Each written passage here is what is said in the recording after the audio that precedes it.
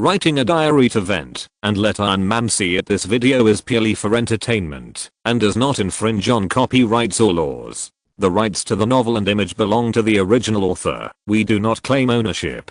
Don't like waiting, and want to listen to this fanfic in full now? Subscribe to our Patreon, where you'll find the best fanfics. Chapter 351, Superman, Man of Steel. Obviously, the relationship between the two is not the so-called love between men and women, but also goes beyond ordinary friendship, similar to the feeling of family. That's why they can sacrifice their lives for each other. There must be one person to die here, and they all hope it's themselves. Such feelings can't help but move everyone. After Hawkeye Barton got rid of the electric shock in the picture, he immediately shot Black Widow to the ground with an arrow, and then ran to the cliff. But just as he was sliding down, he saw Black Widow jumped out directly, hugged him, and hung on the cliff with a hook.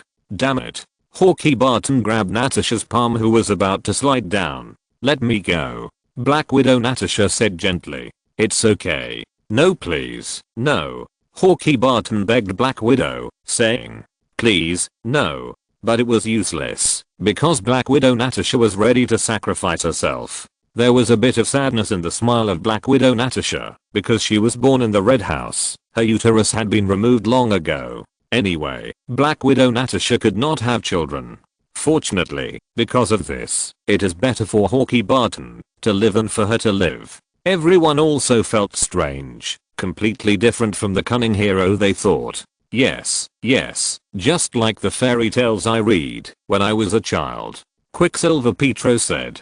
He seems to be controlled, maybe for some kind of mission. At this time, Wonder Woman said. That's right, with his cunning character, if he is not controlled, I'm afraid he is not a person who will tell the truth. Captain America Rogers thought about it and said. Hearing this, Black Widow Natasha just smiled slightly, and then said, maybe, but Clint, you have to understand that you have a wife and children. You have a family, unlike me, who is alone, and will not have any offspring in the future. So compared to me, you should live better than me. Everyone thought about it, and it was indeed the case. This is a superhero who once stirred up the world. How could he be so simple? A huge amount of energy gushed out from the bottom of the valley. When Hawkeye Barton woke up again, he was already in a pool of water, and in his hand was an orange gem, the soul gem. The feelings between the two surpassed everything, and neither of them minded dying for each other. This is not love, but it is no worse than love, and even a feeling that surpasses love.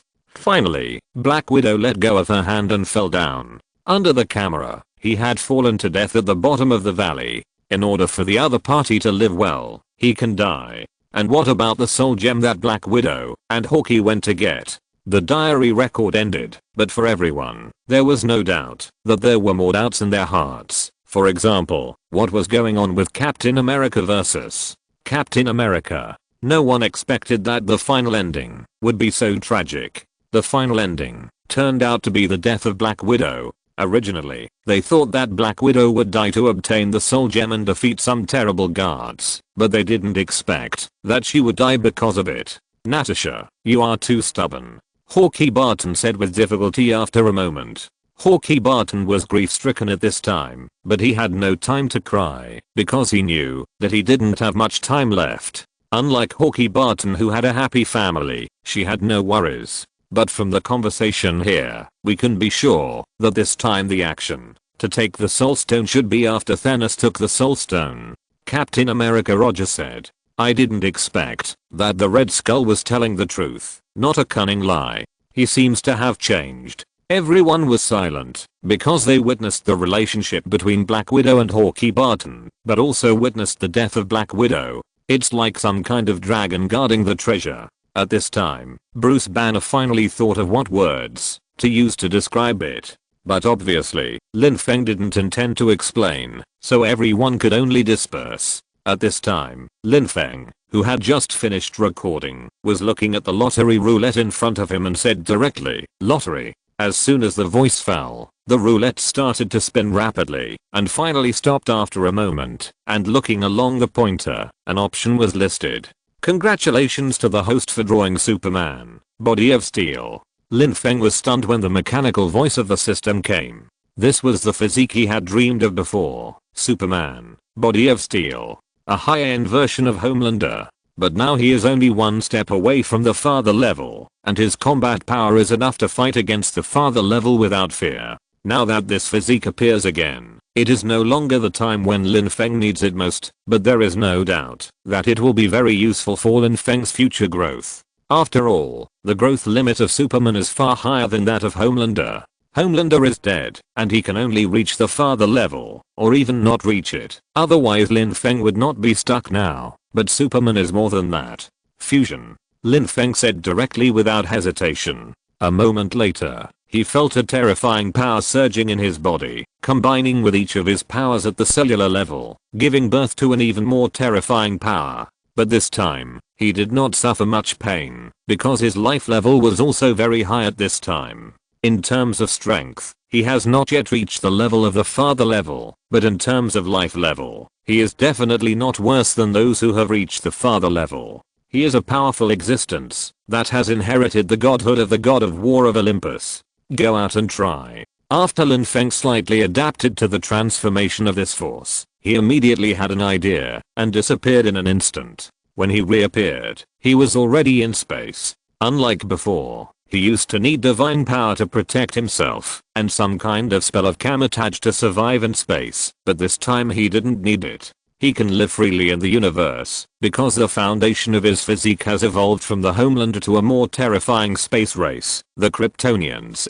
This is a race that is invincible in the DC universe, and Superman is the best of the best. Now Lin Feng has completely inherited Superman's steel body, and even the Kryptonian treasure book in Superman's body has all been integrated into Lin Feng's body. In essence, he is now Superman. He also has infinite possibilities. Feeling the sunlight shining on his body, his strength, which had been silent for a long time, was actually improving little by little, from the cellular level. Every cell of his could feel a sense of cheering and joy, and every cell was madly absorbing the energy from the sunlight. The hope of a breakthrough is finally here. Lin Feng had been waiting for this opportunity. He originally thought that it would take some time, but he didn't expect that after drawing Superman's Iron Man, he would directly usher in a breakthrough. At this time, Tony Stark and the others also received the news. After recording the diary, Lin Feng did not rest, but suddenly appeared in space.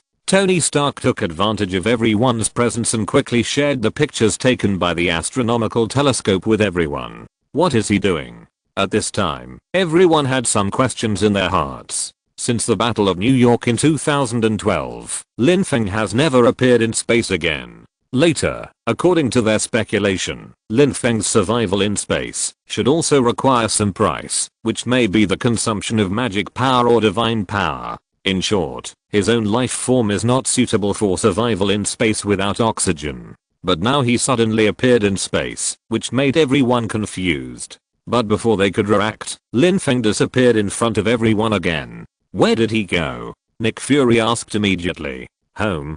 Jarvis, mobilize all the equipment that can be observed and observe immediately. Tony Stark had a headache. Lin Feng's dimensional teleportation array was becoming more and more proficient. If it was just fast, some traces could be captured through high-speed cameras, but now it was completely teleported directly near the sun. After another quarter of an hour, Jarvis gave a reply. I hacked into the backstage of an astronomical telescope that has been observing the sun for a long time. From inside, I saw that there was suddenly a figure near the sun. After comparison, I found that it was Lin Feng. Near the sun? What is he doing there? Captain Rogers couldn't understand it a little, because in his cognition, the sun is a very dangerous place, and getting too close will only lead to death. Everyone soon saw the projection. There was actually a figure near the sun, and it looked like Lin Feng. However, they saw that soon after Lin Feng came near the sun, his clothes were burned to ashes by the extremely high temperature.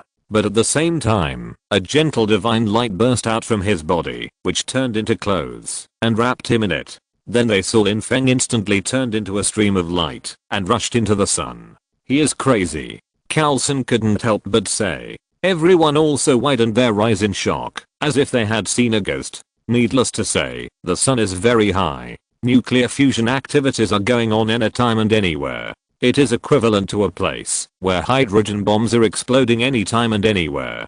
Normal people can't stand it if they get close to a certain distance, so how can they dare to go indirectly? But Lin Feng did this now, which shocked everyone. They didn't know what he was doing. Chapter 352, half a year, entering the Heavenly Father level. Looking at the scene transmitted back by the astronomical telescope, everyone was dumbfounded. Is this something that humans can do? Going directly into the interior of the sun. He is crazy. Hawkeye Barton couldn't help but exclaimed. And the others were also dumbfounded. What is he doing?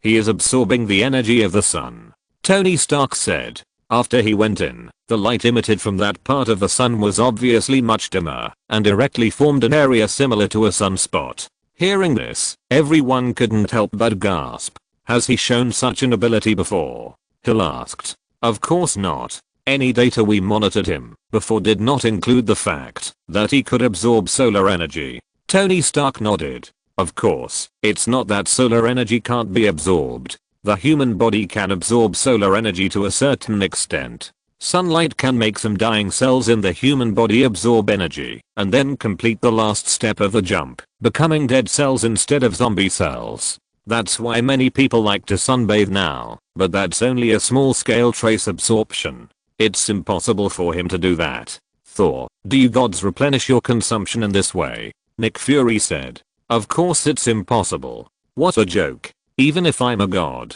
I will die under the extreme high temperature and extreme gravity inside the Sunday. Thor shook his head and said. He hurriedly left the scene. He knew too well what the so-called solar explosion was. He immediately said, notify everyone, go online. So what it means is that he has developed a new ability. Hawkeye Barton couldn't help asking. It looks like this. Tony Stark said. But everyone knows Lin Feng very well, so they know very well that he is very afraid of death, and it is impossible for him to do such a thing to kill himself. So there is only one possibility, that he is still absorbing energy inside and has not come out yet.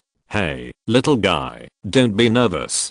Quicksilver Pietro looked at the little spider Peter Parker and said. A moment later, everyone went online in various ways. Thor was convinced now. If Lin Feng could go one step further and break through to the father level, he would be a person of the same level as his father and sister. Once he came to the low-dimensional universe, he became a peerless genius. Everyone waited for a long time, but still didn't see Lin Feng coming out of it. Most people understood that Lin Feng was dead at this time and was completely burned to ashes by the sun. I'm sorry, although I'm the daughter of Zeus, I have never been to Mount Olympus, nor have I communicated with other gods. I have always lived on Paradise Island, so I don't know if the sun god can enter the sun, but from what I have seen, it is probably difficult. Diana thought for a while, and then said, time flies, and just like that, half a year has passed in a hurry. Sir, the solar flare erupted, but he has created fewer miracles. This is not bad. Black Widow Natasha was completely convinced this time. Suddenly, Tony Stark, who was attending a banquet, suddenly received a notice from Jarvis. Everyone couldn't help but disperse. He tried to put on a kind smile for this little guy who was a few years younger than him. He was already very close to the level of the Father God before. If he breaks through again, could he have reached the Father God level?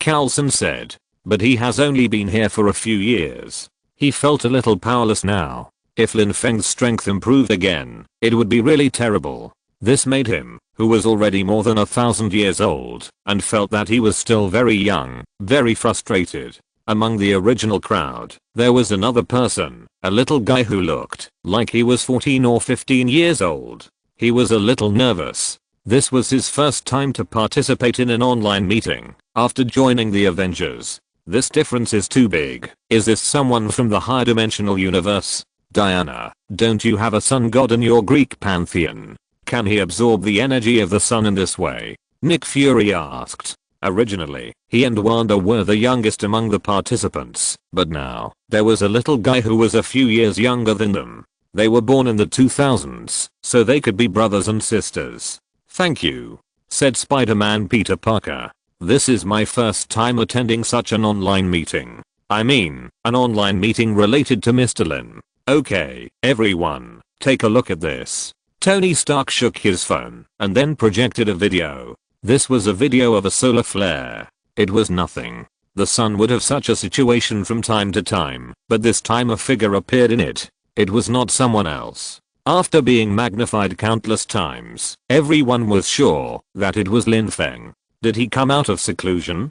Captain America Roger said. It should be. According to the results of the astronomical telescope I carried on the satellite, the energy fluctuation that appeared at that moment exceeded the normal solar energy fluctuation by more than 100 times. He may have really completed the breakthrough and come out of seclusion. Now he may be closer to the God on Earth that we guessed before. Tony Stark said. In the video, Lin Feng's figure was too blurry to be filmed clearly. He could only be seen vaguely. Then, the next second, a dimensional portal appeared, and he disappeared into the sun. It seems that he should be back. Hawkeye Barton said. How should we treat him in the future? How else can we treat him? We can treat him the same way as before. It doesn't make any difference anyway. Nick Fury said. He had completely given up the possibility of supervising Lin Feng. Just like he couldn't supervise the Supreme Sorcerer Ancient One and the God King Odin.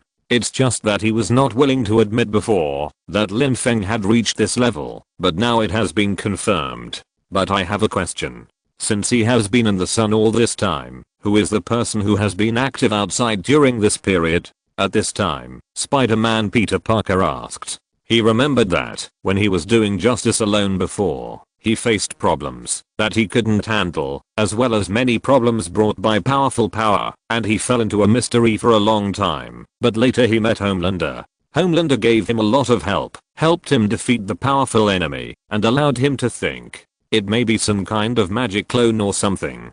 Thor replied. After more than half a year of continued expansion, the Lin Technology Park has become like a small city.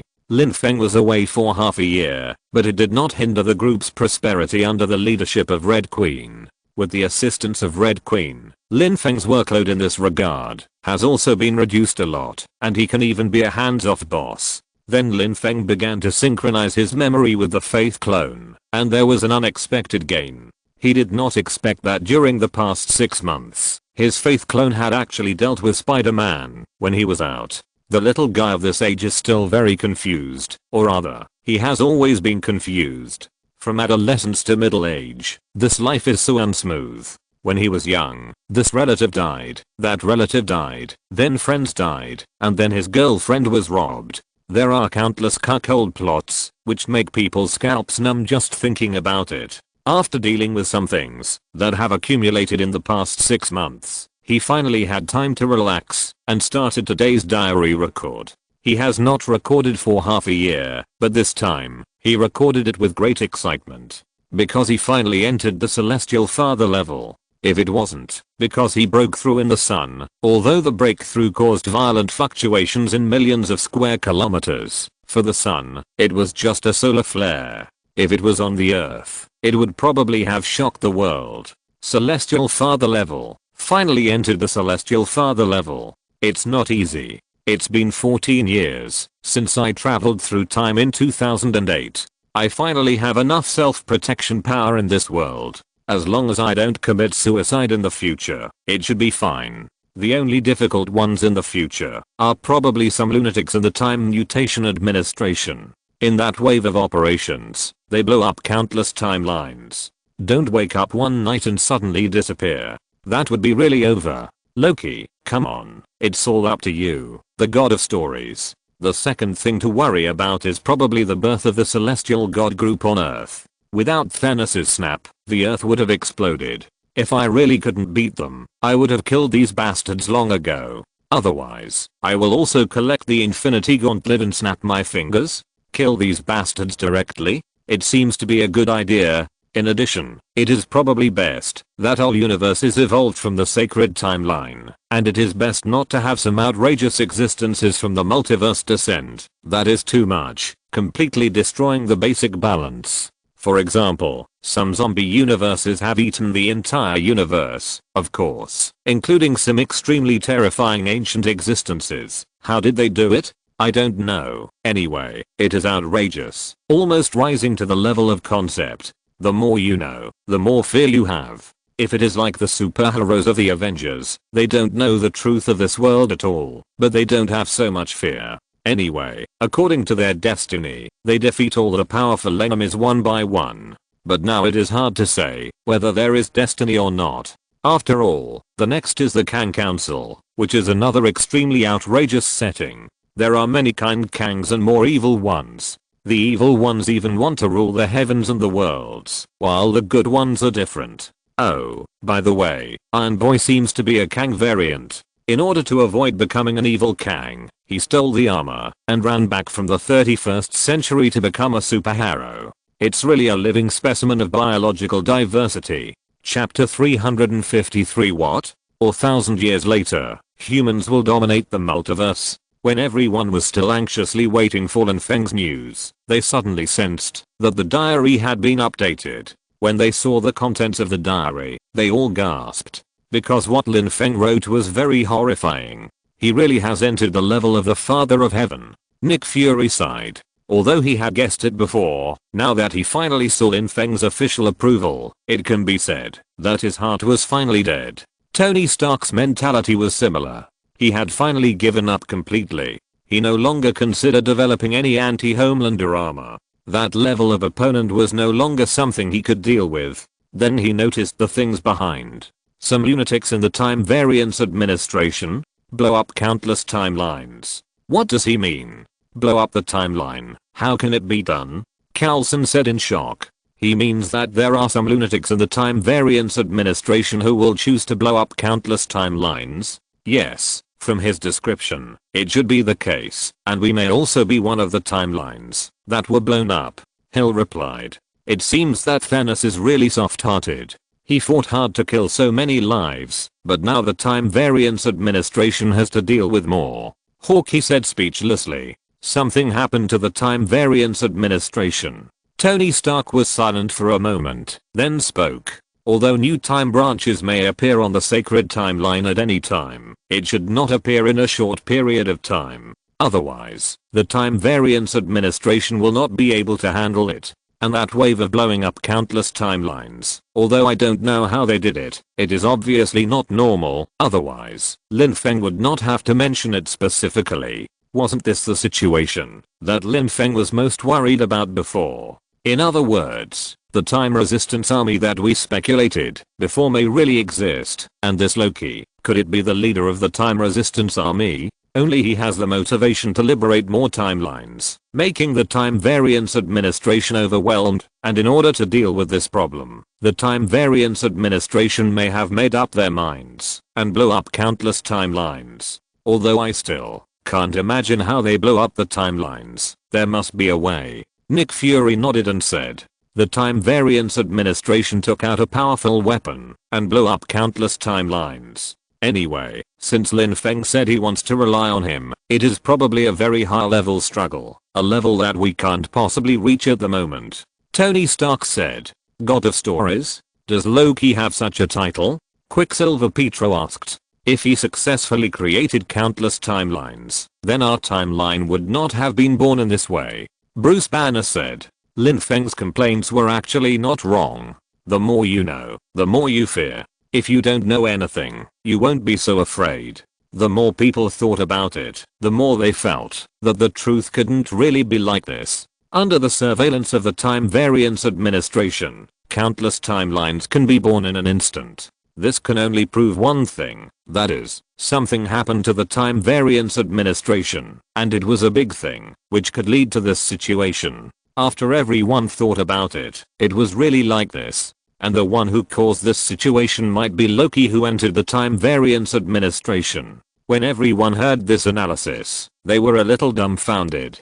Before, they judged that, no matter how powerful Loki was, and how many things he did, he had no chance to confront the Time Variance Administration in terms of strength. But how he was born, everyone was not very clear. No, he is the god of fire and the god of tricks, but not the so-called god of stories. Thor was also shocked. In his impression, he couldn't imagine how his brother could do such a thing. It was incredible. Everyone now knows that they are not the same person as they were on the sacred timeline, and a timeline like this should not have appeared, but it still appeared now, and it has been several years. Theoretically, it should have been cleared by the Time Mutation Administration. In their judgment, it is impossible to stir up any waves, but now they are told that it is very likely that he has really done something, causing a big mess in the Time Mutation Administration, and even the birth of countless timelines, and even finally causing these countless timelines to be blown up.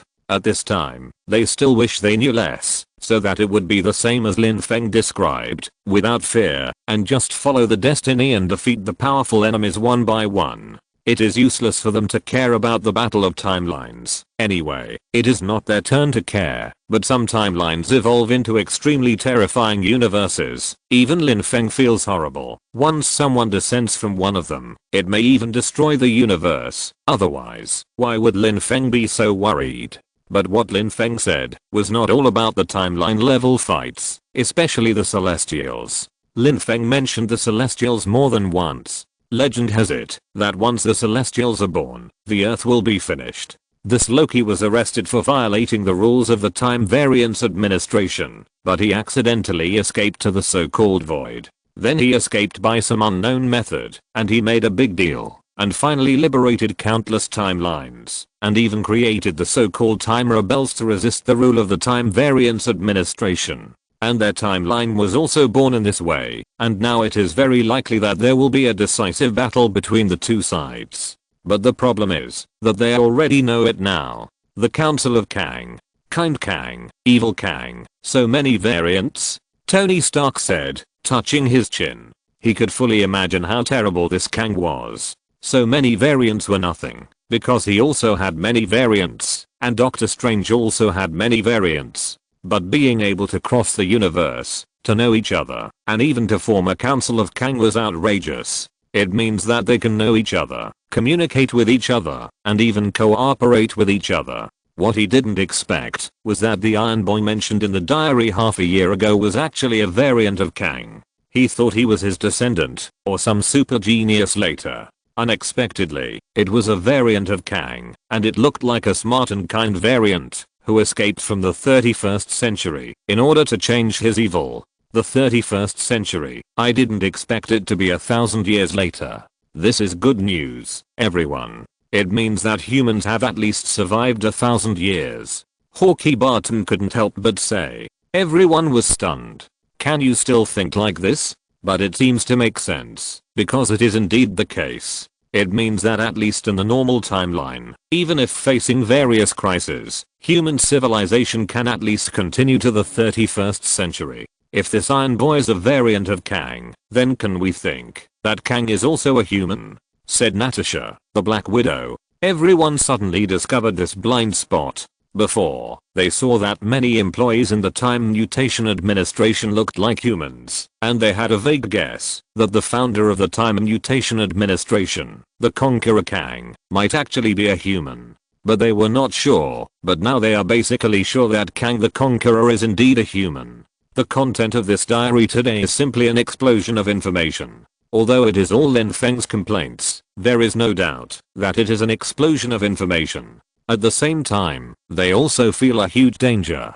Although it may be normal, humans can at least exist for 1,000 years, but who knows if this is the correct timeline. Even Asgard is gone, let alone humans. However, everyone is still very emotional. They didn't expect that humans, such a small and skinny monkey, living in such a rural area in the Milky Way, would dominate the entire multiverse 1,000 years later.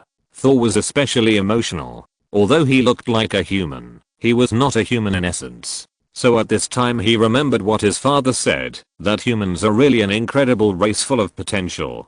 Fortunately, he didn't think of attacking the Earth. Since the Time Management Bureau on the Sacred Timeline is dominated by humans, there is no doubt about how they feel about those who try to control the Earth and try to invade the Earth.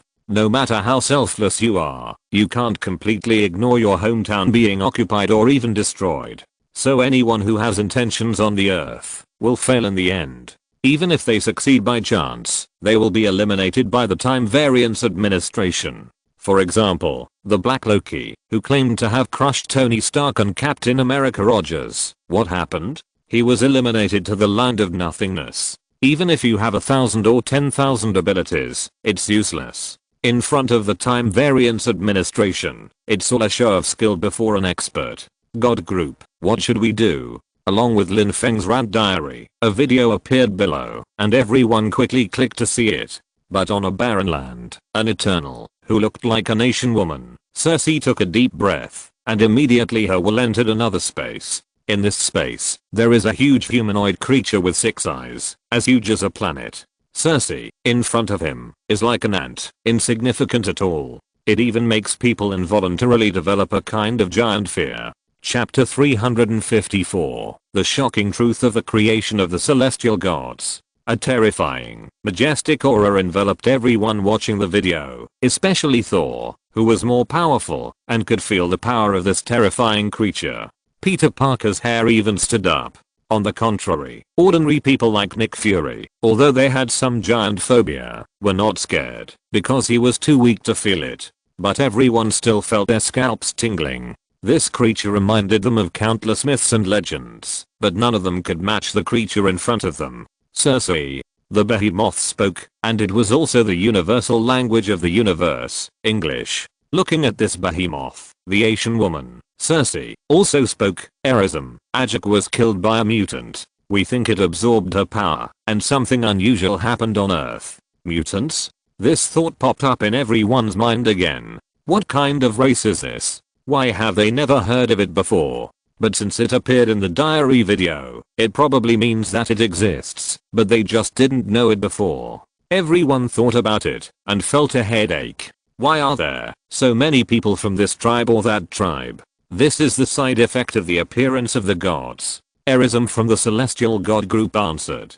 Erism continued, it's time for you to understand the real purpose of the mission. You were sent to Earth to give birth to the Celestial God Shiamu. There is no doubt that this is a very terrible thought. In the picture, as more and more humans appeared on Earth, a terrifying monster was born from the Earth and directly blew up the entire Earth. Everyone saw the spectacular scene of the entire Earth turning into ashes. It seems that Thanos has done a good thing.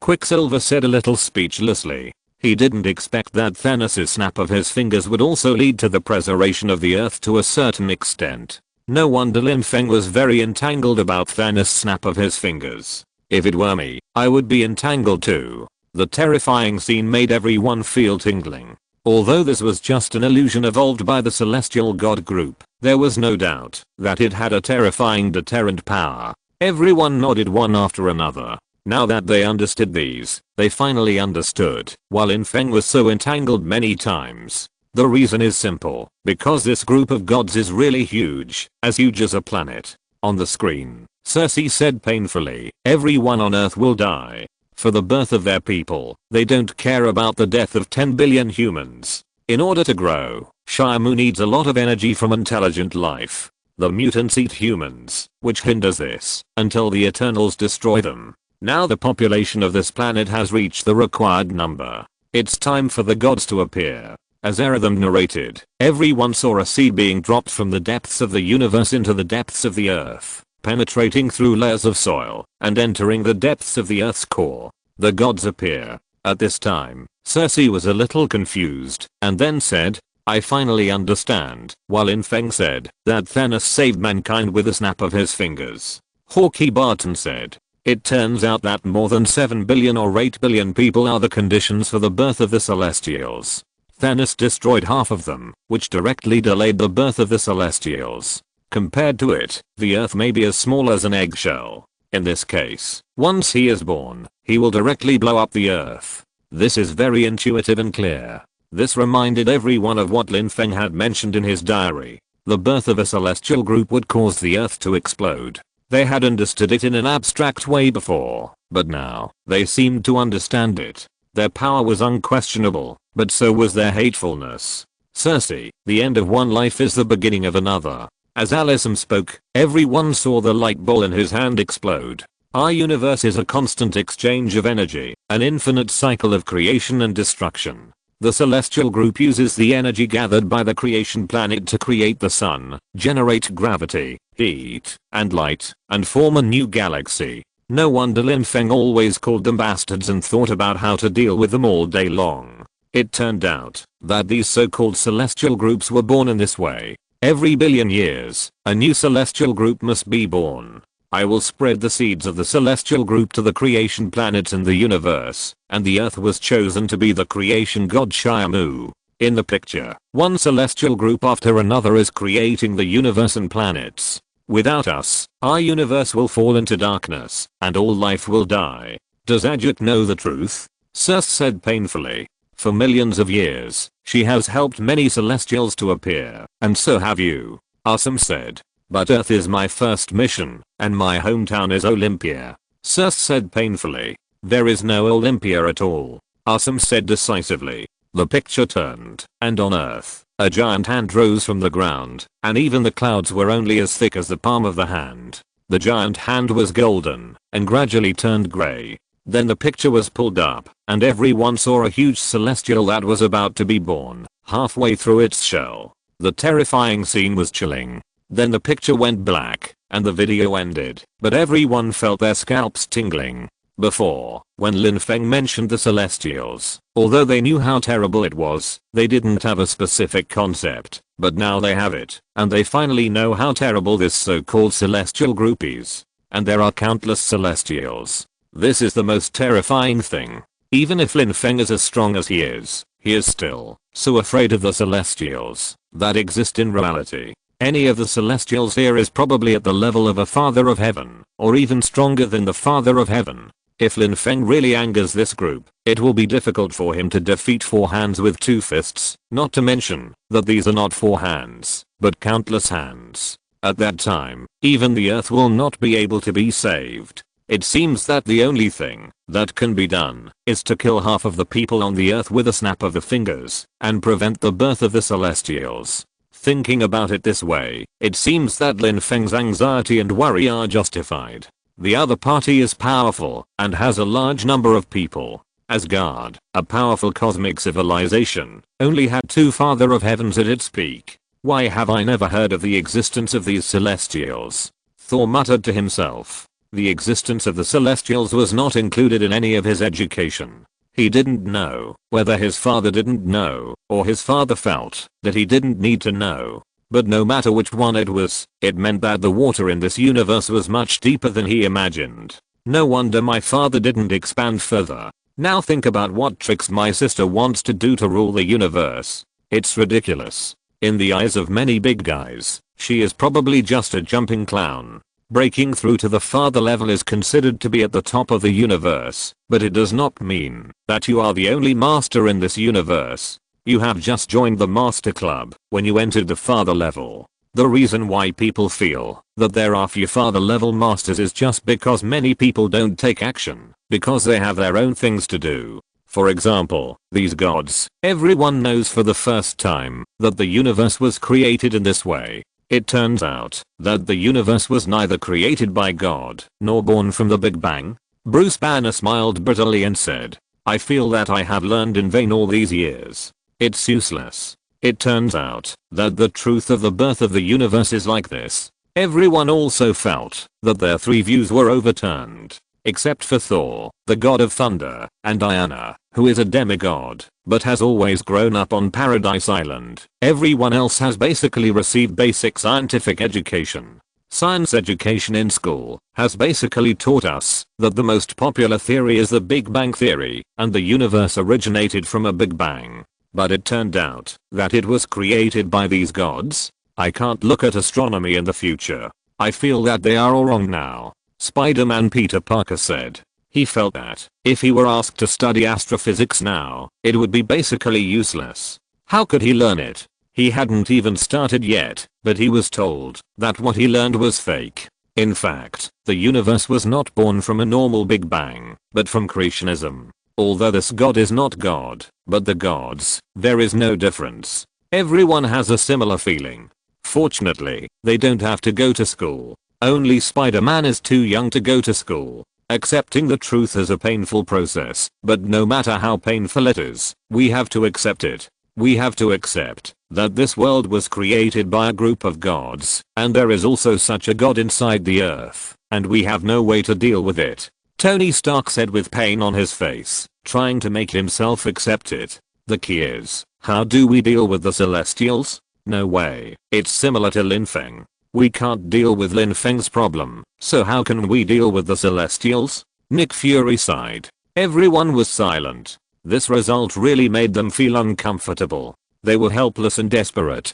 Peter Parker became Spider-Man a little earlier than I thought, but as long as the Spider Totem chose him, it would be a matter of time. As Marvel's eternal male protagonist, he is still growing too slowly. He still lacks someone to give him 3 moles. No, someone who makes him truly understand that the greater the ability, the greater the responsibility. This is a reminder to send someone to die. Whoever reminds him will die. This version of Uncle Ben died too early. His life should have been sacrificed. Right square bracket.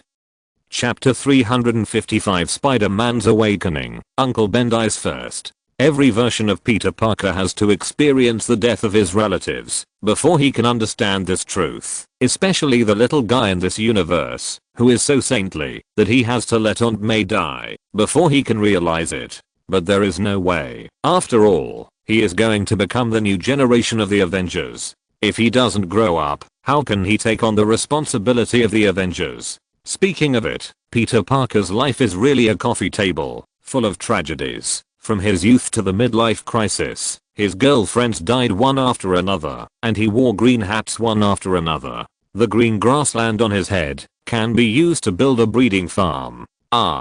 When the little spider Peter Parker saw Lin Feng's evaluation, he was immediately upset. What does this mean? He saw that Lin Feng's complaining diary mentioned him, and he should have been very happy, but the content mentioned was too unlucky. The greater the ability, the greater the responsibility. This is the truth that his uncle told him since he was a child. He also thought he had understood what this sentence meant. But now Lin Feng means that whoever reminds him of this will die. Then his uncle died young, wouldn't it be the same? What's more terrifying is that he said that every version of Peter Parker has to experience the death of a loved one to understand this truth, especially this version of him. Aunt May will die. His brain was empty all of a sudden, and he had no feelings at all. Aunt May brought him up since he was a child.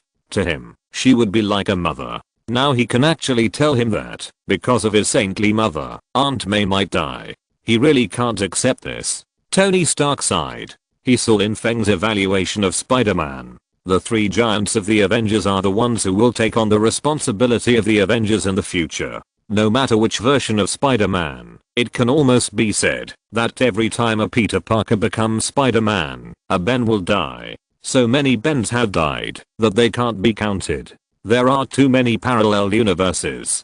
Can't fate let Spider-Man go once? The answer is no. Maybe this is Spider-Man's fate. Peter Parker's growth is heartbreaking every time you watch it. I originally thought that Holland's Spider-Man didn't have to face the fate of losing his uncle, but I didn't expect that fate would not let him go and let him die his only Aunt May. There is only one word for miserable. I will only say it once. Everyone quickly opened the video, but saw that it started with a standard American civilian neighborhood, where a teenager was carrying a skateboard home. In an instant, 2 lines of tears flowed from his eyes, and he almost couldn't control it. He was raised by Ben Parker. Although he is now a little rebellious, he is still a little afraid. Okay, don't cry. You are also a little man. If you don't want to become like that, if you don't want your Aunt May to get into trouble, you should think about what to do in the future, and don't be the saint mentioned in Lin Feng's diary. Tony Stark said. And what Lin Feng said was right. He had no right to be weak and confused. The burden of all mankind in the future was on him. Although it was cruel, there was no way. Listen, is this a good evaluation? No. Is this a normal person's evaluation? Everyone felt sorry for listening. This little guy said that he would be the protagonist forever, but the result was this treatment. Everyone felt sorry for this little guy. He had lost his relatives, not to mention the tragic story he described later. He had a bad childhood, a midlife crisis, and his girlfriends died one after another. He was cuckolded one after another. It's okay, it's okay. Others hurried to comfort him. Peter Parker returned home, and an old man was waiting for him. From what they know now, it seems that few of the Avengers have a good ending, especially him. He is definitely dead, and Black Widow is definitely dead. Others may not have a good ending. That was the first time they saw a Spider-Man who was completely different from their little Spider-Man. But when everyone saw his face, they almost immediately remembered that this was not the amazing Spider-Man Peter Parker who had appeared before. Hey, I thought you. Seeing this old man, Peter Parker suddenly became restrained because this was none other than his uncle, Ben Parker. Along with the sign Lin Feng's diary, a video appeared below the diary. So when the little guy can't even go to college in the future, he has no one to turn to for help. So it can be seen that the future Avengers will probably have a bad ending. Little Spider Peter Parker quickly wiped away his tears and nodded. They all had no choice, it was fate. With great power comes great responsibility. This sentence is a curse and an inspiration for Spider-Man. He is no exception. From a playboy, he was forced to become a superhero. Everyone looked at Peter Parker's appearance. Compared with the tough, never giving up Spider-Man seen in the previous video, he was still as immature as a child at this time. Did you forget something? Ben Parker said angrily. What? Peter Parker had completely forgotten. Don't answer it, but I'm glad it still works. Ben Parker looked at Peter Parker very angrily, put his hands on his shoulders and said, "You have to apologize to your aunt, like a man. Go in and apologize." The scene turned, and in the room, Aunt May looked at the two people who came in. "I'm sorry, Aunt May, Peter Parker was about to apologize, but Aunt May interrupted him, saying, "You don't have to apologize to me, you." "Who said he doesn't have to apologize?" Ben Parker, who came in from behind, said very dissatisfiedly. "Ben." Aunt May looked at her husband and said helplessly, "What?" Ben Parker looked at the angry Peter Parker in surprise. Where is he? Where is he now? Doesn't he think it's his responsibility to tell me these words in person? Peter Parker roared with red eyes. Everyone outside the screen thought about it for a while and probably understood that he was asking about his father. Spider-Man was the most touched by this because he also lost his father, but he didn't even have time to reach the rebellious period of adolescence, and even Uncle Ben was gone. Ben Parker said in shock, "Oh my god, how dare you say that? How dare I say that?" Peter Parker pointed at Ben Parker and said, "How dare you say that?" He was completely out of control and was about to explode. Then he slammed the door and broke it. He even ignored his uncle calling him from behind, which was unprecedented. Such a great power has revealed that he is not an ordinary person, or in other words, his mentality has changed a bit after gaining the spider ability. After quarreling with his uncle and Aunt May, he had no way to face it, so he could only choose to sit on the tree branch at the door of his house and pretend that he could not hear his uncles shouting.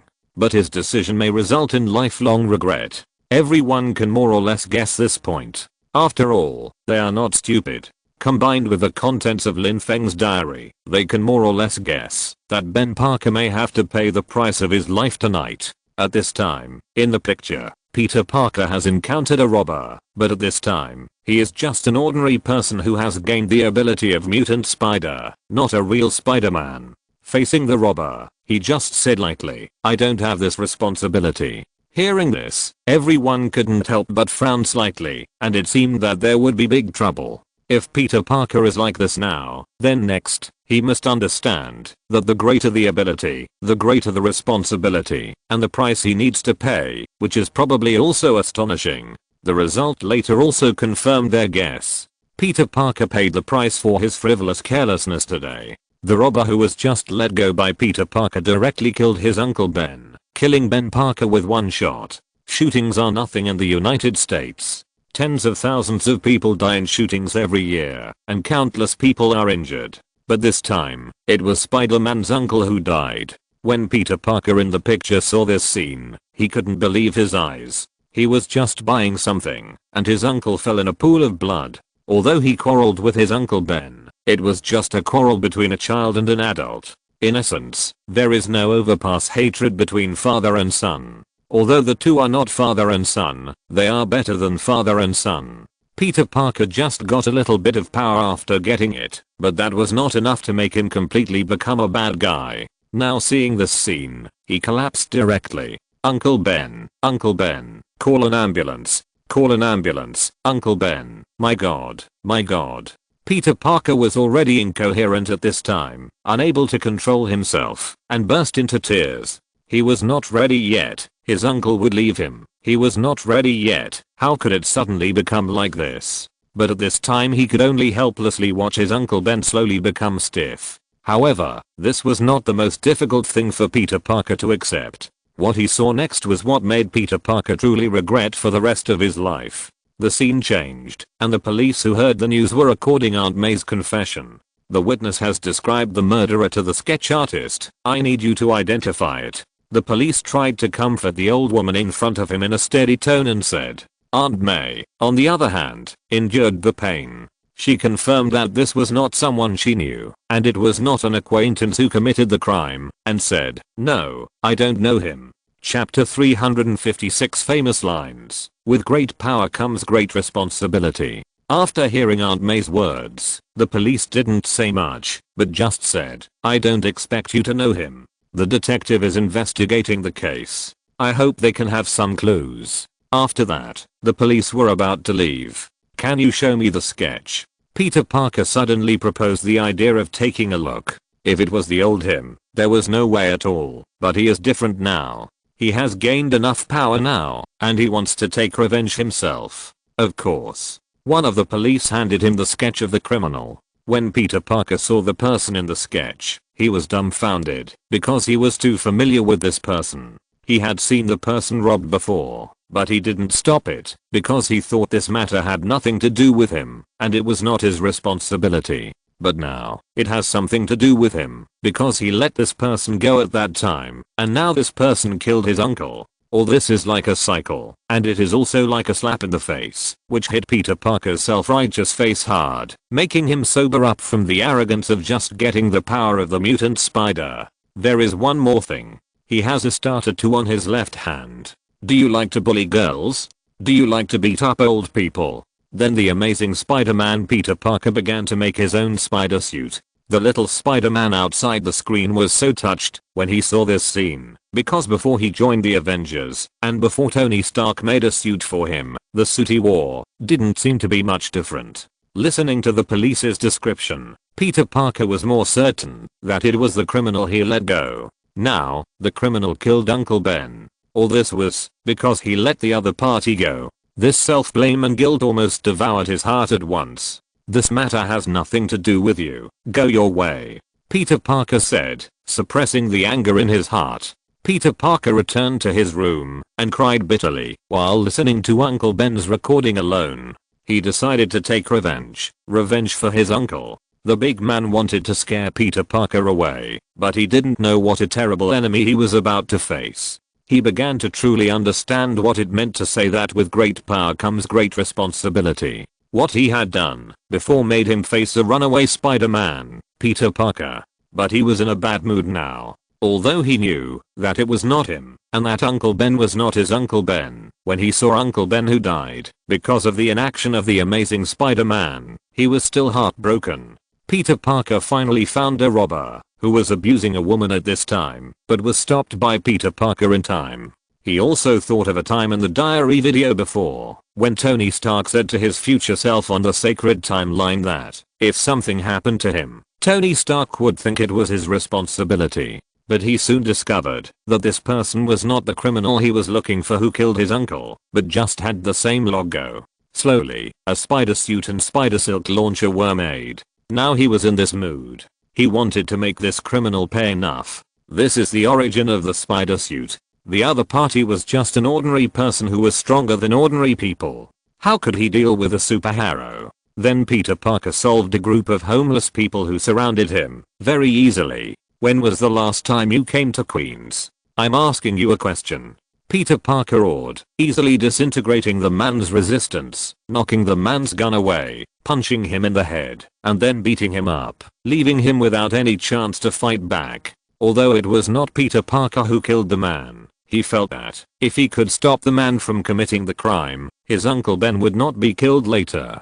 But obviously, the self in the picture had to wait until he lost his Uncle Ben before he understood this. After the suit was formed, Peter Parker in the picture began to do justice in the city. In this process, his spider suit gradually took shape, gradually approaching the suit of the Amazing Spider-Man in the video that everyone had seen before. He also truly became a good neighbor of New York citizens, the real Spider-Man, Peter Parker. Everyone saw that, after losing his uncle, Peter Parker finally understood what it meant that with great power comes great responsibility, but this understanding came at the cost of his uncle's life. He failed to save his Uncle Ben, nor his MJ, but he saved Holland's MJ at the critical moment. This time he would never fail. He had looked back at the scene in his dreams countless times, and finally he completed his redemption. Everyone watched this part and didn't understand. What did it mean that he failed to save his own MJ, but saved Holland's MJ? Was it something he didn't understand? The Amazing Spider-Man failed to save his girlfriend. They had seen this in the video before, but did Holland's MJ also have an accident? Everyone knew that Holland was a weird nickname given by Lin Feng to their version of Peter Parker, so when they saw this, they didn't understand it even more. However, the scene was not over yet. The scene turned to the busy traffic in New York, but it looked like a very early era, at least much earlier than the Garfield spider that appeared just now, and their Holland Spider's era. It should be in the 1990s. Many of these people had experienced this era, so they all showed a bit of nostalgia. In the picture, an old car stopped by the roadside. Peter Parker, the first generation Spider-Man, was about to get out of the car. He said, "Thank you, Uncle Ben." There was another old man driving the car. This person was none other than Ben Parker. Ben Parker in another universe. "Wait a minute, we have to talk," Ben Parker said. Hearing this, everyone thought to themselves that it was not good. Could it be that it was coming again? But soon they thought of what Lin Feng mentioned in his diary. For every Peter Parker who wanted to become Spider-Man, a Ben Parker had to be sacrificed. It seemed that this Ben Parker was also going to be sacrificed. This feeling was like Tony Stark being kidnapped in Afghanistan and Doctor Strange getting into a car accident. They were almost fixed combinations. Peter Parker in the picture seemed to know what Ben Parker wanted to say. He immediately said, "We can talk later. If you want, let's talk now." Ben Parker turned off the car and immediately said to Peter Parker. Peter Parker was a little reluctant, but the uncle who raised him was in front of him, so he could only say, "Then what are we going to talk about? Must we talk now?" Although he had gained power far beyond the imagination of ordinary people, in his own heart, he was still a child, no different from before, still obedient, and not so rebellious. "We haven't talked for a long time. We don't understand you. You don't want to do housework, but do some weird experiments in the room, and you fight in school," Ben Parker said seriously. He has been watching the changes in his nephew during this period. Obviously, as an ordinary American parent, in his eyes, Peter Parker is transforming in a not very good direction. At least in this era, American parents are not as outrageous as in later generations, doing whatever they want under the banner of freedom. It is still version 1.0 and has not been updated to that level. When Peter Parker heard his uncle say this, he instinctively retorted, "I said, it wasn't me who started it. Didn't you win in the end?" Ben Parker said. Being cautious was his way of life, and this made Peter Parker really cowardly in the early days. "Then what should I do? Run away?" Peter Parker retorted immediately. He was no longer the same as before. He was very dissatisfied with his uncle's teachings and didn't want to listen, so he directly refuted. Ben Parker thought about it, then he shook his head and said, "You shouldn't run away, but Peter, you are changing. I know that at your age, I'm the same." Peter Parker smiled meaningfully and said, "No, it's not the same." Ben Parker didn't understand Peter Parker's smile, but the people who read the diary understood it and understood the meaning of his smile. Obviously, at this time, he was already Spider-Man, or although he hadn't become Spider-Man yet, he already had the power of Spider-Man. At this time, he should have been chosen by the Spider Totem, and was the chosen one. When Tony Stark was sighing, Ben Parker in the picture ignored his words and just continued, "Peter, your transformation in the past few years will determine what kind of person you will be in the future. Be careful not to go astray. That Flash Thompson may be his fault, he deserves it, but although you have the ability to beat him, it does not mean you have the right to beat him. Remember, the greater the ability, the greater the responsibility. Everyone has heard this famous line more than once in Lin Feng's diary, but it is the first time to see someone say it. There is no doubt that Peter Parker can't really understand and comprehend it just by listening to this sentence. Only he used his own life and his own blood to let Peter Parker understand what terrible consequences will be if you have great power but don't take the responsibility you should take. Chapter 357. Another Uncle Ben dies. This is undoubtedly a very cruel result. In order to make Peter Parker realize his mistakes, he has to pay the price of his life. Sure enough, just like everyone thought, Peter Parker didn't take these words to heart at all. He just said lightly, "Are you worried that I will become a gangster? Don't worry about it. Things are different. I will solve it myself. Don't preach to me. I beg you. I don't want to preach to you, and I'm not your father."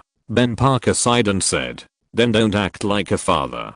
Peter Parker said directly without any hesitation. He was also a little floating, not only because he entered the rebellious period, but also because he gained powerful strength. Okay. Ben Parker was silent and could only say, "I'll pick you up at 10 o'clock. Everyone has already seen clearly that 10 o'clock, this 10 o'clock is likely to be the time when Ben Parker died. This is to plant the flag for himself in advance. It is this familiar feeling that makes everyone react all of a sudden. It seems that every Ben Parker has to quarrel like this in the process of teaching Peter Parker, and even in the end, he has to pay the price of his life to let him understand what it means, that the greater the ability, the greater the responsibility. Although his catfish face aesthetics had been complained about by Lin Feng more than once, they were all the same. Hey, little freak, don't even think about running away. Of course, it was far inferior to his own catfish face aesthetics. At this time, the Devil Muscle Man behind him was ready to start killing. It's really a lineage of aesthetics. Tony Stark looked at the unfinished spider suit of Tobey Maguire's version of Spider-Man and couldn't help complaining. At this time, the entire arena was covered by a cage. In his eyes, this aesthetic was really ordinary. Well, this is the culture of the bottom of the United States. Although Peter Parker's body does not look like he has strong power, he has obtained the power of the spider totem after all, and easily defeated his opponents one by one, so much so that the host mistakenly thought the name of the humanoid spider reported by Peter Parker was Spider-Man. From then on, Spider-Man became the common name of everyone. No matter how Peter Parker shouted, no one helped him open the cage. And now it is obvious that things are going in the worst direction. Finally, it was the final match. As soon as Peter Parker came on the stage, he was booed by the whole audience. Some people even threw things at him. Everyone was not optimistic about him. Peter Parker in the picture had come to an underground free fighting arena. It was immediately understood that after Peter Parker initially gained power, he seemed to be more rebellious and wanted to use this power to make money and fight directly. The Devil Muscle Man said excitedly, "I want to have fun for 3 minutes and have fun with you for 3 minutes. Kill." If it were them, wouldn't they have the same situation? Aren't many people like them also using their abilities to exchange for money? A penny can make a hero fall. Everyone didn't think there was anything wrong with this, nor did they think there was any moral cleanliness. He was just a teenager, an ordinary person. What's wrong with using this sudden power to make some money? Kill. Everyone was roaring and screaming. Kill. Everyone wanted to see this Devil Muscle Man easily get rid of Peter Parker, but who would have thought that he would fail directly? He was severely taught a lesson by Peter Parker on the spot and defeated directly. Spider-Man, as a superhuman with superhuman strength, showed signs of trouble at this time. The whole audience was cheering. Spider-Man. Spider-Man. Spider-Man. In a blink of an eye, Peter Parker only got 100 yuan backstage. The 3,000 yuan he was promised was gone. Obviously, the rest of the money was swallowed by the black-hearted boss. He could only leave quietly. Everyone looked at this scene and suddenly felt that this was too loser. Facing the bullying of others, he didn't even have the thought of resisting. He hasn't gotten used to the reality that he is already a superhuman. Otherwise he wouldn't behave like this. But if no one guides him, once he becomes addicted to his superhuman power, he may not be a superhero in the future, but a supervillain. Nick Fury said. Everyone nodded. They were also angry about Peter Parker's experience, but they also knew that this was the current situation in the United States, a complete experimental field of social Darwinism, a paradise for the rich, and a hell for the weak. But even so, they were still very angry. Even the good Captain America Rogers was still very unhappy when he saw this scene. According to his values, he couldn't stand this kind of thing. And even with his kind character, he would not unconditionally condone certain crimes. For many crimes, he still has a zero tolerance attitude. If justice is not advocated and evil is not hit, what is the point of him being the Captain America? He might as well go home and grow potatoes now. However, there are only a few people like Captain America who can never give up and fight against powerful enemies when they are still very weak. Most people will be like Peter Parker. Because of his thin body, he has been bullied since childhood and gradually developed a cowardly character. But at this time, the scene changed, and a robber came in and robbed the money of the underground stadium directly in front of Peter Parker. Peter Parker could obviously intercept him, but he was indifferent. He had just been cheated of 2,900 yuan. Now he wanted him to help, but he couldn't do it. Faced with this situation, he just said indifferently, "This is none of my business." Faced with such an indifferent Peter Parker, the director of the underground boxing ring had nothing to say because he knew very well what he had just done. He just blackmailed Peter Parker for $2,900. This is not a small amount of money. An ordinary American may not earn so much in a month. In other words, he encountered such a good-tempered person as Peter Parker. If it was the Devil Muscle Man who was defeated by Peter Parker just now, I'm afraid that his head would be twisted off at this time. He just bullied Peter Parker because he was easy to bully. You can see that he has a good temper. But at this time, he was backfired because he was greedy for a moment and swallowed Peter Parker's money. So now he has suffered retribution. Not only did he lose $2,900, but he also lost other money. As Peter Parker left the underground boxing match, he walked on the side of the road while thinking about something. Suddenly, a police car sped past, and a group of people in the distance were surrounding something on the side of the road. "Get out of the way, I can't see. All of you step back." "What happened?" "An old guy." "Please, get out of the way, let me pass." "What happened?" "Someone's injured." The passers-by around there were talking about it, and all of this entered Peter Parker's ears. Hearing this, Peter Parker suddenly thought of his uncle. Was he waiting for him here? Could it be his uncle? Thinking of this, Peter Parker suddenly became very anxious and rushed to the center of the crowd. "Excuse me, please make way. Please make way. Please make way." When he came to the front row, he saw the scene he least wanted to see, because the person lying in a pool of blood was none other than his Uncle Ben Parker. Just like what he was most afraid of seeing, his Uncle Ben had agreed with him to wait for him here at 10 o'clock, and now the person who met with an accident was indeed him. With great pain, he came to Ben Parker and asked the police around him, "What happened?" "There was a carjacking, and he was shot. We called an ambulance and they are on their way," the female police officer replied. Uncle Ben, Uncle Ben. Peter Parker looked at everything in front of him in horror. He couldn't imagine how terrible it would be if he lost his uncle. Although they had a quarrel this morning, in his heart, his uncle was like his father. He never thought that his Uncle Ben would be beaten to death. The dying Ben Parker opened his eyes and looked at his nephew Peter Parker, who came hurriedly. A smile appeared on his face and he said, "Peter, I'm here, Uncle Ben." The tears on Peter Parker's face could no longer be controlled and flowed down. The fear in his heart swallowed everything. And all this could have been avoided. He could have avoided all this, and he could have prevented these things from happening. But after the incident, he became arrogant because he got the power of Superman. If he could listen to one sentence, maybe the ending would not be like this. If he hadn't come to fight in the underground black boxing, his uncle wouldn't have come here to wait for him to finish, and everything wouldn't have happened. He was already very impatient with Uncle Ben's preaching, but I'm afraid that from today on, he can't listen to this nagging. Even if he gets superhuman power, he is still powerless in the face of many things. He has a loser mentality in his bones. The poor get rich and then become arrogant, so many tragedies are caused later. Tony Stark looked at the scene in front of him and felt a little emotional because he also had such a stage, of course not money. When he was very young, Howard Stark was already very rich and he never lacked money. But after he gained the power of the Mark armor, he still drifted for a long time. The incident mentioned in Lin Feng's diary, that his house was bombarded by terrorists, was actually the result of his being too arrogant, including his public identity as Iron Man. He was young and felt alone at that time, so he was fearless. But as time went on, he began to feel a huge pressure brought to him by this identity. If you're listening to this novel on a channel other than Fanfic World, it means they downloaded and uploaded it without effort. We cordially invite you to visit our channel, Mundo Fanfic Novelos. There you'll find the original version of this story and you can explore many other novels of various genres. We're waiting for you to immerse yourself in a world of incredible novels.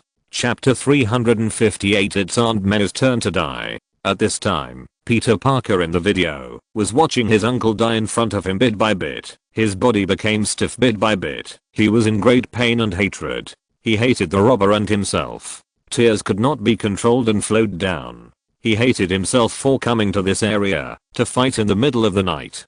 Because this is a place for fighting in the dark, and it is a place with poor public security in the United States. In the end, anger swallowed him up, and he followed the police car madly to chase the murderer. However, when everyone saw Peter Parker swinging and shooting spider silk from his wrist, their faces were stiff, because this spider silk was not launched from the spider silk launcher, but from his wrist. I'm not seeing it wrong. His spider silk is not launched from the spider silk launcher. It is shot directly from the wrist. Tony Stark couldn't help but say he noticed that the spider silk that Peter Parker just shot out directly from his wrist was completely different from the spider silk launcher of the previous Amazing Spider-Man. Thinking of this, he suddenly shuddered. Could it be that after becoming Spider-Man, he would really have some spider abilities? And what is the most famous ability of spiders? Obviously, it is the ability to spin silk. And he thought that most spiders shoot out spider silk from their buttocks, so this scene is a bit restricted. In a rage, Peter Parker took off his hood and came to the other party. Then do you have a chance for my uncle? Do you? Peter Parker questioned. Thinking that his uncle died in front of him, he could no longer suppress his anger. Isn't it like this now? The other party robbed the money and didn't even forget to say thank you to him after escaping. At that time, he felt very happy in his heart and took revenge on this stupid supervisor.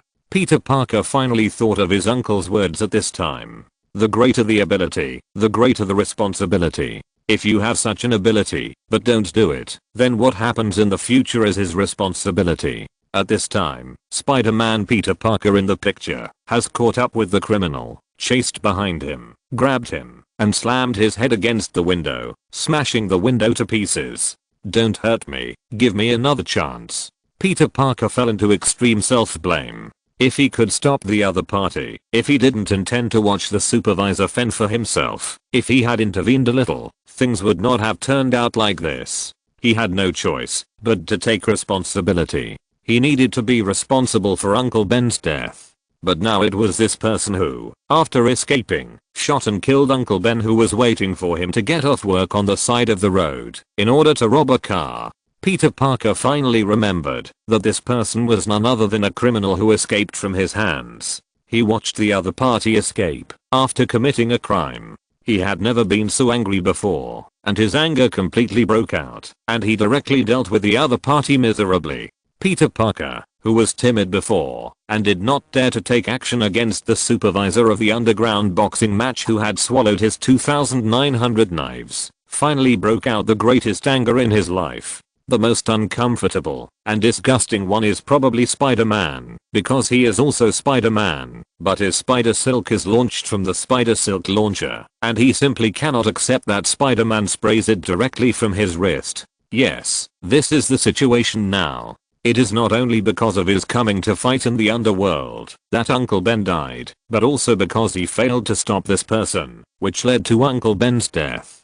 And the source of all this is all in himself. The robber finally knew to be afraid. At this time, he finally understood what kind of existence he had provoked, but at this time he was also confused. When did he provoke such an existence? Because he relied on his superpowers and did not take care of this matter, the situation became worse and worse, and finally backfired on himself. Peter Parker grabbed the other person's collar, and under the illumination of the searchlight, he finally saw the face of the prisoner clearly. Because that shows one thing, maybe he will also have the ability to spray spider silk from his wrist in the future, which makes him feel quite disgusted just thinking about it. At this moment, he finally understood what his uncle had said to him, that the greater the ability, the greater the responsibility. At this moment, he finally realized what it meant to have greater ability, and the greater the responsibility. When the prisoner saw Peter Parker was stunned, he immediately felt that his chance had come.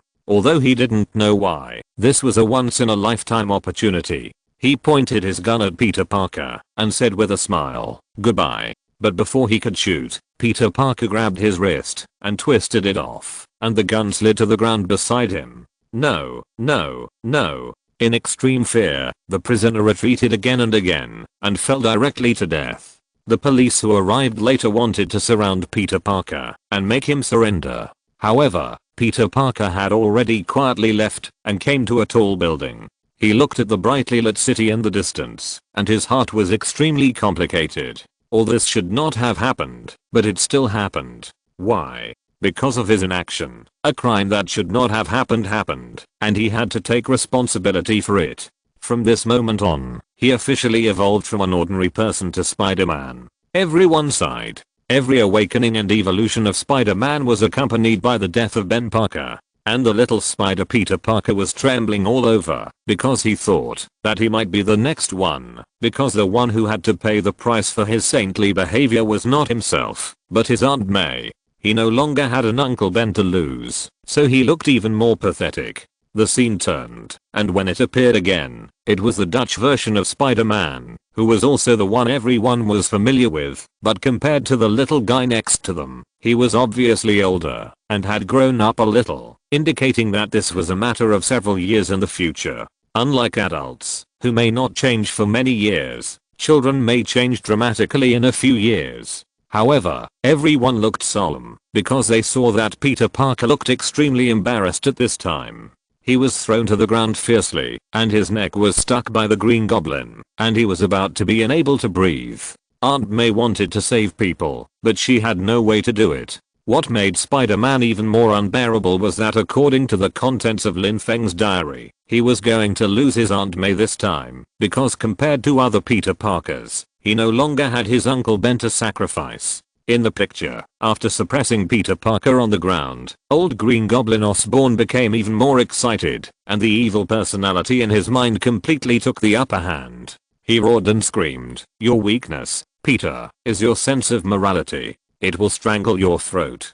Do you feel it?" Under this suppression, Peter Parker was almost unable to breathe, and he had no way out. At this moment, Aunt May ran up bravely and immediately injected the tube of antidote directly into old Green Goblin Osborn's body, which made Peter Parker slightly relieved. "It's useless." Old Green Goblin Osborn directly pulled out the empty tube of medicine. If it was at the beginning, it might still be useful, but now, his evil personality has completely occupied his body and can no longer change the sending. But he was completely enraged. The damn guy in front of him actually wanted to destroy him, which was simply ridiculous. "Norman is right, you passed it to him, pathetic coward."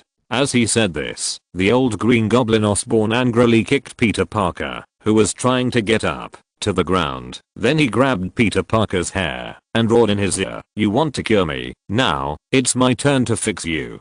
Seeing this, the people outside the screen probably understood it, and also understood what the Virgin Mary mentioned in Lin Feng's diary was. This Green Goblin may have some kind of mental illness, and that tube of medicine may be used to cure his illness. That is to say, this supervillain may be considered to be a mess in the future, but Spider-Man did not choose to destroy him. On the contrary, he chose to tolerate him and try to cure him.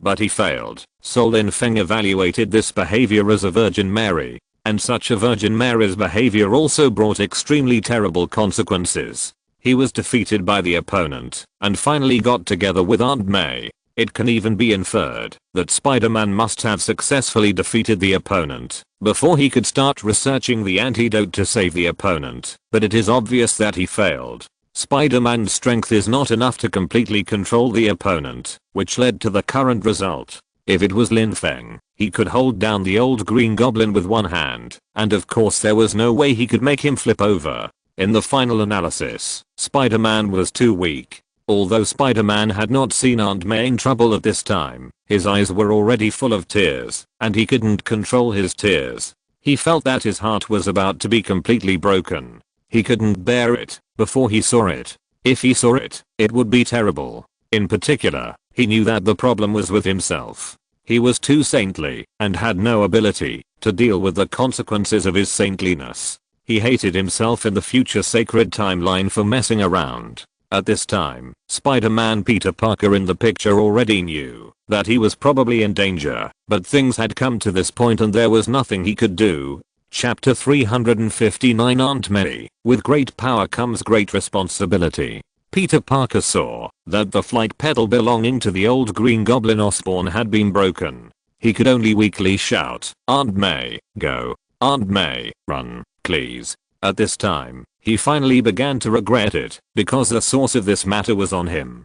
Things would not have been like this, but he was afraid of taking on his own fate, so he gave the glasses left by Tony Stark to the beggar Mysterio. But Mysterio used Edith's control to do evil. Although he was finally pacified by him, it led to a series of things that happened later, and even his identity was exposed. Then it was also him who wanted Doctor Strange to help him, and let the whole world forget that he was Spider-Man, but he kept nagging, which eventually led to the crisis of the collision of the multiverse. Then it was also himself who insisted on saving these supervillains, insisting that they could still be saved, and refused to let them go to their own world. It was he who insisted on doing it on his own. He felt that he could, and he made such a reckless move without sufficient ability. In short, all this would not have happened. Originally, his Aunt May would have been fine, and he could have been fine too. But from the moment he gave up his responsibilities and Tony Stark's entrustment, all this had already changed irreversibly. One after another, he knew that every decision he made was wrong, and the result of every wrong decision would directly give him a big fight to make him sober up. He was beaten so hard that he saw stars and knew that he was wrong. However, no matter how he begged and pleaded, Aunt May had no intention of giving up Peter Parker. To her, Peter Parker was no different from her own son. He looked at the messy ground around him after the explosion, and he regretted it very much. It should not have been like this, but because of his immaturity and his mistakes, everyone had to pay for it. From this statement, it is very likely that he had warned Spider-Man about the Green Goblin and asked him to send him back.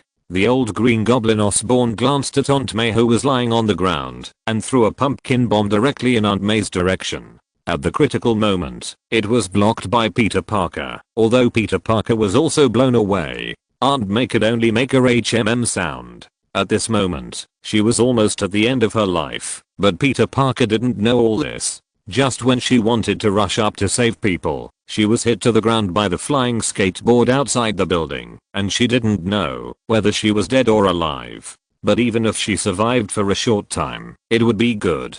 Old Green Goblin Norman jumped onto the flying skateboard, then turned to look at the little spider Peter Parker, and said grimly, "Peter, Peter, Peter, Peter, good deeds will always be punished. Don't thank me in a hurry. Aunt May, is there anything for me here?" The two hugged each other, and Peter Parker immediately asked with concern, "Are you okay?" "This is all my fault, Aunt May. I should have listened to Strange. Let him send them back." But it still made the people outside the screen feel relieved, although they also knew that it might only be a short time to save their lives. "Peter, Aunt May, Peter, I'm here." After all, she doesn't have her own biological son, and Ben Parker died early, so she has been a widow for basically all these years. It is inevitable for everyone to have such thoughts in their minds. Although they know it is stupid and useless, people are always such creatures. It is impossible to expect humans to be completely rational. The old Green Goblin Osborn in the picture was frantically attacking everywhere, and the people and horses were blown up all around. After the explosion, Aunt May, who was swept by the shockwave of the blast, barely got up and walked towards her little nephew. Well. Stephen Strange, who was watching this scene outside the screen, was also stunned and dumbfounded. The two greeted each other and felt like they had survived a disaster. Peter Parker covered his chest and said, "I feel my ribs are broken." But it is obvious that the little guy did not listen, and eventually it turned out to be such a situation. He suddenly remembered that in the last video, Spider-Man asked him for help to make everyone forget that he was Spider-Man and then create a multiverse. But there was nothing in the picture at the time, and the so-called explosion of the multiverse did not seem to be reflected, unlike the broken multiverse he saw when he later encountered his three-eyed variant. Could it be that the explosion of the multiverse is presented in some other form?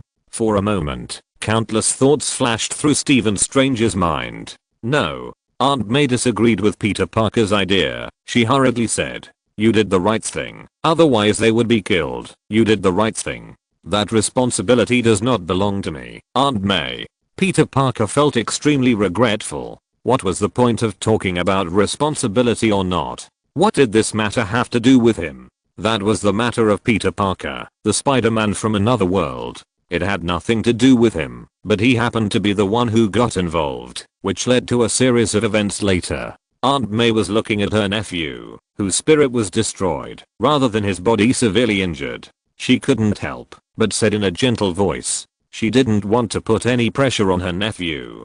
She said directly, "What did Norman say? My moral mission?" "No, Peter, listen to me." "No, Aunt May, don't." Peter Parker wanted to explain something, but Aunt May didn't give him the chance to interrupt. "You have this ability, you have power. The greater the ability, the greater the responsibility." Aunt May finally said this sentence with difficulty. The greater the power, the greater the responsibility. There is no doubt that for Spider-Man, understanding this sentence is the top priority. Everyone had a vague idea in their hearts, as if they understood something. This might be the so-called node of fate, something that will definitely happen. No matter what, someone must guide Peter Parker on the road to Spider-Man, otherwise the entire timeline will collapse. For example, the death of the Ancient One, the death of the God King Odin, and the Ragnarok of Asgard. This series can be regarded as nodes of fate, and knowing this sentence is also the node of the fate of the Spider-Man series. The only difference is who will tell Peter Parker this sentence. There must be someone who will make Peter Parker understand this truth when he is drifting, guide him back to the right path, and let him understand that the greater the power, the greater the responsibility. As Spider-Man, he has such a far superior ability, which is why he must bear such a responsibility. Otherwise, he may go astray and become a super criminal. Peter Parker in the picture nodded and said, "Yes, I understand." When Ben Parker told him this before, he might have only subconsciously known the meaning of this sentence, but now, he deeply understood the responsibility behind this sentence. And unlike the other Peter Parkers who had obviously just gained this power, Peter Parker, who now truly understood the weight of the responsibility behind this sentence, is already a battle-hardened superhero. His first battle after his debut was to participate in the Avengers Civil War, and he fought against world-famous superheroes like Captain America, and then he solved supercriminals, and fought against the alien overlord Thanos, and then fought against the supercriminal, the Big Liar Mysterio. Until now, together with Doctor Strange, he has almost brought up the matter of the multiverse. It can be said that he is now a battle-hardened superhero, and his understanding of this sentence is far greater than that of the other two Peter Parkers who have just become superheroes. "Let's go," Aunt May said quickly. "Okay, let's go," Peter Parker said. At this time, he had not realized that something was wrong with Aunt May. But soon, Aunt May could not hold on any longer, and she collapsed directly. She was able to hold on just now because of the sudden burst of hormones. After all, she was just an ordinary person, and it was not easy for her to hold on until now. At the same time, the armed forces of the police who received the alarm outside had also arrived. Peter Parker was completely panicked. He was at a loss and didn't know what to do. He hurriedly said, "It's good that you're okay. What happened? Just wait a moment, let me take a breath." Aunt May grinned and tried to force a smile, but it was no use. It was too late. "Okay, take a breath. I'm here. We'll take it slow. You take a breath, and then." Then we'll take you to the hospital, okay? Peter Parker was completely panicked. He had completely realized that he might lose his Aunt May. He would never be able to hear her speak or eat her food again. Peter Parker could only helplessly watch Aunt May in front of him getting weaker and weaker, with more and more blood on her body. He could only helplessly shout, "Can anyone help me? Help, is there anyone?" Aunt May was completely unconscious and could only instinctively say, "What's the matter? It's okay, you're okay, you're okay." Peter Parker's eyes were full of tears, and he was already incoherent. "I just want to take a breath." Aunt May said this, and she closed her eyes directly, unable to speak anymore. Seeing this, Peter Parker quickly shouted, "Aunt May, Aunt May?" Chapter 360, Aunt May's death, Iron Man's training of his son. "Can you look at me, Aunt May, please?" But he could no longer get a response from Aunt May. "Aunt May, Aunt May, what are you doing?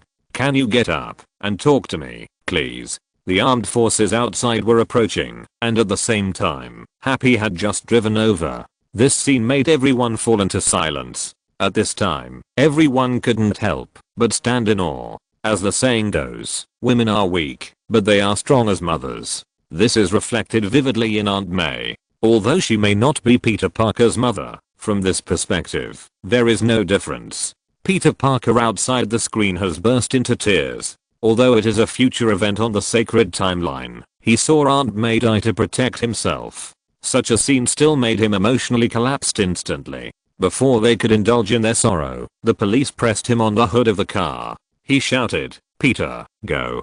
Peter Parker finally realized that he was still wanted. He could only say to Aunt May's body, "You're fine. It's just you and me. I'm sorry. I'm really sorry." The police outside were already shouting, "Okay, Parker, put your hands up. Come out immediately, or we'll open fire." But before everyone could catch their breath, Lin Feng's complaints came directly. In the heavy rain, the boss of the Daily Bugle gave a speech to the people in front of the TV. Peter Parker could only watch all this in the heavy rain. He couldn't accept it. It turned out like this. He became a wanted criminal. Ruins. The super criminals he wanted to save also ran away one by one, and he couldn't make them turn over a new leaf. Although generally speaking, the final mess was Peter Parker's own fault. Compared with other versions of Spider-Man, it may be because the Dutch version of Spider-Man, because he was blessed by Tony Stark, his growth was obviously slower than the other two Spider-Men, and this slower growth caused countless troubles. Tony Stark probably didn't know that he had worked hard to save his godson and even sacrificed his own life for it, but Peter Parker was really a bit of a hopeless case. When will people wake up? Wherever Spider-Man goes, chaos and disaster will follow. Everything Spider-Man touches will be destroyed, and we innocent people will stay to clean up the mess. Good night. May God bless us. Aunt May is dead. But when the police outside attacked, he could no longer see his figure. They could only see Aunt May's body lying in the ruins. The armed forces outside saw Peter Parker and shot directly, and he was shot several times in an instant. He climbed up with difficulty. Devastated. What does it mean? This means that he has not accomplished anything at all. This conclusion makes him extremely depressed, but he blames himself more. He is the one who made this happen. He has no choice but to take responsibility. J. Jonah James reports for you. What else do I need to say? A tragedy. How else can I describe it? Everyone has witnessed it. The scene finally ended. First, he believed the words of the mysterious man, and believed his nonsense, that he came from the multiverse and other Earths. He easily transferred the inheritance left by Tony Stark to others with just a few words, which eventually led to a huge disaster. It would be strange if the loss in London alone was not billions of US dollars. Then he just cheered up from the matter of the mysterious man, but he became blindly arrogant again, and his heart overflowed. He actually thought that he could save those super criminals who were destined to die in other multiverses. Well, although it seemed to be successful in the end, those super criminals escaped the fate of dying at the hands of Spider-Man and other multiverses because of him, but at what cost? It was his Aunt May, and this is just the tip of the iceberg. There are countless other passers-by who died because of him. The total number is unimaginable, and it even triggered a multiverse crisis. Otherwise, how can you say that it is not easy to be a superhero? Every superhero has to learn lessons of blood and tears to grow up. Dutch Spider was protected too well by Tony Stark, just like a personal nanny, giving him whatever he wanted, but the lesson he didn't learn was finally taught to him in this way. And this is what Spider-Man is destined to bear. Any version of Spider-Man will not be smooth sailing in the end.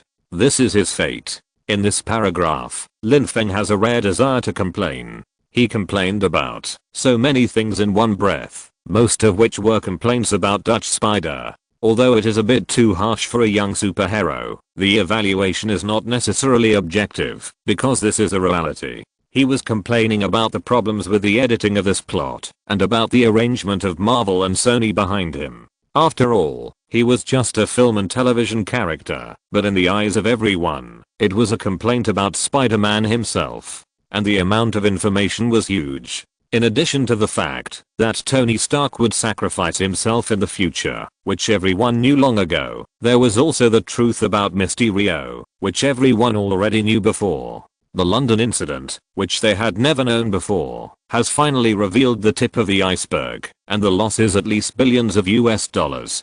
Such a loss is not small. It is completely conceivable that the huge damage caused by the incident at that time. Of course, this is also because London is a famous financial center and his real estate is very expensive. Of course, if it is just money, he doesn't care much. Billions of dollars are a huge amount for others, but for him, it's just that. And the root of this matter is still the people he fired, and Spider-Man is the one who passively bears the consequences. Everyone was silent. After a while, Tony Stark saw that Spider-Man's crying finally stopped. He then said, "Your saintly behavior caused all this. Be careful in the future, and don't show your kindness casually. The kindness of ordinary people may only cause ordinary consequences, but your kindness may cause consequences that you can't bear at all. Tony, you are asking too much of this child." Captain America Roger said. "It's good that he has a kind heart. You can't expect him to become a cold-blooded person.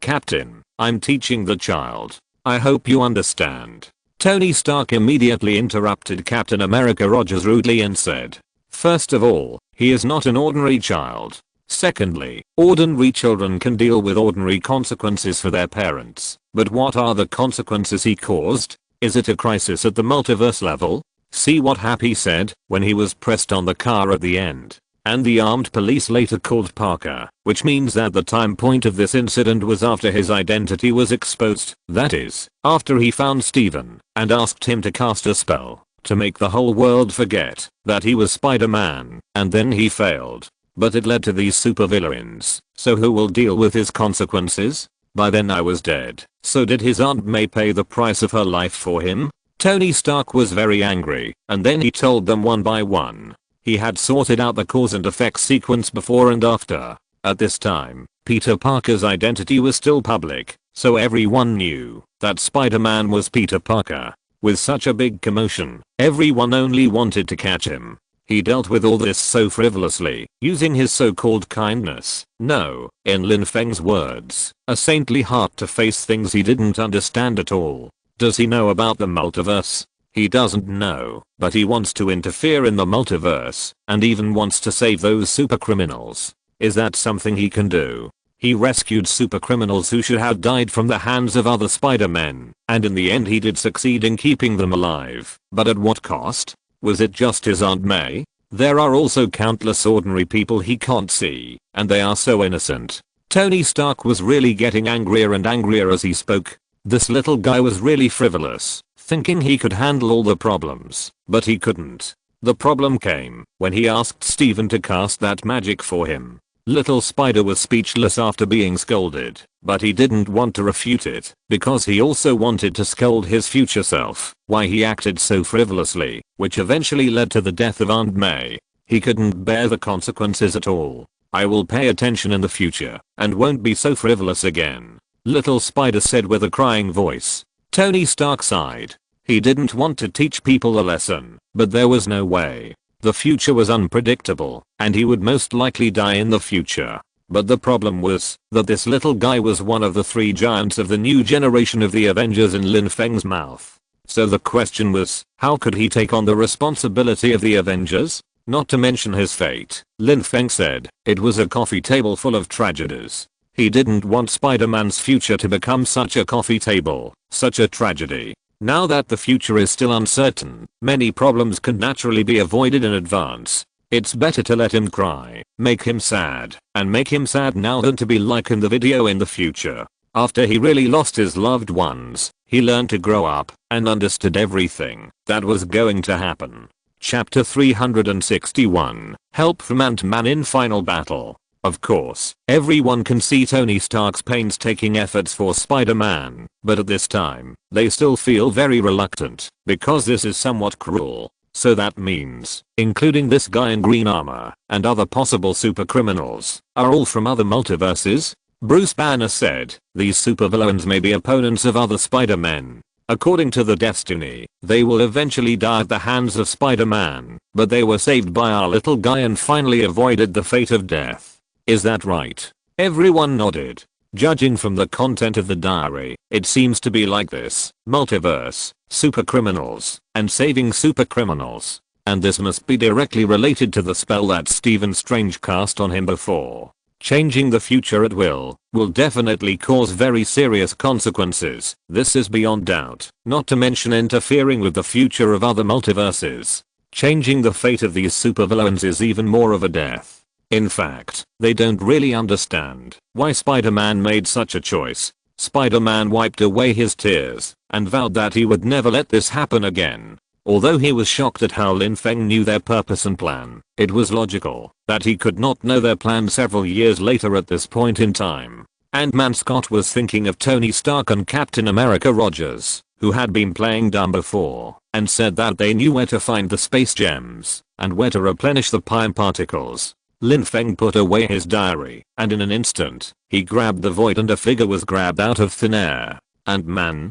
Lin Feng was a little confused. Just now he sensed that a creature was approaching him quickly, so he grabbed this person in his hand. He appeared in front of him in his original appearance. According to the plot, if they were not looking for the Infinity Gems, then the Infinity Gems had been collected, and they should be busy fighting Thanos at this time. Wouldn't that completely break the timeline? But at this time he didn't have time to think about these things. Although he didn't know, while Lin Feng knew of their existence, it was great, because he came to ask for help. No, I'm not here to find the Infinity Stones, Ant-Man Scott said quickly. Lin Feng looked at Ant-Man Scott, who was not wearing the ordinary Ant-Man suit, but the Avengers suit in the final battle, and suddenly felt strange. Could it be that the time they came was the time of this timeline, so this Homelander knew them? Why are you looking for me? Lin Feng said, a little puzzled. Or have they contacted him before? I'm here to find you, Ant-Man Scott said quickly. You know us? Ant-Man Scott was stunned. How did Lin Feng know that they were going to find the 3 Infinity Stones at the time of the Battle of New York? At the same time, Lin Feng, who had just finished writing his diary, welcomed an uninvited guest in his mansion. Who? Great, you know me. It seems that I'm still very famous, Ant-Man Scott said quickly. He breathed a sigh of relief. This is really great. Did you come at the wrong time? The Battle of New York has passed? Lin Feng suddenly felt a little interesting, and immediately sat back in his seat, saying with a bit of a playful expression. Looking at this person wearing the uniform of the Avengers, Lin Feng was a little confused. I guess I know. Lin Feng nodded and said. So, you made the wrong operation at the wrong time. Why did you come to my side? I don't have any Infinity Stones here. Which one do you need now? Even if Ant-Man was born ahead of time at this time, he shouldn't be dressed like this. Thanos, you know Thanos, right? Ant-Man Scott said with some expectation. He is the master behind those Chitauri you beat before. I know Thanos, but what does this have to do with you looking for me? Lin Feng asked. Well, can you put him down first? Ant-Man Scott said hurriedly. At this time, he was still bound by Lin Feng's divine power. Lin Feng put him down directly, not worried that he would make trouble. Even his ability to grow and shrink was not enough in front of Lin Feng. Just like Ant-Man couldn't deal with Thanos, he couldn't deal with Lin Feng, who was also a father level. That's great, Ant-Man Scott said hurriedly. If you know Thanos, you can save a lot of trouble. Our world was killed by Thanos with a snap of his fingers, and half of the lives in the world were wiped out. You don't know this, do you? I know. Lin Feng nodded. Ant-Man Scott was a little speechless. What is this?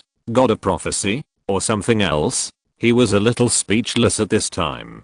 He didn't know, while Lin Feng knew so much, even more than he imagined. We thought of a way, which is to borrow the Infinity Stones from the past timeline, to bring back the lost lives, but something went wrong in the middle, and the past Thanos was also brought. Now we are fighting a fierce battle with Thanos, but we are not Thanos' opponent. Now the situation is critical, so I thought of returning to this time point, to ask you for help, but the time was not set well, and I came to now. Ant-Man Scott said. So that's it. Lin Feng instantly sorted out the key. There is no doubt that these people on the original sacred timeline came to the wrong place, and they may have even been here during the Battle of New York. They saw him fighting the Chitauri, so they wanted to come back to him for help. But now that there is a mistake, it is not the sacred timeline. There is only one sacred timeline, and no accidents will happen. If there are accidents, a new timeline will be born. And this should be a timeline that splits out of it. But it doesn't make any difference to him. Especially the Battle of New York did not go to the original timeline, but came to their timeline. I guess they were scared by this timeline.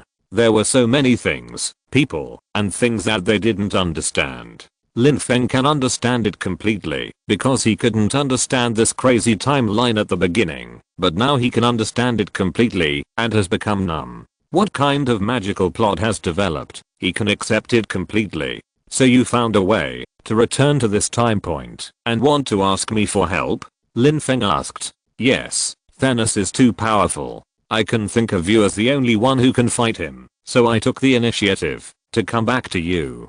Ant-Man Scott said. So that's the case, but you have someone who can fight him. You can win, but now you can't win. Lin Feng sighed and said. What do you mean? What do you mean you could have won, but now you can't? Ant-Man Scott asked a little confused. Lin Feng explained. You have a Doctor Strange over there. He has seen more than 14 million endings, and only one of them is your final victory. The final result of winning is a timeline called the Sacred Timeline, and any change may lead to deviation from this sacred timeline, including you suddenly coming to me for help, including you not going to the timeline you should go to, but coming to my timeline. So it can be basically judged that you have left the sacred timeline.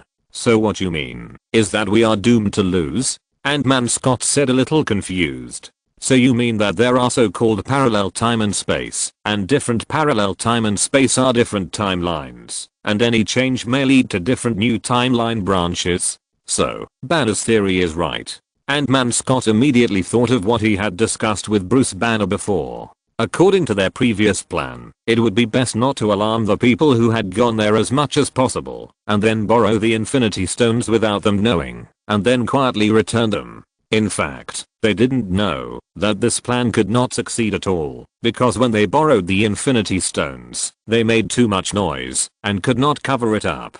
The one who really helped them cover it up was the Time Variance Administration, who helped them clean up their mess. Only in the end can a time loop be formed. They made too much noise when they went back. For example, Captain America Rogers told them in advance that Bucky was still alive, and Tony Stark went to see his father. For example, Thor met his mother, and she guessed the truth about some future events. For example, Bruce Banner and the Ancient One talked about the future, each of which had a huge impact, and might even cause some irreversible consequences in the future. And they thought they did a good job, hid it well, and would not create a new timeline. In fact, it was just that the Time Variance Administration was carrying the burden behind them. In other words, from the moment we crossed the wrong timeline, we were destined to lose the war. Ant-Man Scott asked anxiously. He never thought that the truth of the matter was like this. Yes, you can probably understand it this way. You could have won, but now you can't. You have become one of the more than 14 million futures. No, it may even be a brand new failed timeline. Lin Feng nodded calmly and said, but don't worry, there will be a timeline where you can win. But what does that have to do with us? What should we do? What should my family do? What should my world do? Ant-Man Scott suddenly broke down. Chapter 362. The main universe was also destroyed. Are you surprised? Are you shocked? Lin Feng wanted to tell him that, even if your world is alive, it will only last a few years. After all, according to the plan of Avengers 6, after Doctor Strange created the multiverse, it led to a collision between the multiverses. Yes, even the main universe on the sacred timeline was blown up. Is it surprising or unexpected? After that, these superheroes will be concentrated in a fighting world, and the subsequent stories will unfold there, and then, they will go to a brand new universe. The whole universe is finished. After the time variance administration is gone. It is so awesome. Thinking about it this way, it is not a bad thing to have a time variance administration. Doctor Strange is really good at asking for death. But now you can help us, right? Ant-Man Scott said hurriedly, as if he had grabbed a life-saving straw. Lin Feng wanted to refuse, but he began to be eager to try, especially since he had not fought Thanos in the Battle of New York before, which was really a big pity. To be honest, he always felt that the protagonists in these Hollywood movies rubbing some very sci-fi equipment in their hands were outrageous in themselves. As the saying goes, if you have a sharp weapon in your heart, you will kill yourself. This is the truth. In fact, this trip to the future is not dangerous. As long as Thanos doesn't snatch the Infinity Gauntlet, there will be no problem. With his speed, it is impossible for Thanos to snatch the Infinity Gauntlet from his hand. No matter how long he has been here, in the future, he will be back in an instant. But don't worry, it won't delay anything. When we go to the future, time won't have passed for long. Ant-Man Scott explained hurriedly. For example, Tony Stark rubbed the Mark armor and the arc reactor with his hands. Didn't you see that even Captain Marvel could easily destroy Thanos' spaceship? It was different from the beginning. Is this something a normal human can do? After confirming that there was no danger and that Thanos could be beaten up, Lin Feng immediately became interested. The production of this battle suit itself had his help. Without him, how could the Avengers make such a battle suit? Now he just needs a little bit of other things, such as the Pym particles of Hank Pym's house. For example, some tools and so on. He can steal these. Anyway, he is familiar with it. Of course, Lin Feng has not yet become so arrogant that he thinks he can fight the entire universe alone, but he also wants to practice with Thanos, the super boss of the first stage, to see how strong he is now. Without the Infinity Gauntlet, there are still people who can pose a threat to Thanos on the battlefield of the final battle, such as Wanda who has grown up, and Captain Marvel. But it must be said that he began to be arrogant and eager to fight. After reaching the father level, this level of numerical advantage is nothing at all. Okay, then I'll wait for your news. Lin Feng said. So there is basically no danger, and as for the army under Thanos, that others are most afraid of, it is nothing. I can help you, but how do I get there? Lin Feng said. How can I come back then? Can you make this kind of battle suit? Of course it's no problem, but it takes some time. It will probably take me a few days to make it. Ant-Man Scott said immediately. Lin Feng pointed to the battle suit he was wearing and said, but considering that this is in the movie world, I'm used to it. Ant-Man Scott immediately became smaller and left excitedly. Today's experience was really too thrilling. He thought he could sneak up on him, but he was instantly discovered by Lin Feng. Lin Feng's strength was a bit too strong. Lin Feng thought about it and felt that what happened today was really big enough. He immediately continued to write his diary. I never expected that Ant-Man would run all the way to ask me for help in the finale. It seems that they ran to the wrong timeline before and did not run to the correct timeline. As a result, they ran to our timeline and saw my battle. They probably thought that I could fight Thanos, so now they want me to save their future. I didn't really want to agree, but thinking about it, being able to fight Thanos seems to be a good choice. As long as Thanos doesn't grab the Infinity Gauntlet, the rest of the problems will not be big. After all, there are Wanda and Captain Marvel who can fight Thanos, so it seems that the risk should not be too big. However, this timeline is most likely not the sacred timeline. After all, it has deviated so far. However, it is not necessarily a bad thing that it is not the sacred timeline, because the sacred timeline is going to be destroyed. It is still a problem caused by Doctor Strange. Before, He traveled through the multiverse and used the power of the Dark Book to dream, which eventually led to the collision between the multiverse where the sacred timeline is located and other multiverses. Although he has tried his best to make up for it, even this time, even Dormammu stood on the side of Doctor Strange, but it is useless. Later, it is said that the remaining superheroes have entered the fighting world to fight, and finally they have to move to a new multiverse. It seems that there are still benefits to having the Time Mutation Administration. It has not been closed for a long time, and the multiverse where the entire sacred timeline is located has been directly created. In fact, the 838 universe is still very foresighted. It is really very important to control Doctor Strange. I hope that such a thing will not happen in our universe, otherwise even if I can survive at that time, it will be meaningless. As for everyone, they were just about to disperse and thought there was nothing to pay attention to, but suddenly there was such a brand new update. The amount of information in it was so large that it made everyone's scalp numb. I know Ant-Man, but what is Ant-Man in the final game? Is it a new variant of Ant-Man? Hawkeye Barton couldn't help but say, it should be Ant-Man in the future timeline. Tony Stark said, they actually ran to our timeline? In other words, someone in the future traveled through the timeline? But didn't Banner say before that people can't go back to the past or change the past? At this time, Diana couldn't help but ask. First of all, we have to rule out the Time Variant Administration. I don't know how they did it, but it is obvious that their technical strength has surpassed the level of physical laws, but others have not. For example, this Ant-Man in the final game seems to have returned to the past, but in fact, he should have gone to a parallel time and space. Bruce Banner answered on the side. He was supposed to go to other multiverses, but for some reason, he came to our multiverse. Obviously, this was not planned, otherwise Lin Feng would not be so surprised. Obviously, this matter should not be something Lin Feng knows, nor is it something that he has observed in the high-dimensional universe in his previous life. I saw what he wrote in his diary. He seems to be planning to go to the future to teach Thanos a lesson. Captain America Roger said. He plans to reinforce the future? It should be like this. This Ant-Man may have encountered some huge trouble in the future. That Thanos is too powerful.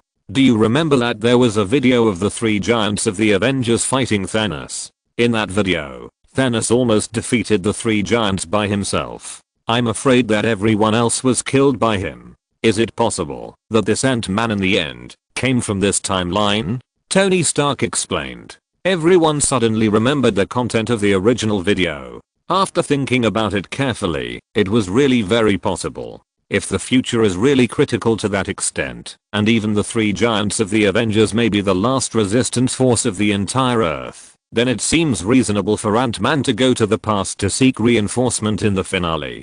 After all, there is no future in that timeline, so he can only go to the past. There is no doubt that the people of their homeland on this timeline must have left too strong an impression on the people of the future timeline. So strong that, when they encounter desperate situations in the future, they will want to come here to seek rescue as soon as possible. When has Lin Feng ever shown such amazing combat power? It seems that it was only during the Battle of New York. Nick Fury frowned and said, it's not that Lin Feng's combat power is not strong enough, but most of the time, the enemies he faces are simply vulnerable, so the strength he shows is just the tip of the iceberg of his strength. The only time he showed it to the fullest was probably during the Battle of New York, when he almost defeated the invading army of the Chitauri by himself, and even almost went to war with Thanos in advance. So that means, when we were fighting, there were actually people from the future present, and we didn't know anything about it? Tony Stark frowned, and said very unhappily. The others were also somewhat uncomfortable. If that was true, wouldn't that mean that all their actions were in the eyes of others? But if that was true, I think they would be stunned when they saw the mutation of our timeline. Bruce Banner was more open-minded and laughed. This scene was really interesting, and it was estimated that those future people would fall to the ground in fear. After all, the mutation of their timeline was so serious that even Lin Feng was stunned. When everyone thought about it, it was really like this. Just thinking about the expressions of those people really made people feel like laughing. Tony Stark thought about the scene. If his future self was included in it, he would probably be scared to death, and he couldn't help laughing. Chapter 363 Tony Stark's hand-robbing time machine. Although it is unknown what the people in the future are doing, it is obviously impossible for them to travel. When they see this unrecognizable timeline, they must be stunned. The picture is very interesting. But the real problem is the future. The universe on the sacred timeline will collide with other universes and even cause the destruction of the entire universe. Black Widow Natasha said. So the matter should be what happened after Wanda's search for her family that we saw last time. Even Dormammu is dead. Everyone's expression suddenly became solemn, and there was no longer the cheerful atmosphere just now. If this is true, it is really terrible. Will Dormammu help me? Stephen Strange was stunned. In his cognition, Dormammu is a supervillain, but now he is told that Dormammu may come to help him. Although he doesn't know what kind of crisis it is, there is no doubt that it must be a super huge crisis. And the final result is also numbing. The two universes collided, and countless lives died in the end. Only a very small number of people entered the so-called fighting world and lived in a brand new multiverse in the future. This result, this revelation, made everyone gasp and feel numb. I suddenly feel that what Lin Feng said is not wrong. Really, Doctor Strange is really dangerous. Hawkeye Barton said. The existence of the Time Variance Administration on the sacred timeline is sometimes not a bad thing. Wanda, who was standing aside, fell into deep thought. She blamed herself. Although it seemed that it had nothing to do with him, it was actually because she on the sacred timeline wanted to obtain America's ability to travel through time and space, which eventually led to this series of events. But now they are told that, because there is no management by the Time Variance Administration, it is just the multiverse war that Wanda and Doctor Strange dreamed of, which directly led to the destruction of their universe. This is a world without order. Even the order under the rule of the Time Variance Administration, which is very bad in our eyes, is better than the order that destroys the universe at any time. Nick Fury sighed and said. He already blamed himself for the death of Aunt May, and now he blames himself even more. Everyone was in a heavy mood. They were originally envious of themselves on the sacred timeline, because in fact, to some extent, the future has been determined, and no matter how they commit suicide, they can't change this. Everyone nodded. The worst order is better than no order. Doctor Strange said it bluntly. In fact, he was just taking the blame for her in order to deal with the various problems caused by her traveling through the multiverse. It was still Wanda at the root. Speaking of this, Tony Stark could have had a stable life. After all, he had a wife and a lovely daughter Morgan. He could have died happily, but there was no way. After all, he still had a godson who was worried about him. For his godson, he still took this path. If it goes out of line, there will be the Time Variance Administration to deal with it. What a good thing. The only problem is that they are not the ones on the sacred timeline. In other words, he ruined the stable life that Tony Stark could have had. What a terrible thing this is. It is completely conceivable how terrible it is behind it. Since he grew up, the two people who treated him best were Aunt May and Tony Stark. One was a mother-like character, and the other was a father-like character. Now they both died because of him. How could he not be sad? Everyone was stunned when they saw the new diary update, especially Tony Stark. He knew that he had a daughter, Morgan, but what he didn't know was that he was saving Spider-Man. Spider-Man Peter Parker was sentimental and started crying immediately. He naturally knew that Lin Feng always teased Tony Stark as his non-blood father. Thinking about it this way, there is nothing good about himself on the sacred timeline. A road of no return. It is really terrible to use magic power recklessly. The same is time travel. The time travel on the scientific side is carried out under the constraints of the laws of physics, but the time travel on the magic side may distort the entire physical law and cause unpredictable results of the destruction of the universe. But if you trace it back further, there can be other reasons, but it is no longer meaningful. That's the theory, but the problem is that, if we don't take the initiative to open it and collide with other universes, we are afraid that other universes will collide with our universe. Bruce Banner said. Now we can be sure of one thing, that is, the Time Variance Administration may not care about it, and the reason for not caring about it may have a lot to do with Loki, and our timeline has not been dealt with yet, which may be related to this, but at the same time, we have to bear the consequences of no one covering us for various problems after the Time Variance Administration is gone. That is to say, if we control Wanda and Doctor Strange, and prevent them from dreaming, the problem will not be big, right?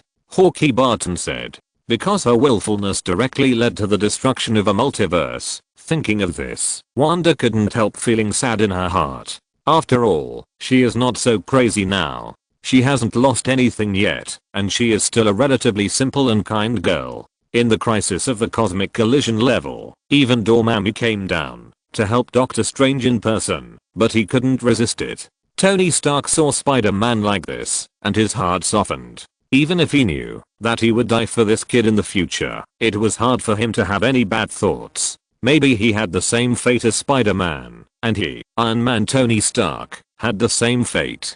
But even if he had such a fate, he couldn't let the unexpected things in history happen again. He could imagine how much impact his sudden death without any preparation would have on his family. Spider-Man, as his godson, couldn't even go to college just because his identity was exposed. This reason itself was ridiculous. Seeing that Tony Stark's identity was also exposed, did it affect him? Not at all. Even Spider-Man was like this, and it was already clear what kind of storm Pepper and his daughter, who were not mentioned by Lin Feng, would have to endure.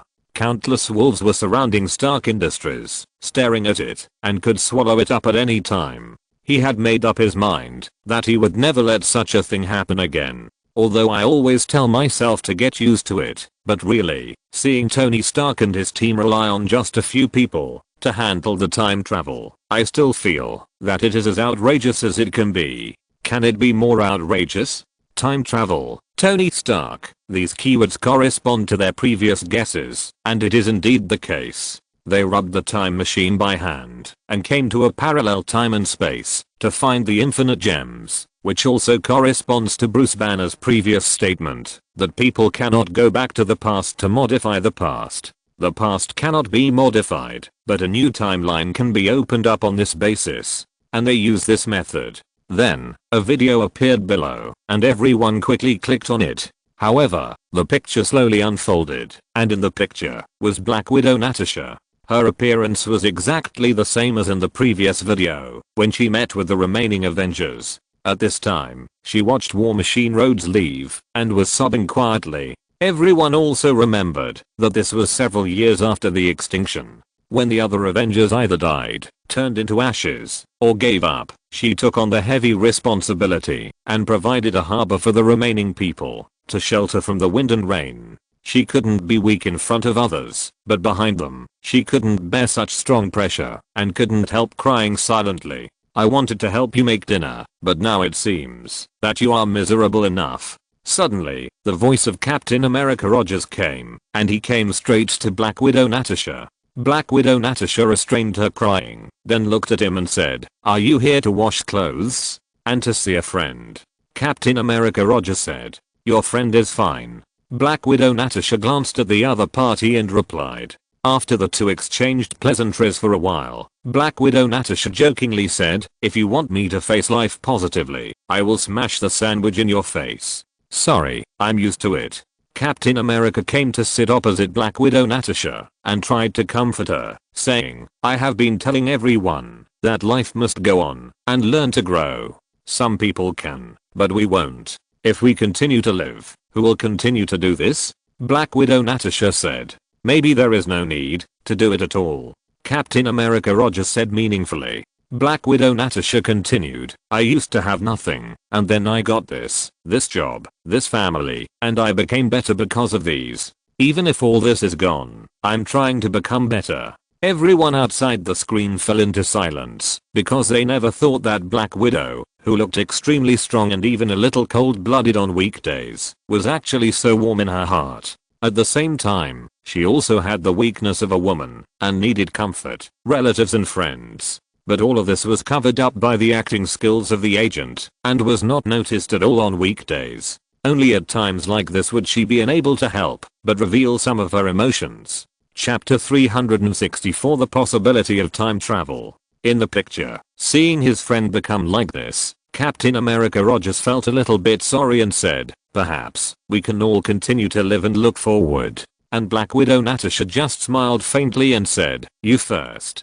Obviously, she didn't want to continue to entangle with her old friend on this issue, or in other words, the two sides have discussed this issue for many years. The two smiled at each other, but a phone call broke the atmosphere between them. Black Widow dialed it casually and heard the voice of Ant-Man Scott directly. "Hello, is anyone there? This is Scott Lang. We met at the airport a few years ago, in Germany. I was the Giant. I was wearing a mask at that time. Do you remember? Ant-Man, you have heard of Ant-Man. I have something to tell you. Anyway, chatting nonsense. You have to know a little bit of everything, but it is only limited to knowing that little bit when chatting nonsense. Pym particles." Tony Stark outside the picture heard this description and slightly widened his eyes. It can be said that even he had to admire Hank Pym in this regard. Before, he knew that Pym particles could reduce people to the size of ants, and he already thought it was outrageous. This was a bit against the laws of physics. No, it's the surveillance at the main entrance. Black Widow Natasha was already in tears. Ant-Man Scott paced back and forth, then wiped his face fiercely, and then said, "Has any one of you studied quantum physics? What's going on here?" But now this Pym particle can shrink people to the size of an ant, which is no longer against the laws of physics. It's simply outrageous. The two stood up at once, looking at this scene, with unbelievable expressions on their faces. In their eyes, this quantum realm is undoubtedly full of crises. If you are not careful, it may cause the entire universe to be zombieized and thoroughly infected.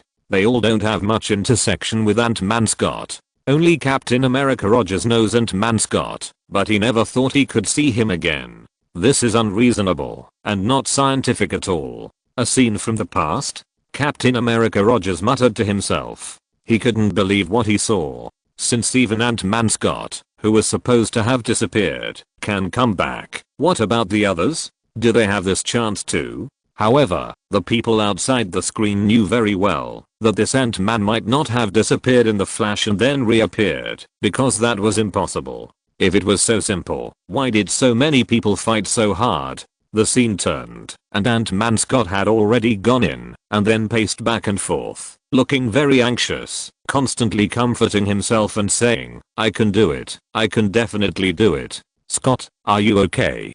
Captain America Rogers asked his friend, who he didn't know whether to consider as a new friend or an old friend, fearing that he might have mental problems in the past 5 years. When he said this, everyone immediately remembered the zombie universe and was immediately horrified. She finally saw a glimmer of hope.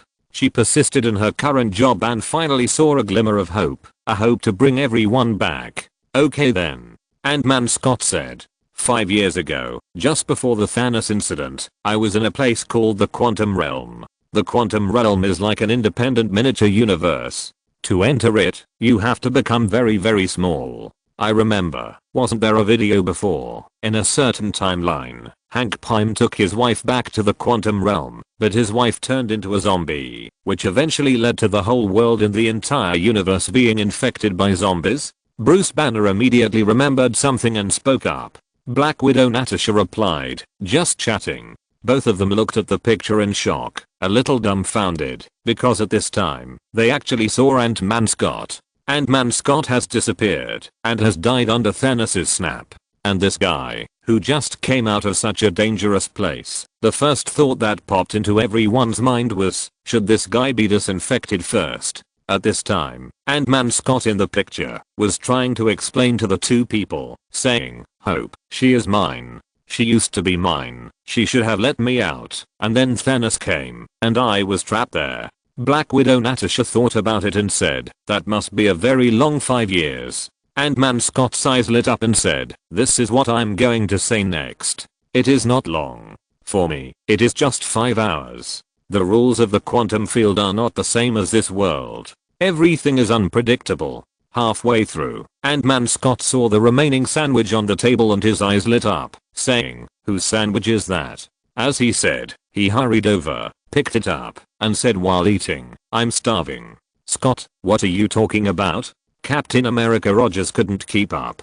He felt that the content of this field was too unfriendly to him, a 100-year-old man. Modern technology is already very unfriendly to him. It's hard to adapt to it, and now a new concept has emerged. What time rules are different? What 5 years? What 5 hours? His CPU may be a little overloaded. Quantum physics is the most advanced and sophisticated field in the current scientific community. Not to mention 100 years ago, it was simply a metaphysics. Ant-Man Scott said, while eating a sandwich, "Actually, what I want to say is that the time mechanism in the quantum field is different. The only problem now is that we have no way to control it, but what if we can?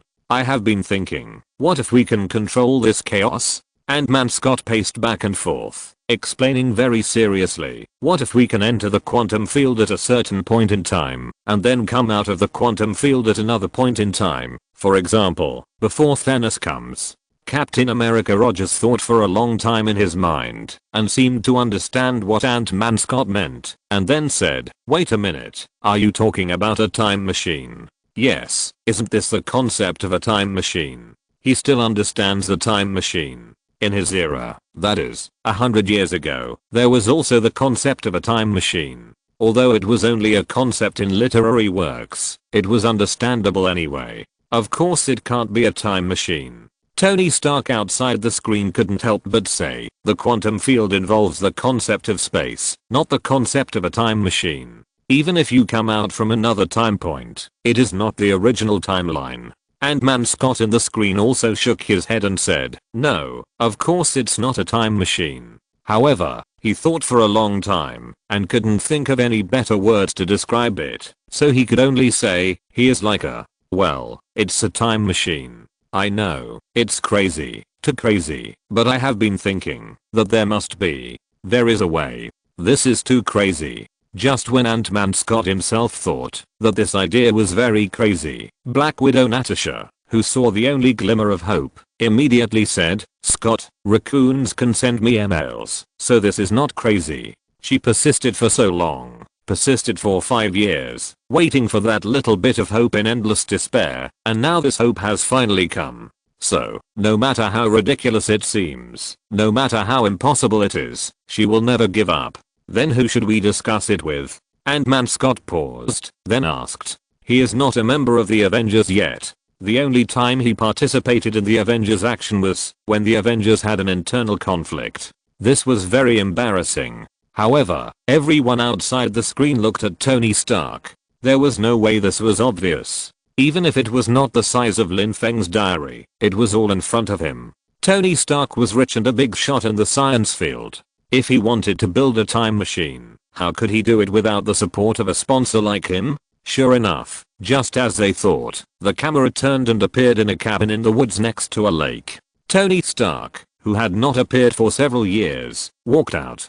Compared with 5 years ago, he was obviously much older, but at the same time, he looked much more energetic. Maybe it was because he was in seclusion and didn't care much about the group's affairs. His mental state had changed dramatically. Sure enough, not working can maintain a healthy physical and mental state. But what everyone didn't expect was that he actually chose to live in the forest, which was completely different from the previous Tony Stark. Compared with the wealthy people in Europe, these wealthy people in the United States already have the temperament of Navorish.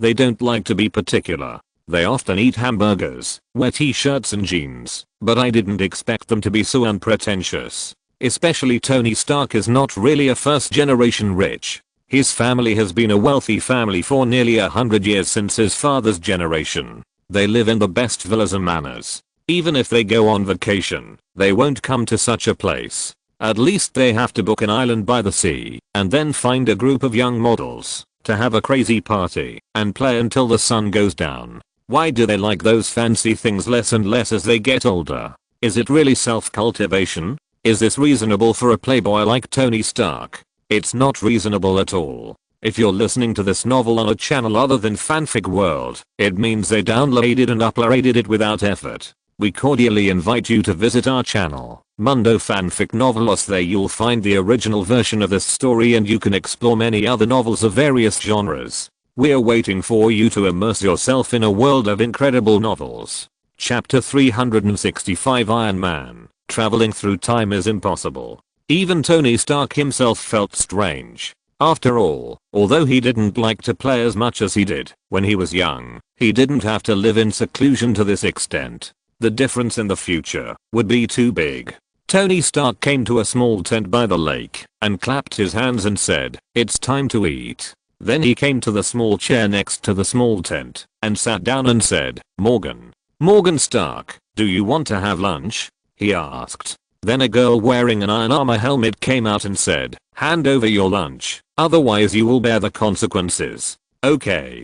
Tony Stark smiled dotingly. Tony Stark, who was outside the screen, saw this scene and couldn't help but smile like a father. It was the first time he saw his daughter, Morgan. Although Lin Feng mentioned his daughter's name many times in his diary, he had never seen her. Now he looked at it, and the old father's heart almost melted. Anything could happen. "Tony, after going through so much, do you still think many things are incredible?" Captain America Rogers tried to persuade Tony Stark. Seeing his old colleague coming to him, Tony Stark calmly asked his daughter Morgan to go to lunch while he went to pour coffee for his colleagues and the Avengers. After thinking for a long time, Ant-Man Scott finally thought of a suitable term to describe it. Anyway, it's not that he can't afford to raise her, and he can even raise 8 or 10 more. When Iron Man Tony Stark was talking to his daughter, the Avengers found him. "You can't wear this. This is my anniversary gift for your mother." Tony Stark looked at his daughter and said with a smile. Although he had never seen her before and had never lived together, as long as he thought that this was his and Pepper's child, Tony Stark's heart still rose with endless warmth. Time and space hijacking? Then he kissed the helmet and took it off, revealing the appearance of Morgan. "But I'm back," Ant-Man Scott said immediately. So he felt that many things were not so impossible. From the beginning, he was not optimistic about this kind of time and space shuttle. After entering the quantum field, many things changed completely. "And now you want. What's your name?" Tony Stark thought for a moment and then asked. "Even traveling through time and space is not impossible." "No, we know, it sounds a bit exaggerated," Ant-Man Scott said. "It's so cute that it explodes." Tony Stark is more certain that he must have such a cute one. For an old antique like him who lived hundreds of years ago, it's really because he has seen too much and experienced too much. After all, who would have thought that an old antique from World War II could survive to this day? The prevailing laws of physics are useless in the quantum field. "No, you survived by luck," Tony Stark said directly without caring.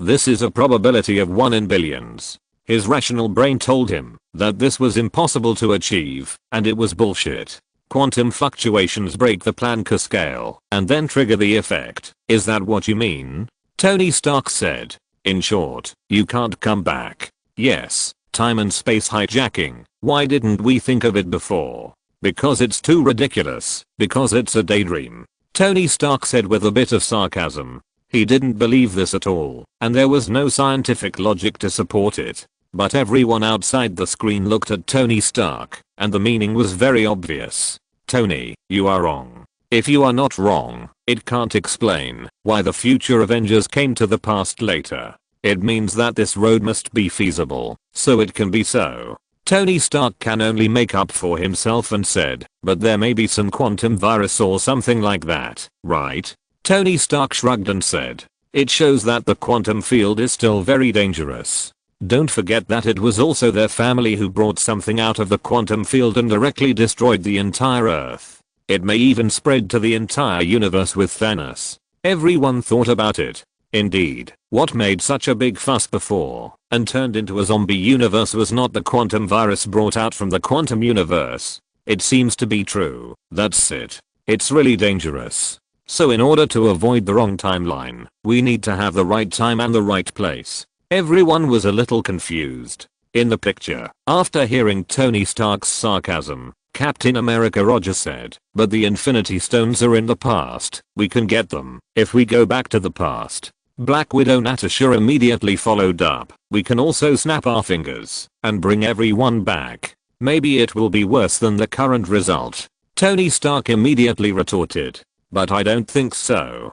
Captain America Rogers said immediately. Tony Stark directly complained without hesitation. This kind of blind optimism is really long lost, but no matter how high your ambition is, it's useless. If there is no practical method, it can't be carried out safely. Time and space hijacking? Tony Stark sat down and said with a bit of sarcasm. The most likely outcome is total annihilation.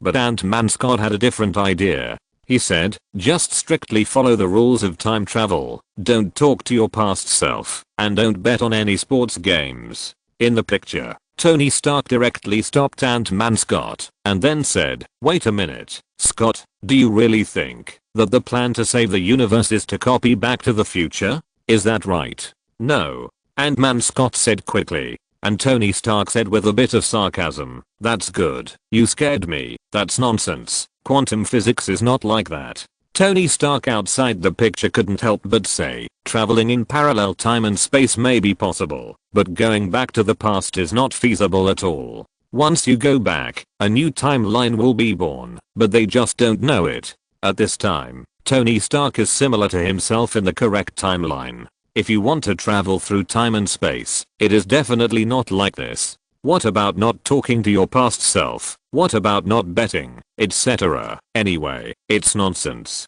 Because they now have the concept of timeline. Thanks to Ta Lin Feng's diary, he probably knows that there are various parallel time and space, and the concept of timeline. This is consistent with his previous cognition, that is, time cannot be reversed. Once you go back to the past becomes the future, and the future becomes the past. This is a paradox. So at most, you can only travel to other timelines. And now the members of the Avengers on the sacred timeline have not realized where the most fatal point is. But it's okay to solve the problem. Captain America Rogers said directly. Whether they really went back to the past or came to a parallel time and space, in short, they did find the infinite gems and finally saved the parallel time and space they were in, didn't they? Hearing this, Tony Stark had nothing to say, and he couldn't continue to say weird things. Because indeed, no matter how outrageous Ant-Man Scott's theory is, and whether it can finally lead to the past of his own timeline, there is one thing that is very certain, that is, he did successfully find a way and saved his own world. Otherwise, there would not be all kinds of operations like Spider-Man Saint later. He really has a way. Tony, when you are venomous, you are really annoying. Black Widow Natasha said jokingly. Everyone nodded frantically. It must be said that Tony Stark's venomous tongue is really lethal. Among them, there are a few people who have not been hurt by Tony Stark's venomous tongue, and they are often choked by him and can't speak. Tony Stark could only shrug his shoulders and express his helplessness. He didn't want to be venomous, but these people really couldn't make him stop being venomous. In the picture, Black Widow Natasha couldn't listen anymore, and then she said, Tony, we have to stand our ground. We have stood our ground, but this is the result now. Tony Stark looked at Black Widow Natasha and said. Ant-Man Scott said, I know you have a lot of concerns. You have a wife and a daughter, but I lost someone who is very important to me. Many people are the same. Now there is a chance to bring her back, and bring everyone back. You don't agree? That's right, Scott, I don't want to. Tony Stark said directly. I can't. At this time, Morgan's arrival rescued Tony Stark, and he returned to his family naturally. As everyone guessed, he didn't lose anything. His lover and his daughter were all there. Except for the little spider, all the other people he couldn't lose were lost in Thanos' snap. He didn't know what the future would be like. If he had a second chance to snap his fingers, he didn't know what the result would be. He still remembered what Doctor Strange said to him. They tried more than 14 million times, and only one succeeded in the end. Do you know how slim the chances are? There is almost no chance of winning. He doesn't think he will be the one who succeeds, and his luck is not that good. So he doesn't want to try again. Trying like this will only fail in the end.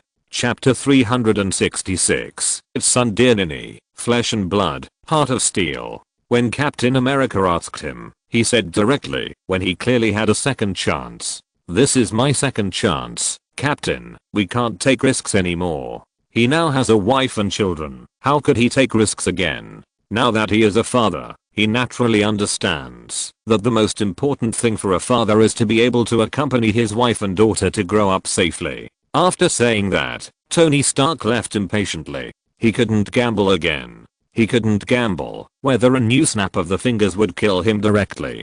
Captain America Rogers looked at Tony Stark's direct refusal, and he could only say, "It seems that we have to find another master higher than him." Ant-Man Scott asked directly in disbelief. Tony Stark is not unknown in the scientific research community. Ordinary people may only know that he is a super rich, playboy, great philanthropist, and Iron Man Tony Stark. But Ant-Man Scott is also a double master's degree and has one foot on the edge of the scientific research circle. He still knows Tony Stark's level and the results of his research. Not to mention that his level is higher than Tony Stark. There are not many people who can compare with him. But his face is eager to try, and he obviously wants to know how to overturn Tony Stark's conclusion in the future, and how to find a way to complete the time travel. Everyone outside the screen was dumbfounded. How come Bruce Banner has become like this in just a few years? From a little kid who doesn't listen to orders at all to an adult with an intellectual atmosphere. Why does it feel more like Bruce Banner? The Green Doctor Bruce Banner in the picture said to everyone, "Eat. Why am I the only one eating? Try that. Give me some eggs." In the picture, the huge green Hulk appeared in front of everyone, but what everyone didn't expect was that the Hulk who appeared didn't smash, loot, burn, or kill people everywhere, which was very strange. There are still many things I can't understand. Green Doctor Bruce Banner was very calm and said with a smile. Even Bruce Banner himself was stunned. He didn't know why it was such a scene. Even he himself felt it was ridiculous, but if it was true, it would be great. It was a completely ideal situation. He had the Hulk's strong strength and physical fitness, but his own soul was in control. In this way, he didn't have to worry about Hulk running out to make trouble all day. He even looked rational. I can't understand it. Ant-Man Scott looked at the big green guy in front of him, shocked and couldn't understand what it was. However, when the Green Doctor's model really appeared in front of him, he felt it was very ridiculous. Could it be that Hulk's growth was really that fast? 1 year is equivalent to several years for others. So in just 5 years, Hulk has grown to have the breadth of an intellectual, as if he is another Bruce Banner. Everyone didn't know that this was the Green Doctor Bruce Banner, and thought that Hulk had suddenly grown into an adult overnight, and they were still in infinite shock. Bruce Banner was one of the few masters he recognized who could compete with him in the field of physics. Better than me. Banner. Tony Stark is very conceited about his own abilities. It can be said that there are not many people who can compare with him, let alone surpass him. Or, it looks weird to be a person who has the appearance of Hulk, but the soul of Bruce Banner. Who knows? Bruce Banner touched the back of his head and said, "Is this the Hulk? What's going on? Why is it like this?" Ant-Man Scott asked puzzledly. He remembered that in his impression, the big guy who smashed around in New York did not wear any clothes or pants, except a pair of particularly strong pants that seemed to have causal laws. How come he suddenly put on clothes and became like an ordinary normal person? If the scope is limited to the Avengers, it is almost obvious that there is only him. Outside the screen, Tony Stark glanced at Bruce Banner and said, "In the Avengers, in this field, the only one who can compare with me, or even overturn my conclusion, is you." He has encountered too many things over the years, starting from the Hulk in his body, to fighting the universe overlord, saving the world, and so on. He has experienced many major events and big scenes, so it doesn't matter. And Dr. Bruce Banner began to explain, 5 years ago, we were defeated, and for me, it was even more unforgettable. First, Hulk lost, and then Banner lost. In the end, we all lost. No one blames you, Bruce. Black Widow Natasha interrupted, and the people outside the screen were a little dumbfounded. Black Widow called this big guy Banner. Isn't this Hulk? Can Hulk tolerate this? Everyone knows that mentioning Banner in front of Hulk is really his reverse scale, and he will be angry if he touches it. But I blame myself, said Dr. Bruce Banner. For so many years, I have always regarded Hulk as some kind of disease and have been trying to eradicate it, but then I tried to regard him as an antidote. After 18 months in the Gamma Lab, I combined wisdom and strength into one. You see, this is the perfect combination of the two. When everyone heard this, they immediately understood why Hulk had grown into a gentle and bookish person in just a few years. It was not because Hulk grew up faster or encountered some kind of accident, but because Bruce Banner integrated Hulk's power into himself. It makes power and wisdom perfectly combined together. Everyone looked at Bruce Banner at this time, as if to say, Banner, this is a great idea, hurry up and do it. Bruce Banner thought about it, but still didn't make up his mind immediately, because he was not the self on the sacred timeline. That self was very discouraged, because of the defeat, so he didn't know how many people died, so he was very guilty, so he wanted to integrate Hulk with his own power. But it's different now. He hasn't reached that point yet, and they are trying to find a way to use the Infinity Gauntlet to deal with Thanos. In addition, there are Lin Feng, who has become a god, and Captain Marvel Carol as a backup. The situation they face is far less bad. It does take enough determination to become a ghost. Moreover, the risks are unquestionable. Who knows what it will look like in the end? If possible, he still wants to be a normal person. After all, his problem now is just how to control his anger so that he can live a normal life. If you have to change, then change it and become a person with human appearance and Hulk's power. That is the real perfection. After all, being strong or not is only temporary, and being handsome or not is a lifelong thing. Of course, this idea is still very good. It can combine the powers of both sides without separating them. Dr. Bruce Banner in the picture seems to be in a good mood and even has a mind to take a group photo with several children in the class. After the children left, Captain America Roger said, "Bruce, let's get back to the point." "Okay." Hulk nodded and then said a little embarrassedly, "Time travel is really not my area of expertise." And the Black Sister Natasha shrugged and said, "You have turned yourself into this. It seems that this was impossible before." In the crowded restaurant, Dr. Bruce Banner fell into deep thought. At this time, the scene turned, and everyone saw a familiar figure. It was none other than Tony Stark, who had just rejected everyone. He was washing dishes in the kitchen, but obviously, he didn't do this often, and his movements were not very skilled. And this scene also made everyone feel that the world was overturned, because no one thought that this super rich man would do housework. Is this something he could do? And Tony Stark shrugged his shoulders. He didn't expect that his future self would do such a thing, which was obviously beyond his expectations. This is not a show.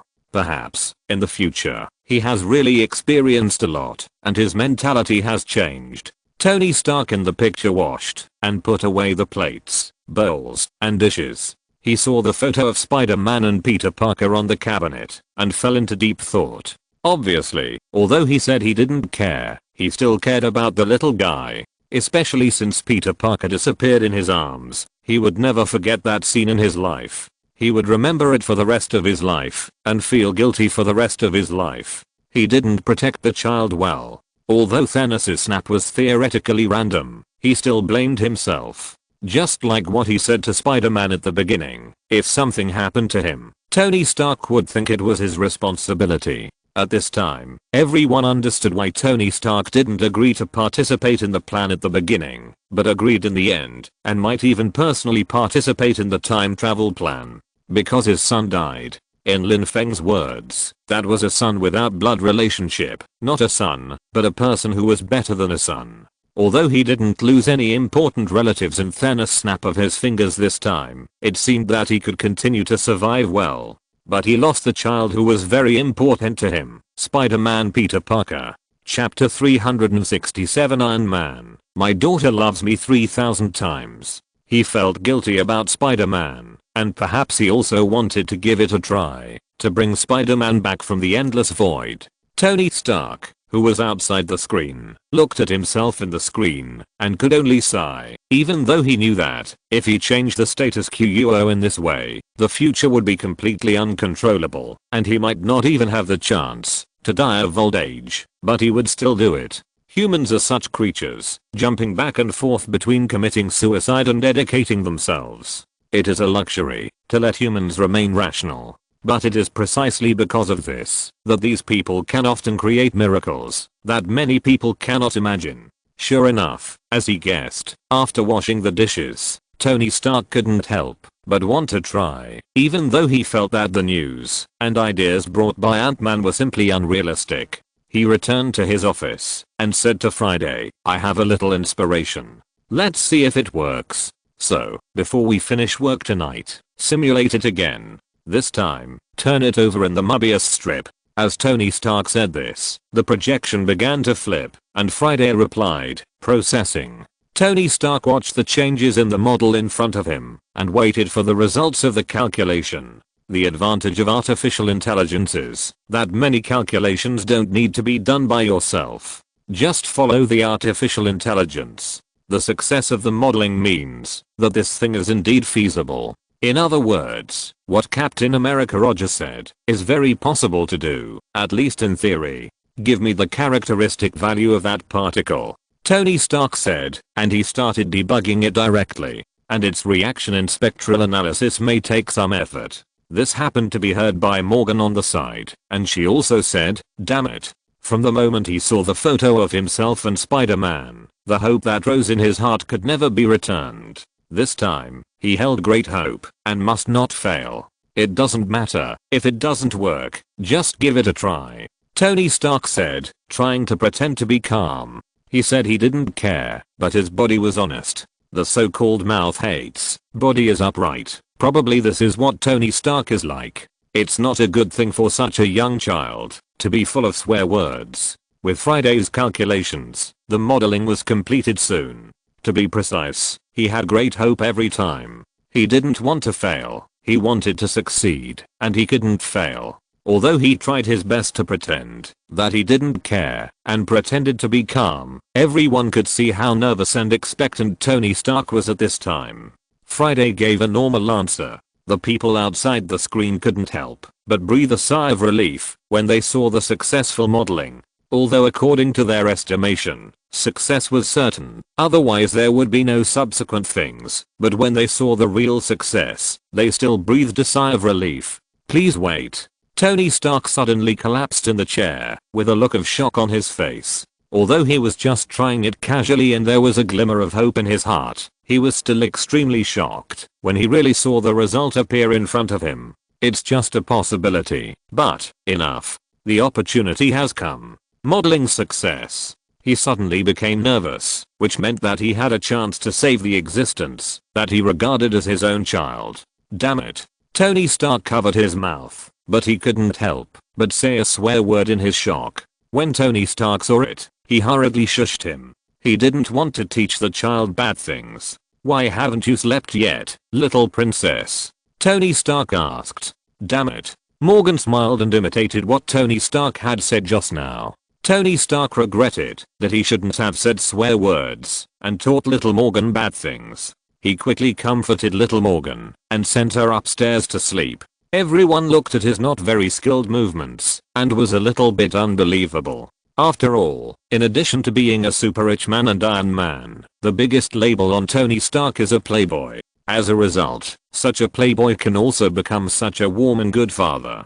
Then everyone even saw Tony Stark childishly competing for favor with Pepper Pepper. He went downstairs and said to Pepper Pepper, "I'm really not showing off, but she said she loves me 3,000 times. She said that." Pepper Pepper said, "You may only have about 600 to 900 times." Tony Stark said. Hearing this, Pepper Pepper was a little helpless. This man, who is already this age, over 50, how can he still be so childish? The heart of a man will never grow up in this life. And everyone outside the screen looked at Tony Stark with a bit of teasing on his face. The meaning was already very clear. He was asking him, "So you have such a side? Isn't it too exaggerated? It's really too outrageous to be a daughter slave to this extent. Even how many times a daughter loves can become a material for comparison and showing off. It's really a bit outrageous." And Tony Stark also covered his face, a little bit embarrassed to see that his future self is a little too much of a daughter slave.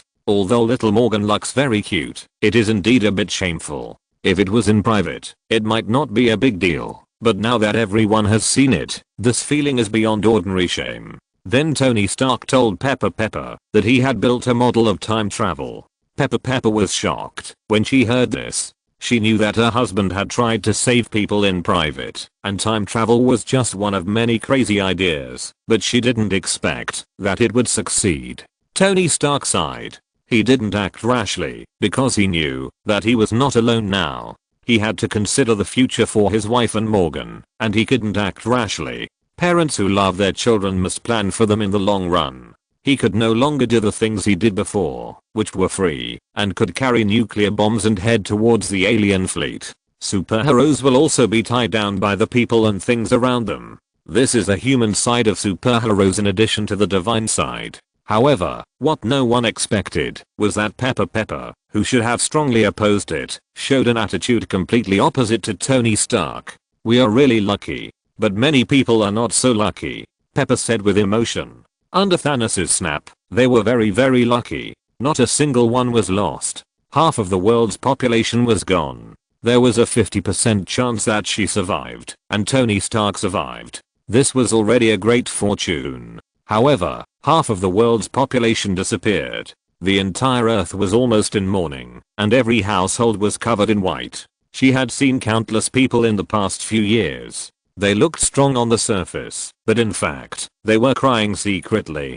Countless people lost their parents, children, relatives, lovers, brothers, sisters, and so on in this process. Yes, I know. But I can't help everyone. Tony Stark was still struggling in his heart. Everyone could see that he wanted to help.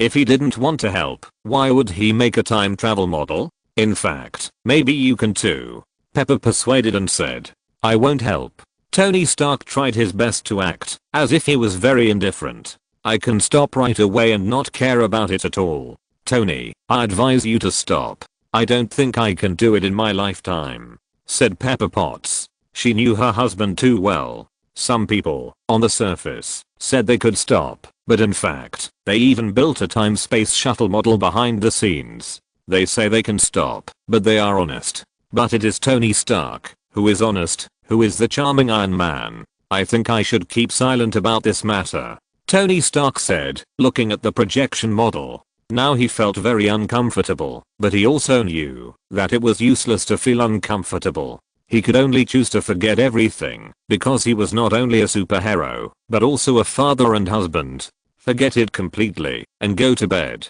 He was no longer at the age of willfulness. He was not qualified to be willful, even for little Morgan. The danger of time-space shuttle was too high. However, he also knew that, if he didn't go, then Spider-Man Peter Parker would disappear forever and there would be no chance again. He would feel guilty for the rest of his life. He could have done it. He could have had a chance to defeat Thanos. If he could do it, he would not have lost so many people. Spider-Man sacrificed himself, and he thought it was his responsibility. Spider-Man went to the alien planet to help him, and that's why he disappeared. Maybe if he was on Earth, he wouldn't have disappeared.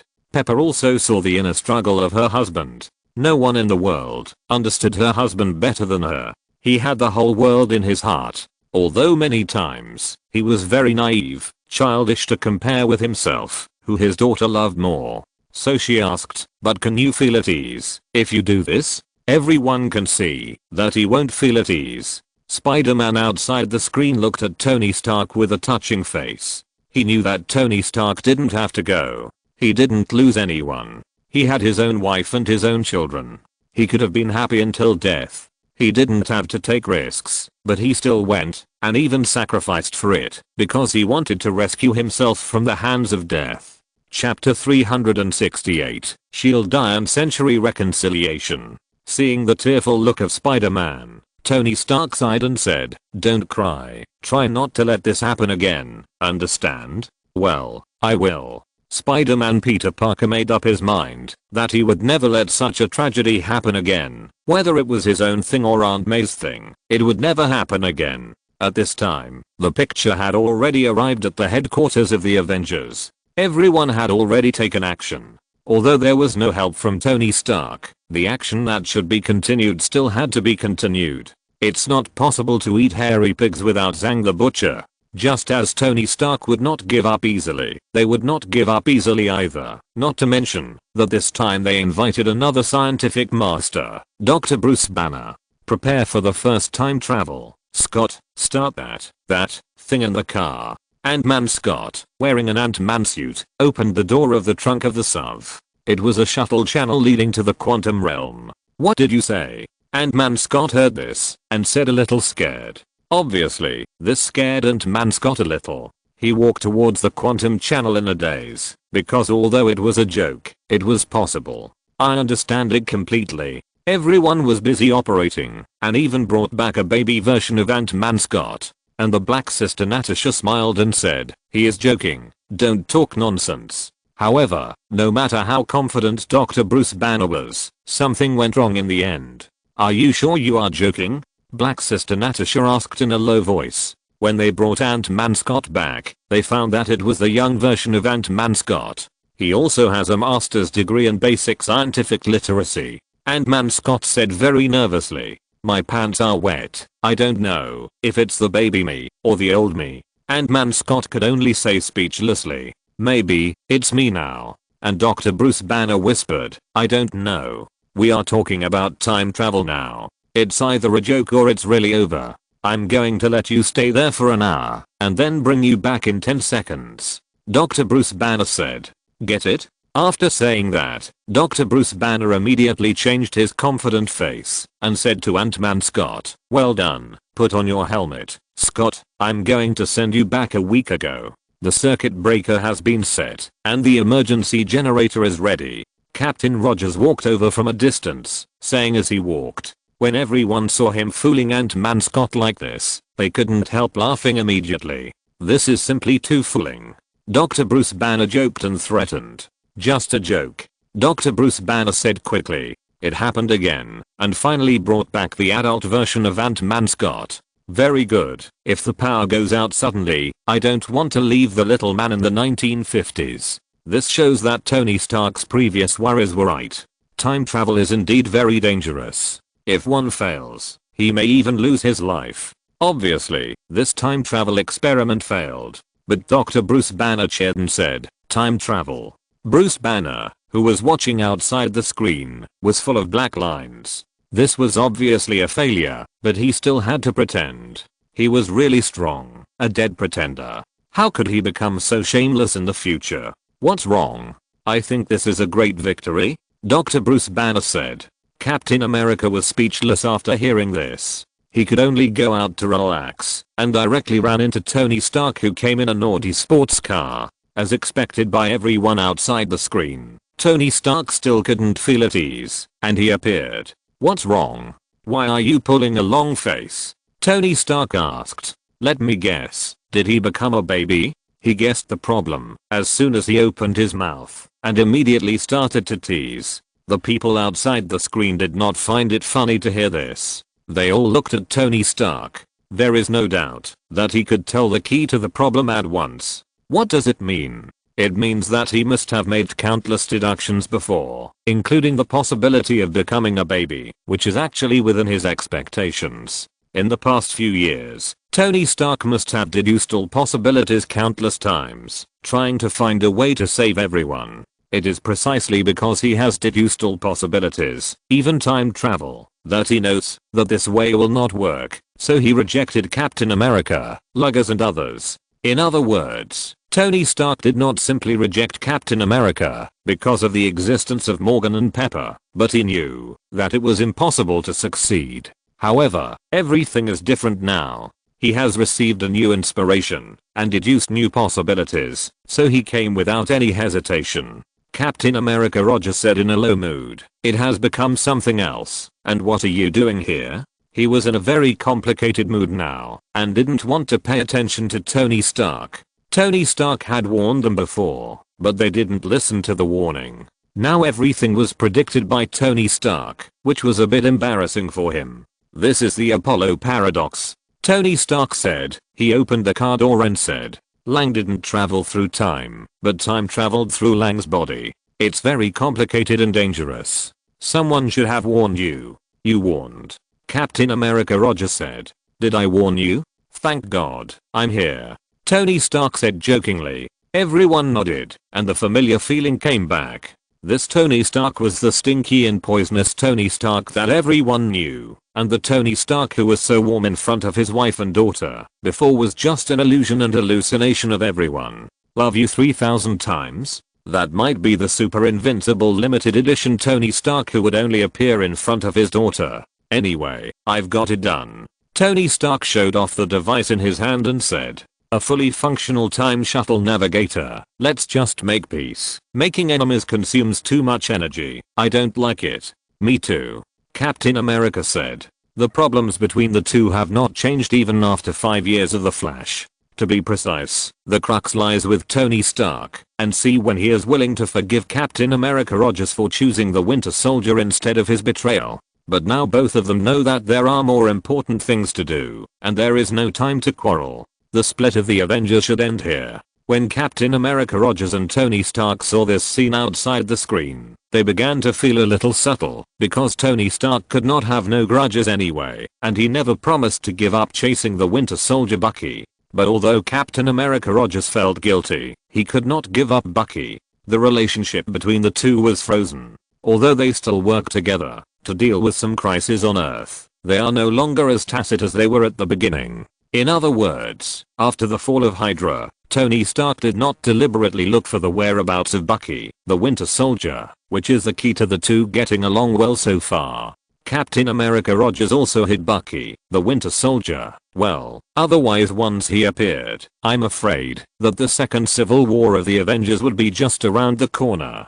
Now everyone has a tacit understanding not to mention Bucky, as if this thing does not exist, but this is just as if it does not exist, not really. And everyone is also very clear that it is very difficult to resolve. This matter involves the death of Tony Stark's parents, even if everyone knows that the real mastermind behind the scenes is Hydra. But Bucky killed Howard Stark and his wife personally, that is also a fact.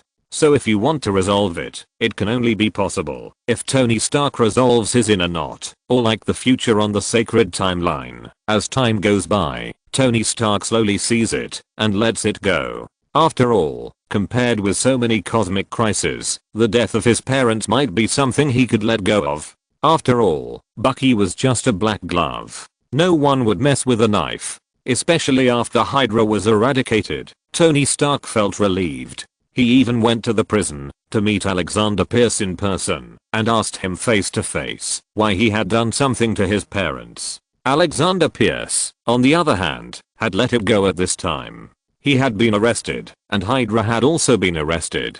Although many European and American countries had abolished the death penalty, they might not die, but the governments of various countries must have the highest level of supervision over them. There was basically no future. So in the face of Tony Stark's questioning, he confidently told him that there were not many other reasons. That is, he had successfully developed the super soldier serum, and this thing could not fall into the hands of S.H.I.E.L.D.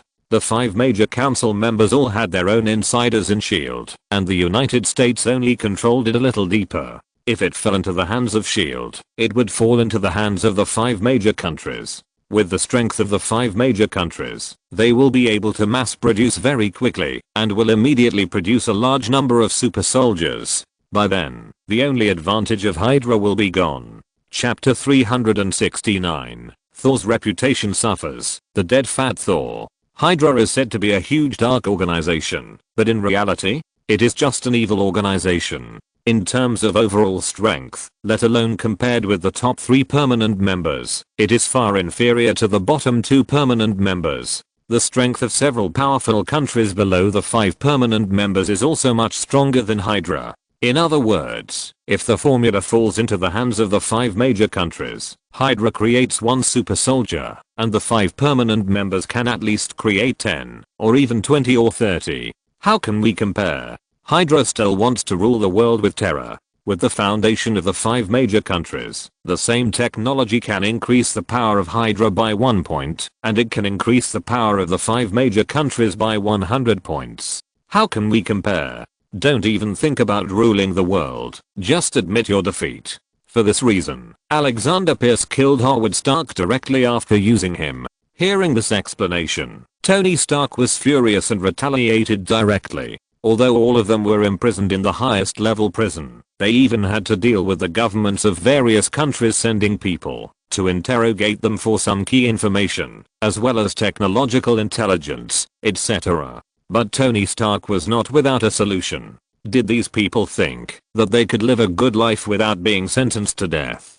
Tony Stark then walked to the trunk and handed Captain America's shield to him. "Thank you, Tony," Captain America Rogers said sincerely. "We are working hard." However, everyone outside the screen sighed. Tony Stark, who kept saying that he didn't want to risk his life, was the one who really risked his life and finally sacrificed himself for the survival of everyone. So for him, not exploring the location of Winter Soldier Bucky and not doing his best to hunt down Winter Soldier Bucky was his maximum restraint, but that was all. Anyway, it won't be now. Compared with the subtle atmosphere of the two men outside the screen, the two men who had experienced more and were older in the screen had a different attitude because many years had passed and they had experienced bloody battles and separations together and knew what was the most important thing and also knew what it meant to cherish the present. Why? Tony Stark naturally understood, but he didn't want to dwell on this issue. "He made this specifically for you. I have to get it out of the garage, otherwise Morgan will take it to Skate." He didn't want to forgive Captain America Rogers just like that and completely let go of this knot in his heart. Maybe he would let it go in the future, but that would have to wait until later. "Then can you be a little more low-key?" Tony Stark said. "I didn't prepare gifts for everyone. Everyone is here, right? Tony, I'm unworthy." Captain America looked at the shield with a very complicated expression and then spoke.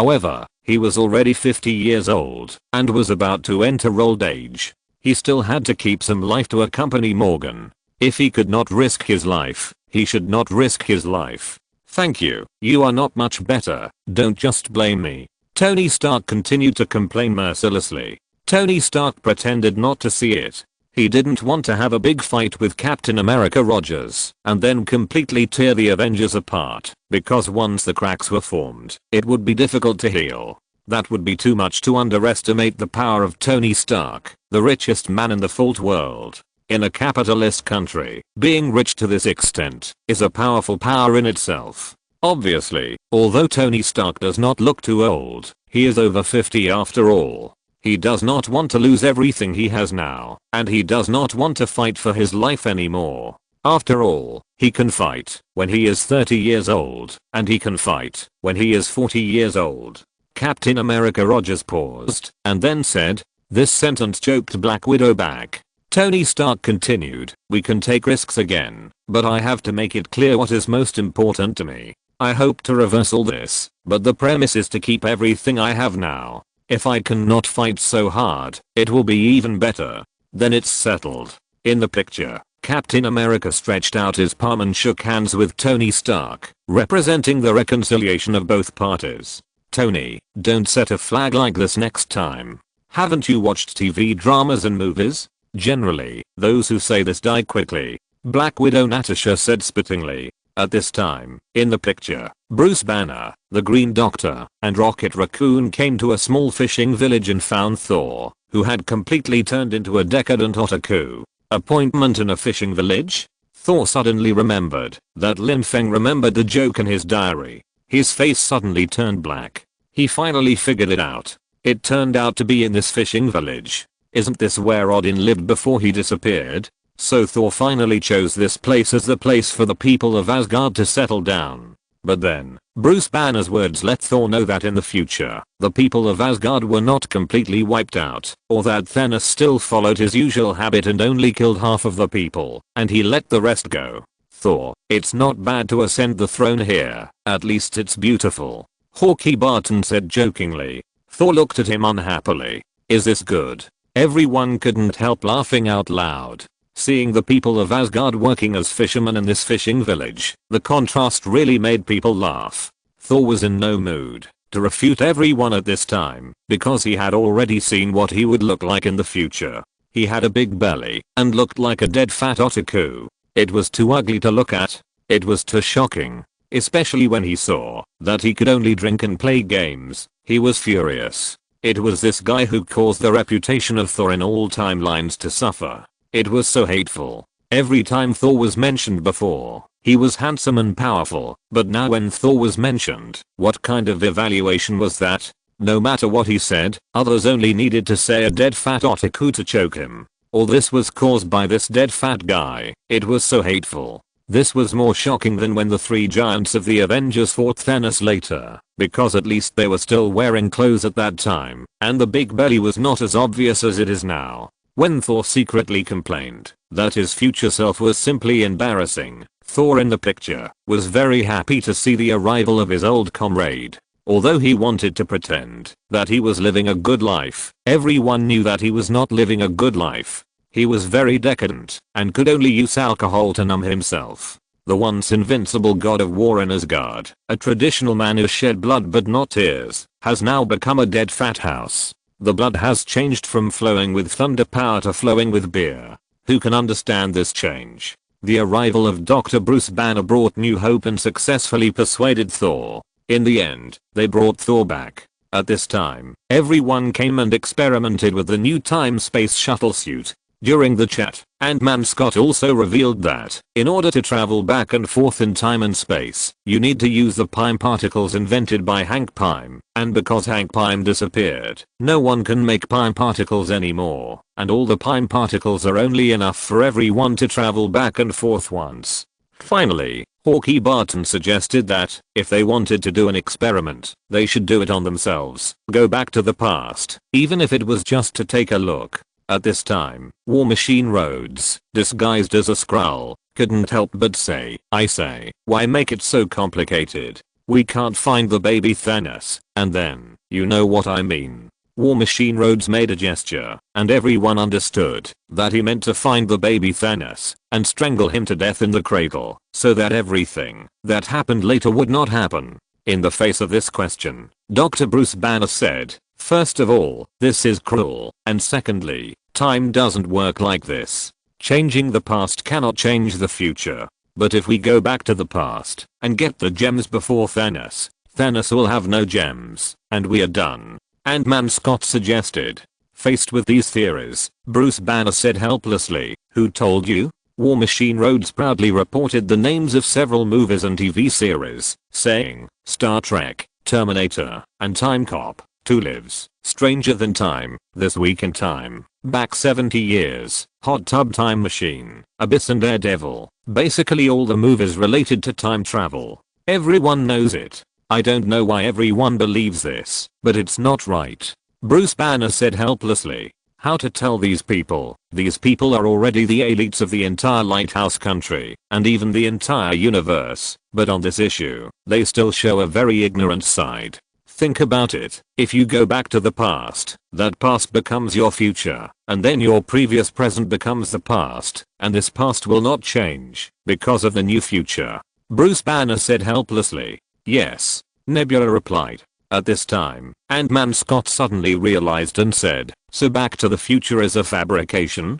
After Bruce Banner's explanation, everyone finally understood that going back to the past would not solve their problems, because the past is already doomed, and things that are doomed cannot be changed. Forcing a change would probably be like what Dark Doctor Strange did, which would completely destroy all the universes on an entire timeline. Chapter 370 Kang the Conqueror exiled by Kang's council. Tony Stark, who was outside the screen, saw this scene and felt it was absurd. His future self would actually believe the nonsense of this group of people and start to travel through time and space, and even successfully built a model. When this Ant-Man Scott came to find him, he was completely confident and about to succeed, which made him remotivated and try to change again. As a result, they didn't even understand this basic common sense, and the future self dared to follow up. They were really a group of stupid and old people. Then everyone saw what time and space travel was. It was not only traveling through time, but also through space, and saw some scenes in the quantum field. Hawkeye Barton also took this opportunity to return to the past. No, to be precise, to return to his home in the parallel time and space, met his family, and the experiment was successful. The rest was to confirm the time and place of the crossing. However, the video ended here. Everyone was so angry that they were going to die. At the critical moment, the key information was gone, including how to find the infinite gems, from which time point, and where to get the infinite gems. Why is this key information still gone? Everyone couldn't help but curse. Bruce Banner said, Thanos is not yet able to easily destroy all the Avengers. The mutation of this world is mainly due to the addition of 3 people. One is Spider-Woman, one is Wonder Woman, and the other is the Homelander represented by Lin Feng, whose combat power is directly sky high. At this time, Lin Feng also took out his diary and began to record. It's not that he is afraid of affecting the timeline, but mainly because there is not so much time, and he is also anxious to go back and reunite with his daughter. However, Lin Feng stopped at this critical point, which made many people angry. But he is in seclusion now, it's too difficult to influence him. Let me try. Tony Stark said. Anyway, we still have time. After all, it should be the Ant-Man who is anxious, not us. We still have many years. After Ant-Man Scott reported the progress, he quickly went to supervise the production of the quantum battlesuit. No hurry. Anyway, the time has been set. It shouldn't be long. Lin Feng said. Everyone thought about it, and it was true. It was still a few years before Thanos invaded, so there was no need to rush. After all, they were not Ant-Man Scott who was in a hurry to go back to save people. Lin Feng waited for 2 days. Ant-Man Scott would come to report the progress from time to time. He mainly wanted to borrow Lin Feng's technology equipment. Otherwise, he would not be able to make a suit that could travel through time and space. After all, even if Thanos was eliminated in the future, there was still Conqueror Kang, and the content of Avengers 56 was connected to Ant-Man 3. His unlucky daughter almost released a Conqueror Kang, but after thinking about it, he decided to forget it. After all, if his daughter didn't do it, his daughter on the sacred timeline would do it. Looking at his busy appearance, Lin Feng sighed slightly, wondering if he should remind him about the future. These days, he has been living in Lin's technology, making quantum combat suits, while understanding the mutation of this world. He has almost figured out the situation. Soon, it won't be long before the quantum suit is ready. How exciting. Lin Feng also watched him busying around, and this guy even had time to go and see his young child, but he didn't choose to interfere. Still the old way, try to remind him indirectly. Captain America Roger said. What should we do? Should we try to get him to say more? At this time, Black Widow Natasha spoke up. Ant-Man Scott said excitedly in Lin Feng's luxurious office. Sometimes I also wonder if I should remind Ant-Man Scott to pay a little attention to his unlucky daughter, the 2nd generation? No, the 3rd generation Ant-Man? Or the 3rd generation Wasp? Anyway, she's not a good person.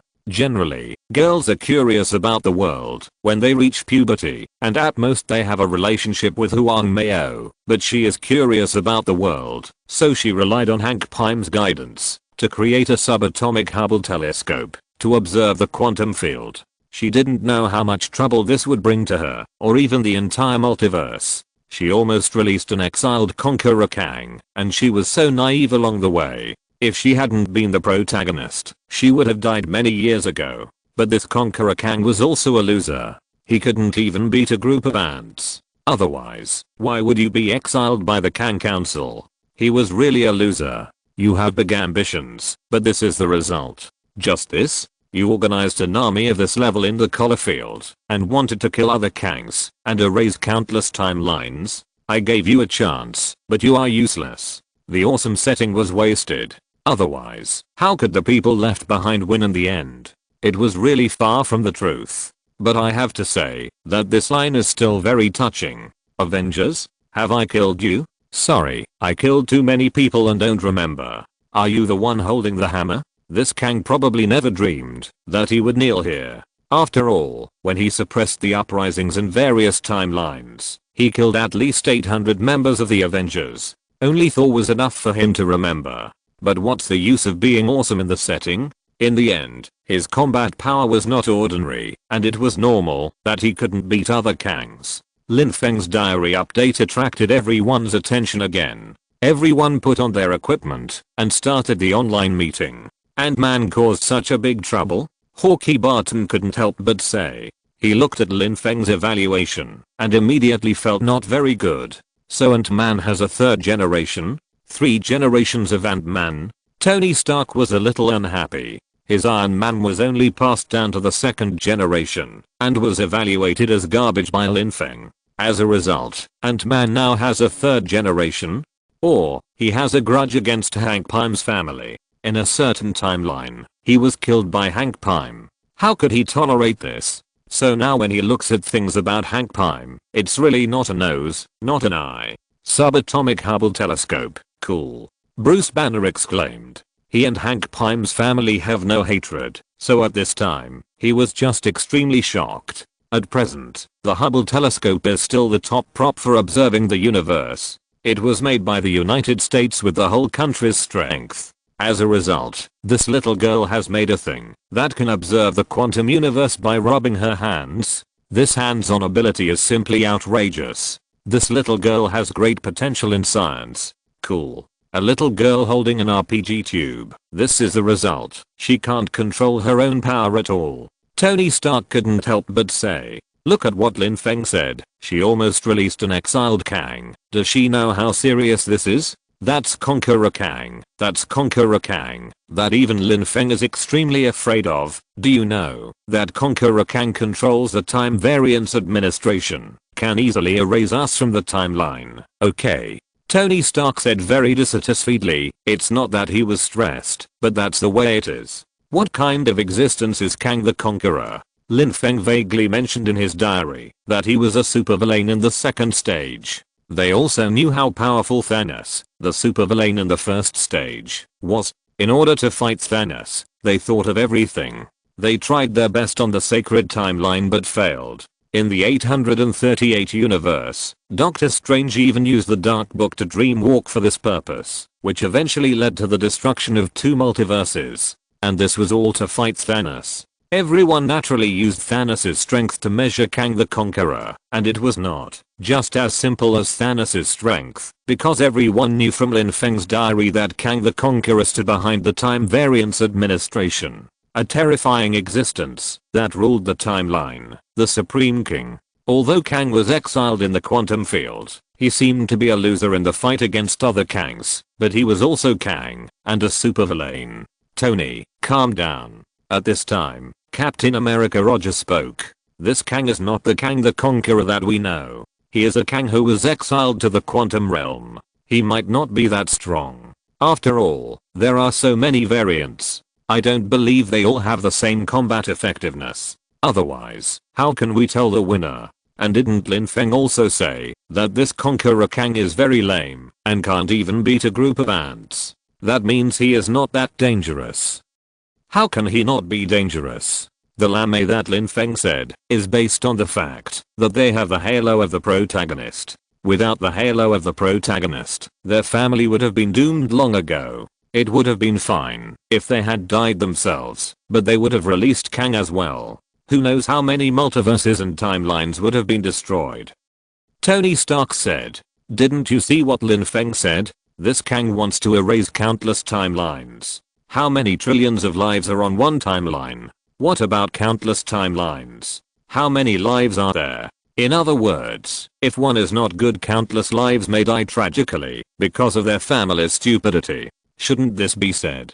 Besides, is his combat power really that bad? He was just killed by the protagonist's halo. But look at Lin Feng's introduction of him. Avenger, have I killed you? Sorry, there are too many things and I don't remember. Are you the one holding the hammer? What does this show? It shows that we have been killed countless times by him in countless parallel time and space, including Thor. Chapter 371. Countless timelines. Countless Avengers killed by Kang. He didn't kill us once, he killed us countless times, destroyed countless timelines. We were killed by him in countless parallel time and space. Our entire Avengers can't beat him. You actually think he is weak? Tony Stark said speechlessly. Lin Feng can make fun of Kang's fighting power because he is invincible, but we don't have such qualifications. Thor, who was standing by, was also a little speechless. What do you mean you are the one holding the hammer? There is no doubt that this is him. He is the only one in the Avengers who uses a hammer. What made him even more angry was that, after killing him countless times, he didn't even remember his name. Does he have such a common face? So angry. But everyone can also feel a bone-chilling chill from Lin Feng's description.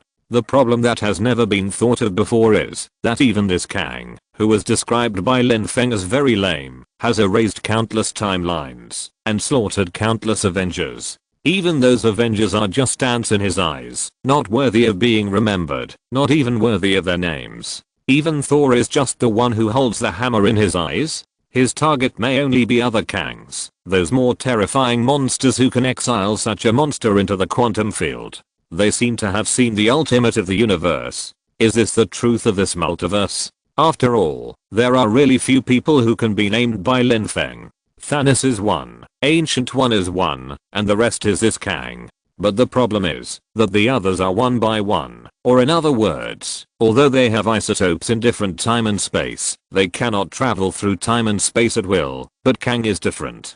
Kang has formed a Kang Council. At this time, a person slowly walked out to fetch water, and there were two creatures similar to horses beside him. What he, Doctor Strange, has done is already terrible, and the universe is destroyed at any time. But his other isotopes, even if they can destroy it, are only a problem of 1 or 2 timelines. But this guy can easily erase dozens or hundreds of timelines. A moment later, a video appeared in the diary. The worst Kang in history. But think about it, it seems that he is not the worst one. The legacy is also very bad, but at least the legacy was asking for death, which is much better than this. What kind of concept is this? It's really scary. Secondly, since the Ant-Man related plot appeared in Lin Feng's diary, he specifically checked the information of people related to Hank Pym and confirmed it again to deepen his memory. Do you know this woman? Tony Stark glanced at Nick Fury and asked. At the same time, Doctor Strange, who had just finished an operation, wanted to read the diary to relax, but he saw such a terrifying scene. Now he can recognize Janet Van Dyne at once. First of all, because of their special abilities, there are not many such special ones in the history of SHIELD, who can grow and shrink. Compared with Kang the Conqueror, any big demon is a good person. Suddenly a meteor flashed across the sky and hit the distance. At this time, everyone also saw the face of that person, a middle-aged woman, but saw her quickly go back to the house and take the weapon and then go in the direction of the meteor. Although his memory hesitated for a few seconds, he still remembered who this person was instantly. However, the beginning of the video was in a strange and indescribable place, and the sky was colorful and indescribable. Janet Van Dyne. Nick Fury recognized the identity of the person in front of him.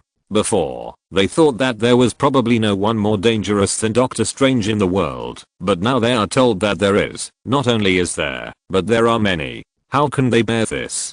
Together with the first Ant-Man Hank Pym, he became one of the best agents of S.H.I.E.L.D. at that time. There are so many agents in S.H.I.E.L.D. Of course he can't remember them all, but Ant-Man's family is an exception. The timeline is endless, and Kang the Conqueror, the loser, has killed countless people, and the Avengers have also been killed endlessly on the endless timeline. Everyone quickly clicked to take a look. The agent of S.H.I.E.L.D. at that time, the first Wasp. Yes, I know her. If my memory is correct, she should be the first Wasp. Janet Van Dyne. Nick Fury nodded. The first Wasp, the one who turned into a zombie? Quicksilver Petro suddenly remembered that there was indeed such a video in the diary, saying that the source of the zombie was the first Wasp. However, the first Wasp that appeared at that time was only a glimpse, and it was all zombie-like, and it was impossible to see its original appearance. Now it can be remembered all at once. If I remember correctly, she should have been trapped in the quantum realm for many years. It was mentioned in the diary video before. Tony Stark said. Later, Hank Pym went to find her and saw her turned into a zombie. He was infected by her and eventually brought the virus to the whole world. So this weird place is a quantum realm. Tony Stark's smart brain worked and soon realized something very critical. That is, this weird world that doesn't look like it is somewhere on Earth. If you don't consider the weird consideration that this may be an alien planet and that Ant-Man and his family have immigrated to an alien planet, then there is only one possibility, that this is the legendary quantum realm. Although it was completely different from what he imagined, there seemed to be air and water here. Theoretically, the bodies of people here were not as big as an oxygen atom or a water molecule, but it did not prevent them from breathing air and getting water. But he could accept it. After all, there was oxygen on alien planets. Such outrageous things also happened, right? And the most important thing was that the quantum field was a completely different field. Even the laws of physics had to kneel down to the laws of the quantum field when they came to the quantum field. The laws of the quantum field could not be measured by the laws of the physical world. Some people understood the quantum field, and some did not, but it did not prevent them from continuing to watch. However, Janet Van Dyne came to the place where the meteor fell and saw an inexplicable monster similar to a giant insect rushing towards her, and it could even split in the middle. He almost killed her, and at the critical moment, a struggling black man shot her to save her. He just kept gasping and asked, "What is this place?" The scene turned, and it was Ant-Man's whole family eating at the table. One of them was Janet Van Dyne, who had just appeared in the video. Everyone was eating and chatting, and Ant-Man Scott was just told that his daughter had been in prison for the second time. As an old father, he was a little angry and a little bit intolerable. But obviously everyone knew it, except him. And Ant-Man Scott also mentioned that it was thanks to him that everyone did not turn into ashes. This also let everyone outside the screen know that this should be what happened after the flashing incident. I remember that his daughter was only a little bit old, but I didn't expect that she is so big now. 10 years later, or 15 years later, Tony Stark suddenly remembered something and said he also asked Jarvis to collect information about Ant-Man's family. At this stage, Scott has not become Ant-Man yet, but he already has a daughter, but his daughter is only a little bit old. When she appeared again, she was already a graceful young girl. This made him feel a little envious, because he also had a daughter, who would only be more lovely. However, he did not have the opportunity to watch Morgan grow up, watching her grow from a little thing to a graceful young girl. Even the adolescent rebellion that Ant-Man Scott is facing now is something Tony Stark envies very much, because he has no chance, or at least he has no chance, to experience it on the sacred timeline. A superhero who saved the world, fought desperately on the battlefield to save all mankind, but when he returned home, he was not understood by his family. His daughter thought that he had become a mediocre middle-aged man who could only sell books to make money, and was no longer the superhero in her mind. I think his daughter is good. His daughter knows that many people need help, and what they can do. At this time, Captain America Roger said he agreed with the idea of Ant-Man Scott's daughter in the video. When he was about the same age, he was also so chivalrous and passionate. It's a good thing to be chivalrous, but at her age, she hasn't figured out the limits of her power. If she goes beyond her limits, no one will be able to help her, and she will only cause trouble. Tony Stark disagreed. To him, this little girl obviously grew up listening to superhero stories, and was brainwashed, and full of passion. She also has to see where the limits of her own abilities are. Because the result of their willfulness is that someone needs to pay the price for it, but they are still young and someone cleans up their mess, so it seems that they have grown up. But this kind of passion and kindness that doesn't know the limits will make many people pay the price. For example, Spider-Man Peter Parker, his passion and kindness saved many supercriminals who should have died, but at the same time, he also paid the price. No. To be precise, it was his Aunt May who paid enough for him. Aunt May used her death to achieve Spider-Man's growth. If you're listening to this novel on a channel other than Fanfic World, it means they downloaded and uploaded it without effort. We cordially invite you to visit our channel, Mundo Fanfic Novelos. There you'll find the original version of this story and you can explore many other novels of various genres. We're waiting for you to immerse yourself in a world of incredible novels. Chapter 372 Avengers. This Kang is not that great. So he hoped that these young people would use their brains a little and consider the consequences before they acted impulsively. At this moment, he understood a little, while In Feng had such a low opinion of these second generation people. It was like, after being used to seeing these people being mature and steady, he suddenly saw that the second generation people became young, impulsive, hot-blooded, and thoughtless. The contrast was too great. When Spider-Man heard this, he felt depressed. It seemed that he was being pointed at him. He always felt that he was being pointed at him. Tony, not everyone is a natural genius or a person who is born with knowledge. Everyone has to grow up, right? Black Widow Natasha said. Look at what you did before. Isn't it more absurd than these young people? Although I'm reluctant to admit it, human experience cannot be passed on so easily, so every growth has to pay a price. Isn't the existence of us elders to protect their growth from wind and rain? Tony Stark was choked and speechless, but he still felt that children should not be allowed to participate in projects that are too dangerous. This is not a good thing for these children to complain about. At this time, in the picture, Ant-Man Scott's daughter has shown him the subatomic Hubble telescope she developed, which can observe things in the quantum field and even send signals into it. This incident also caused great anxiety to Janet Van Dyne. Not to mention Janet Van Dyne, even the people outside the picture began to feel that something was wrong. It was as if there was an idiot alien enthusiast who made a communicator with some ability and talent, and kept sending signals to alien planets. If friendly aliens were attracted, it would be fine, but if bad aliens were attracted, what would the consequences be? It was simply unimaginable. And this was something that those alien enthusiasts could not understand. And what Ant-Man's daughter is doing now is exactly this. But soon, everyone knew it, because under the questioning of her family, Janet Van Dyne had to tell the truth. In the picture, she asked Conqueror Kang, "Can this ship take us back?" The Ant-Man family was scattered on both sides, and all kinds of hunting were everywhere. There was an existence that made everyone extremely terrified chasing them, or in other words, especially looking for Janet Van Dyne. He said he was a traveler, a scientist, and his spaceship deviated and crashed here. His spaceship, I have never seen such a passenger plane. It is a spaceship that can travel through the multiverse. Janet Van Dyne explained to the two family members in the spaceship. It was full of all kinds of incomprehensible imaginary scenes and pictures. It's out of control. This is the only thought that popped up in everyone's mind.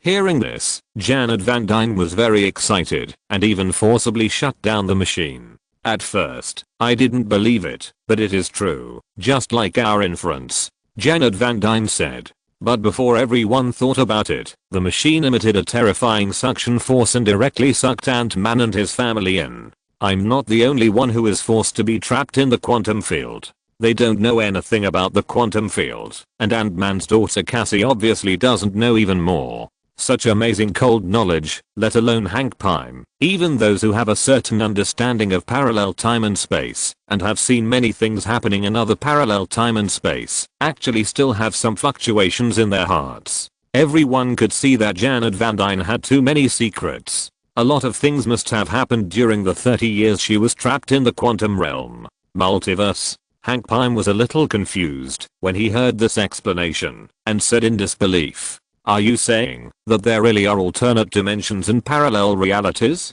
The black man who saved her was one of them. Through the perspective of Ant-Man and his family, everyone took a closer look at the world of the quantum realm. Everyone could see that she must have some secrets, and something must have happened in the quantum realm. It can take you anywhere, Conqueror Kang said. After getting the guarantee, she helped dig out the spaceship. I've never seen anyone like him. He seemed to be completely lost. I was probably the same. Fortunately, we found a way out. We tried various methods to recharge the power core of this spacecraft, but all failed. However, after being alone for so many years, I'm satisfied to have another friend to talk to. In the picture, Janet Van Dyne and Conqueror Kang tried various methods, but still failed. Finally, they collapsed on the ground and began to talk to each other. I lied to Hope. I told her that I would be back soon. I seemed to see her waiting for me at the door. The last thing I did was to lie to her.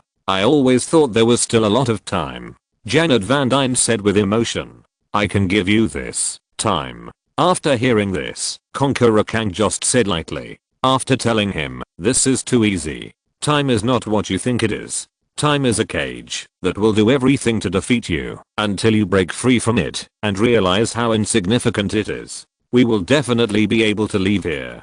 She will see you outside the door as soon as she opens it. I can promise that you can continue to work. When the people outside the screen saw this, how could they not understand that this middle-aged black man was none other than the Conqueror Kang that Lin Feng had always been afraid of and had always mentioned. Every Conqueror Kang ruled a timeline, and every Conqueror Kang had a lot of blood debts. And this one, it is unknown how many timelines have been erased and how many Avengers have been killed. And the concept he proposed, time is not understood in that way. She will see you outside the door as soon as she opens it. If they had not come into contact with the diary before, they might have been confused and didn't know what was going on. But now that they have read the diary more, they understand that they can really locate time and go to the time they want. Although he left for decades in the middle, as long as he wants, he can act as if he had never left. It was as if he was just on a business trip and it only took a few days to come back. This is something that can be done technically. Of course, everyone can't do it to this extent now, but it is enough to understand the theory. Time, parallel space, different dimensions, and many other concepts that originally existed in science fiction are now finally revealed. So, he is the Conqueror Kang. I feel that he doesn't seem to be very powerful, Hawkeye Barton said. The sense of oppression is not as good as that of Thanos or Dormammu. It seems that he is just an ordinary person who is a little stronger, and he doesn't even seem to be omnipotent. Everyone was a little strange. Compared with other supervillains who look very powerful and hard to provoke, this Conqueror Kang looks too ordinary. There is no strong sense of oppression, and even his own spaceship can't be repaired. Is this all some kind of misunderstanding of Lin Feng? Or is it just because this Conqueror Kang is too weak, and it is far worse than other Conquerors Kang? But if he is only this capable, how could he have erased countless timelines and killed countless members of the Avengers? Coulson couldn't help but say, this is the biggest incongruity, the biggest bug.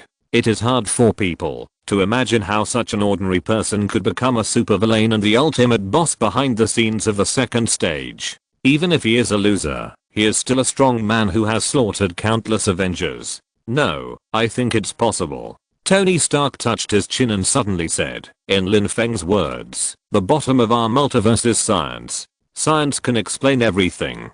Science is the solution to everything. We think science is not as good as magic because our level is far from the real top scientific bosses. Let me give you an example. For example, traveling through the multiverse, the magic side can also travel through the multiverse, but what does it rely on? Otherwise, it's like America, who has some kind of innate superpowers that are not replicable and very rare. Otherwise, Wanda wouldn't travel through the multiverse, and he would have to hold her. Otherwise, it's with the help of the so-called Dark Book, dreamwalking to travel through the multiverse, and the consequence of doing so may even lead to the collision and destruction of the multiverse. This is how the crisis of the universe's destruction comes. But look at the scientific side. Conqueror Kang can travel through the multiverse with just a small spaceship, and even freely enter and exit the quantum field. Do you see what crisis of multiverse collision he caused? Even if a timeline was erased, it was he who destroyed it, not because of some force majeure that caused the collision of two multiverses and led to the destruction of the universe and the timeline. This is the difference. So I think the upper limit of the scientific side is much higher than the so-called upper limit of the magic side. Although Kang the Conqueror is an ordinary person, he can use certain scientific props to increase his combat power. For example, I'm just an ordinary person. If I fight with the captain, I may be knocked down by him in 3 moves. But after I have the armor, I can fight with the captain, and even fight with Thor, who was originally a god-level existence in the legend of the Earth. This is the power of science. When facing scientists on the scientific side, we cannot use the standards of those villains in the past. Chapter 373 Conqueror Kang's terrifying top combat power. Hearing Tony Stark say that he could fight with him in the armor, Thor raised his eyebrows and almost said, why not fight? However, he still didn't say much, but he also agreed with Tony Stark's statement. If it wasn't so, many problems would not make sense at all. In other words, at this time, everyone had not yet realized how terrible Conqueror Kang was. At this time, in the picture, Janet Van Dyne and Conqueror Kang had already repaired the power core of the spacecraft. Although they didn't know how to do it, they could repair such a high-tech thing in the quantum field. However, when they were about to succeed and were about to return, Janet Van Dyne suddenly saw something extremely terrifying through the consciousness and thinking of Conqueror Kang connected to the spacecraft. Endless wars, killings, countless timelines were destroyed, and he saw him conquer and rule countless worlds. One world after another, one timeline after another was destroyed, as if they had never existed. The terrible scene of killing frightened Janet Van Dyne. Facing all this, Kang the Conqueror was calm and didn't seem to mind her knowing all this. He said, "Janet, we can go back, right now." At this time, Janet asked that question in shock. Kang the Conqueror said indifferently, "At least you won't. Hope won't know. Don't you want to see your daughter?" Kang the Conqueror seemed to force himself to calm down, and then said, "You saved my life. I promised you. Let me take you home." He didn't fall accidentally, but was exiled here, exiled to this place independent of time and space, and only here can he be trapped. Janet Van Dyne explained to her family. Without the battlesuit, he is at most an ordinary person with a combat power similar to Captain America, which is also due to the results of human genetic modification in the 31st century. Hearing this, Kang the Conqueror stood up, looked into the distance, and then said, "I want to win." "Then what?" Hearing this, Janet Van Dyne looked at him in shock, and then asked, "I can't let you go." Janet Van Dyne said calmly, "Who is Kang? If I just let you go, how long will it take to destroy it?" Janet Van Dyne said in shock, "He was exiled? By whom?" Hank Pym could no longer hide his shock when he heard this. In an instant, she had already made up her mind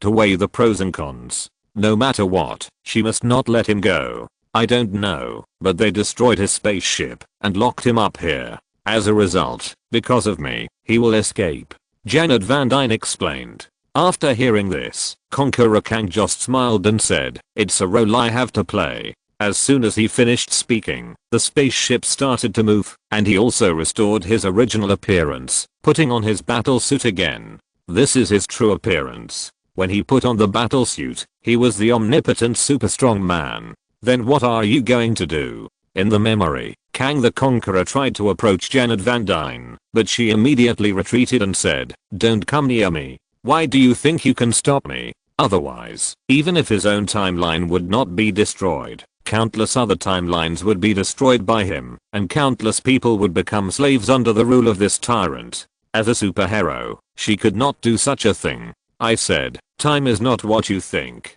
Kang the Conqueror tried to explain seriously, "I can change time, so that you never leave her. Hope will see you outside the door, as soon as she opens the door." He is essentially the super tyrant who killed countless lives. At this time, the reason why he can still patiently explain to Janet Van Dyne is that he has developed some feelings for him during this time together. After all, he is not a complete beast. Facing a person who saved him, he has more patience. Kang the Conqueror said lightly with a bit of pain and a bit of disdain. His helmet also emerged. At this time, his true face was finally completely exposed. Everything before was just a disguise. Only now is he the real him. After killing countless lives, life is worthless in his eyes. He has no reverence for life. At this time, the Wasp also changed into a battlesuit in an instant, and then shrank the power core of the spacecraft and took it away directly. Conqueror Kang was extremely angry. He showed his terrifying side at this time. Just when everyone was wondering why an ordinary person like him could become a supervillain, he took action. Just a simple blow knocked Janet Van Dyne out of the shrunken state, as if she had eyes. He easily knocked out the state of the first generation of Wasp, who others could not see at all. Such an amazing performance also made everyone's face change slightly, and they instantly felt the terrifying oppression of Conqueror Kang in anger. "Give it to me, Janet,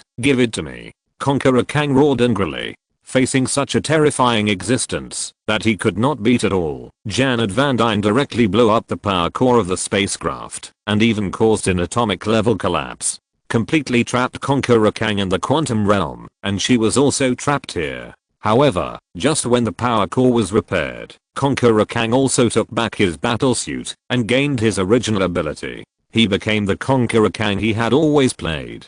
He has mastered high-end technology and advanced weapons. Even if hundreds of years pass, we are still far behind. He turned the cage that imprisoned him into his empire. In the long time since then, I fought and fled, hiding everywhere, until you came to rescue me and take me home, but I didn't have the qualifications. I released a monster, which wreaked havoc here, and then I escaped. Janet Van Dyne explained slowly, and everyone finally knew the whole story at this time. It turned out that such a thing had happened in the past 30 years. No matter what, she once prevented a multiverse level crisis.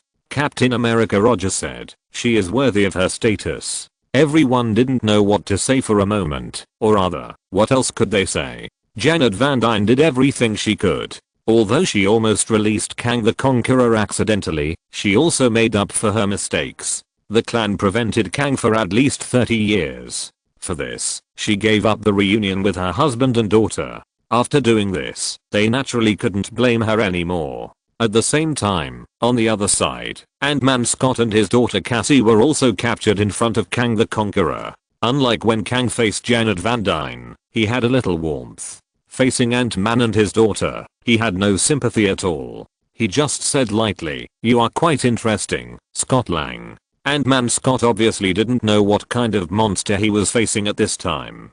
He said, "I don't know who you are, but you really messed with the wrong person this time, understand? I started the Avengers, and I have contacted other Avengers. Are you an Avenger?" Conqueror Kang said with a somewhat disdainful expression on his face. "Have I killed you before?" After a long time, it's hard to tell. You are not the one with the hammer, right? That's Thor.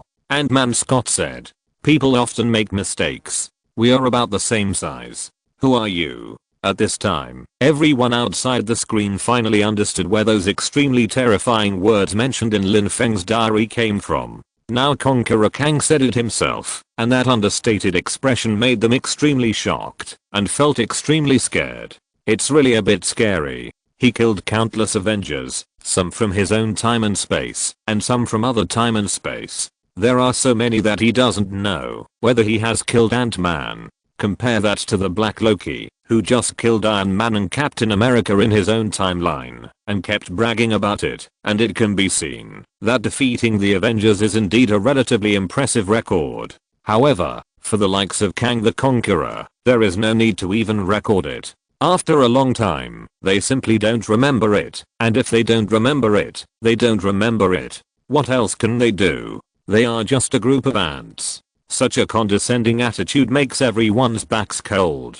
Thor was so angry when he heard Ant-Man Scott say that others always confuse him with him, and the two have similar body shapes. What kind of body shape is he? What kind of body shape is this Ant-Man? Are they of the same level? Can this be a scam? Is there still justice? When he heard Ant-Man Scott's question, he said, he is a person who has lost a lot of time, just like you. We can work together to find it back. MODOK said you are good at stealing things. Obviously, Kang the Conqueror knew that Ant-Man Scott had been imprisoned in the quantum realm for several years, or he knew about the Avengers. After all, he was one of his main opponents.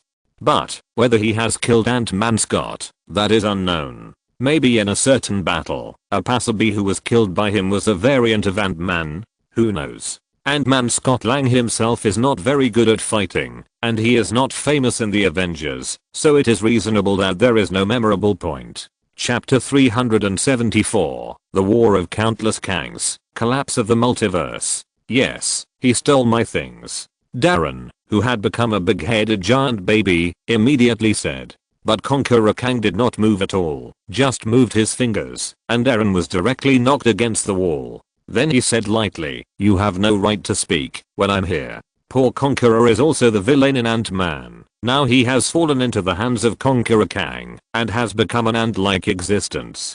Conqueror Kang's top horror effect was fully demonstrated at this time. Then, Conqueror Kang glanced at Ant-Man Scott and said, "To be honest, Janet is much more useful than you." "You also know Janet?" Ant-Man Scott said in shock. "Is there anyone here who doesn't know her? Didn't she tell me about me?" Conqueror Kang was a little sad when he heard this, but he calmed down immediately and said, "But it's not surprising. Janet stole something from me, my ticket to leave here, and only you can help me steal it back." "Why should I help you?" Ant-Man Scott asked. "Because you want to leave here, and I must leave this place," Conqueror Kang said lightly. Because I know the ending. What ending? Cassie asked. What disaster? Cassie asked. Just when Ant-Man Scott was about to ask what to do, the core power of the distant spaceship was right in front of him, but it was very high and far away from him. All of it. Conqueror Kang replied, and then he walked towards Cassie and said, time and I are not a straight line. If you hold time in your hands, it is difficult for you to resist jumping to the end. If you want to prevent the next disaster, you have to believe me, then I'm your only chance. It was not until now that Cassie finally understood how much trouble he had caused and put himself and his father in crisis. When everyone heard this, they even felt that this Conqueror Kang was still a good person and wanted to stop countless disasters caused by himself. Compared with Doctor Strange, Conqueror Kang is countless times more terrifying. After saying goodbye to his daughter, Ant-Man Scott went straight to the scene of the explosion.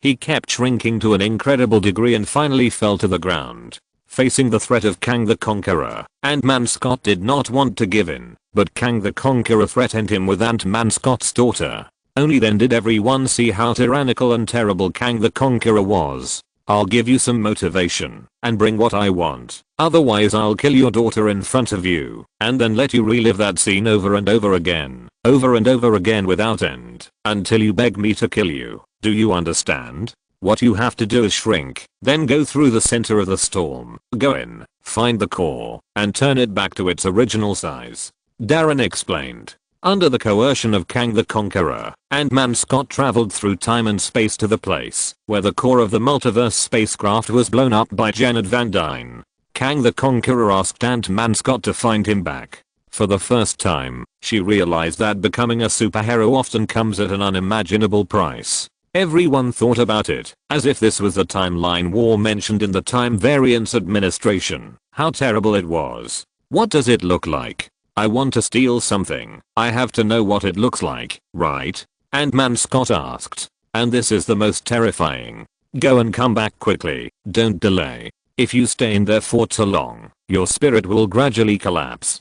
Darren warned. You will know when you see it. Conqueror Kang said very calmly. If it was just his own, Ant-Man Scott might be able to hold on, but when it comes to his daughter, he can't hold on at all, even for a second. Me, many, Conqueror Kang said. They exiled me and trapped me here because they are afraid of me. Only I can let you go back, so let's make it a deal. Timeline war? Bruce Banner said. Is this the timeline war mentioned in the Time Variance Administration? Countless Conqueror Kangs can form unimaginable horrific disasters across the multiverse. After doing all this, Conqueror Kang still looked nonchalant and didn't take the two seriously. Whether it was their lives or their strength, in the eyes of Conqueror Kang, they were nothing more than that. But before he could think about it, there was suddenly an Ant-Man Scott lying around him. What the hell? What the hell? The two looked at each other in disbelief. Everyone outside the screen was also in shock, not knowing what was going on and why they suddenly split apart.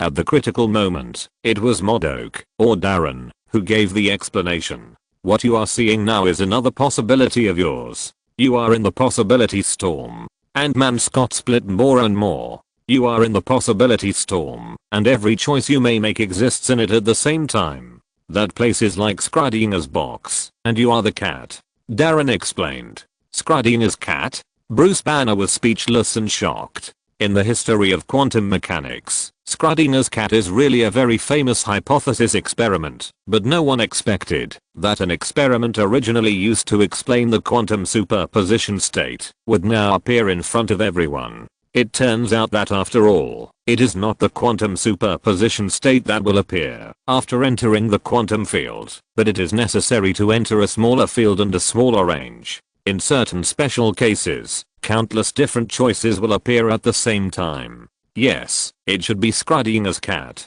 For some reason, the quantum superposition state is presented at the same time. Tony Stark said, touching his chin. I really don't understand the physical mechanism of the quantum field at all.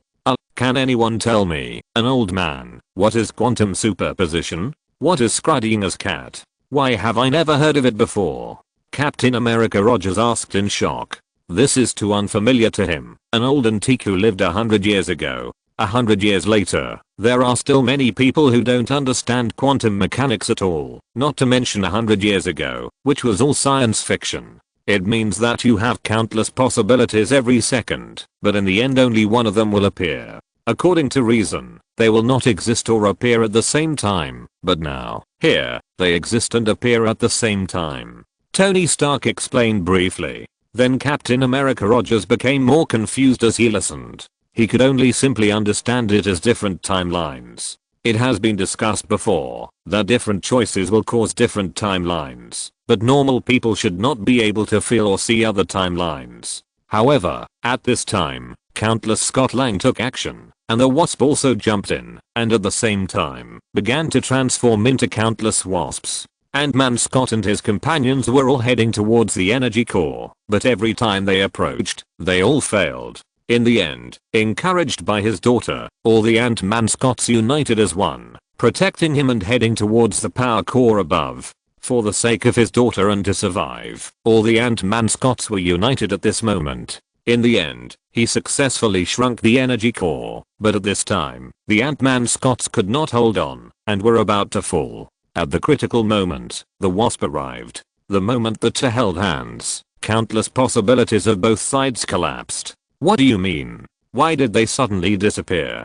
Captain America Rogers couldn't help asking when he saw that only Ant-Man Scott and the second generation Wasp Hope Van Dyne were left on the screen. It's still the Scrudiness cat experiment. When it is not observed by anyone, there are countless possibilities at the same time, but once it is observed by someone, all possibilities will be explored into one possibility, which is the observer effect. Bruce Banner explained. After hearing this explanation, Captain America Rogers was even more confused. Anyway, he was not very good at learning these scientific knowledge. On the contrary, if it was combat knowledge, he would learn it very quickly. However, when they brought out the power core of the spacecraft, Conqueror Kang did not intend to abide by the agreement. He easily defeated the attack of Ant-Man and the Wasp, and left with the first generation Wasp Janet Van Dyne. Last time you left me here to die, this time it's their turn. After bringing Janet Van Dyne back to his base camp, Conqueror Kang looked at the woman in front of him with a complicated expression, and said, I didn't have a chance to talk to you about this last time. I always wanted to know, when you touched my heart, what did you see? A monster thinks he is a god.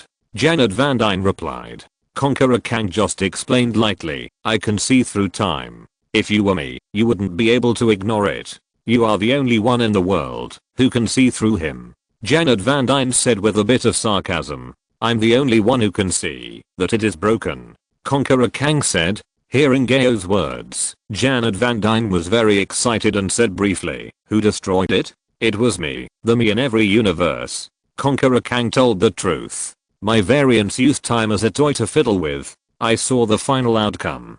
The chaos they caused spread to every corner. The universes collided with each other, and there was an endless breath. I saw that the multiverse was heading towards death. They are the culprit, so I have to take over. Chapter 375. Kang's council emerges, scaring everyone's scalp.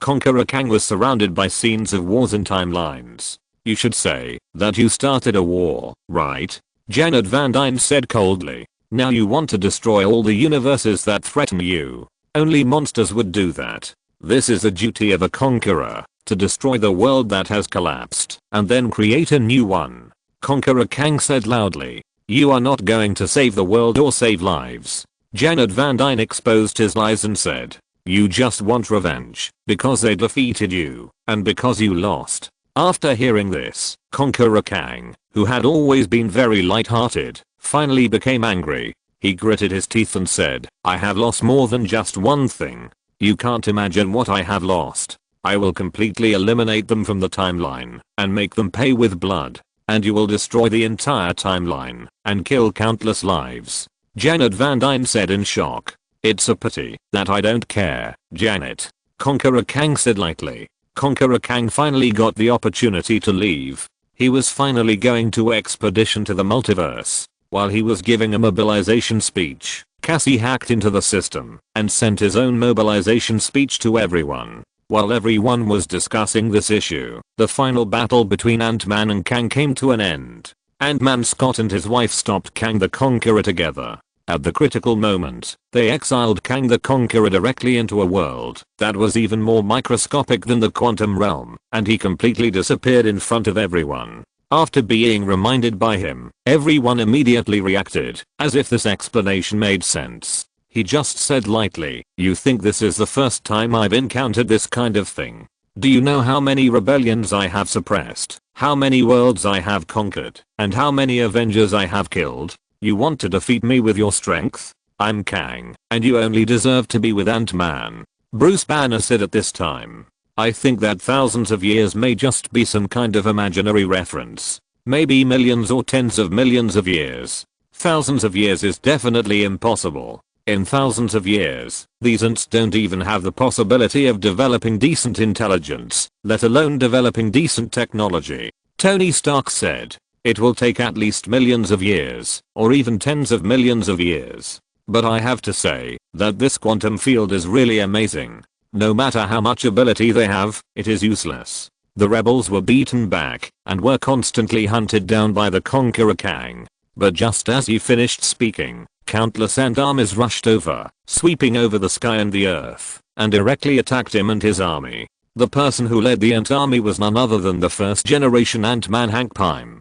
Kang's army was beaten back in the face of these riots. In the end, the world was saved by Ant-Man and his family, but for everyone, everything was not the end, because in the video, Ant-Man Scott realized that, if Kang couldn't get out, it would lead to a multiverse level crisis. These ants have developed such a civilization in thousands of years. Is that reasonable? Hawkeye Barton said. How long did it take for us humans to evolve from apes to ancient humans? It turned out that these ants fell into a kind of time dilation. In a short period of time, they experienced thousands of years and developed unimaginable advanced technology, which could even pose a threat to Kang at this time. It was not until they came to Ant-Man and his family that Conqueror Kang directly defeated the counterattack of the two. The attack of the two was not enough to threaten him at all. Kang was indifferent to this. What kind of rebellion is this? He directly armed himself and joined the battlefield.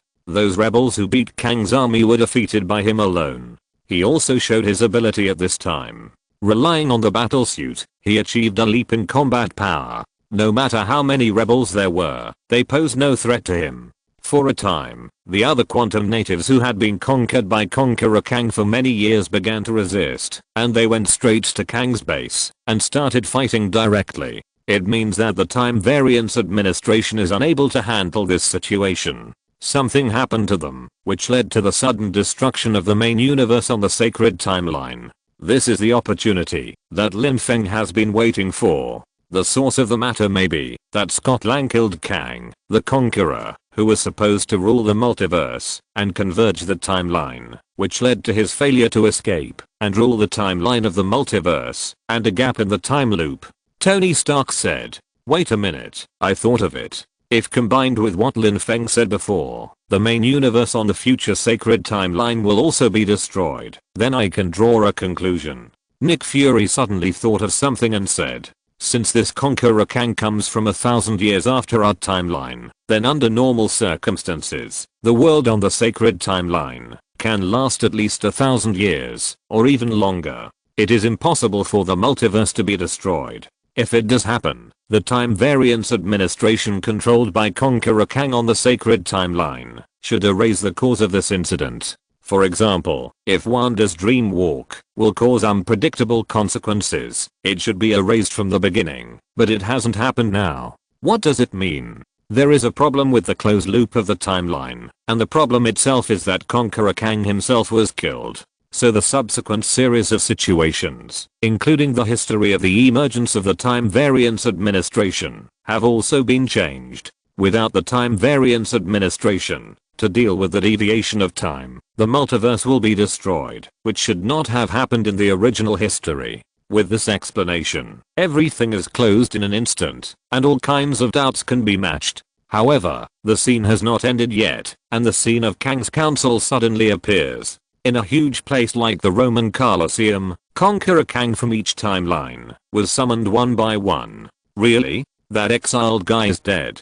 The first person to appear was Pharaoh Kang, dressed as an Egyptian pharaoh. He looked a little confused and even a little uncertain. "Are you sure he's dead? Otherwise I wouldn't have called you here." Another bald Kang, the Conqueror, wearing high-tech armor, and Scholar Centurion Kang appeared on the screen. "You must be mad at him for not dying in your hands." Pharaoh Kang smiled and said, "The guy we all failed to kill, they killed him, and their hands began to reach out to the multiverse. If we let him go, they will take away everything we have built. We can't waste time like this." Another immortal Kang wearing a tall hat appeared. That is, Kang, the supreme leader of the Kang Council, walked out slowly. "It's time to go." As the three walked towards the arena outside, Scarlet Centurion Kang looked at Immortal Kang who was walking in front and asked, "How many people did you call?" "All of us." Immortal Kang replied in a hoarse voice. When the three of them walked out, they saw countless Kangs cheering and appearing in the arena. This scene made countless people outside the screen scalp numb.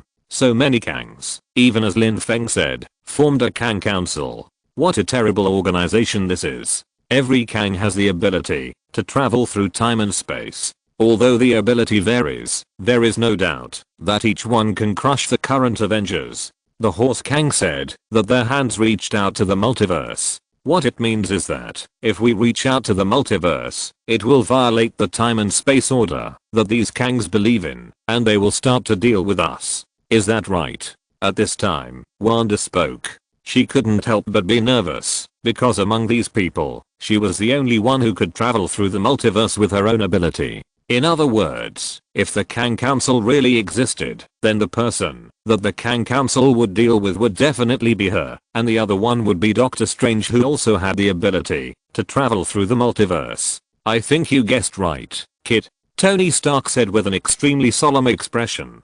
These Conqueror Kangs, although they don't seem to have any strong superpowers, there is no doubt that the technology he possesses will make him the most terrifying villain in history. How much bonus can an ordinary person get after possessing high technology? In fact, you don't need to look at others, just look at himself. If you only look at his own combat power, he is basically at the bottom among these people, but the Mark armor he possesses makes him one of the three legitimate giants of the Avengers. "How can we fight them?" Hawkeye Barton said with a headache. "If we travel through the multiverse and meet them in the end, then don't we have any chance of winning? Compared with them, Thanos is really a small witch meeting a big witch. I think these Kangs who established a so-called Kang Council must not want to be a charity organization. I'm afraid that for them, erasing an entire timeline is a common operation. I suddenly feel that if there is an organization like the Time Variance Administration, it seems not bad." Everyone felt the same way. At this time, they realized the importance of the Time Variance Administration. Even the worst order is better than no order. When there is no order, there are no rules at all. The entire timeline may be erased at any time and place for some inexplicable reasons. End of this chapter. Thank you very much for reaching the end. Don't forget to like. Looking for more exclusive content and immediate access? Subscribe to our Patreon. Remember, every like, subscription, or donation encourages us to continue. Thanks to everyone. See you in the next video.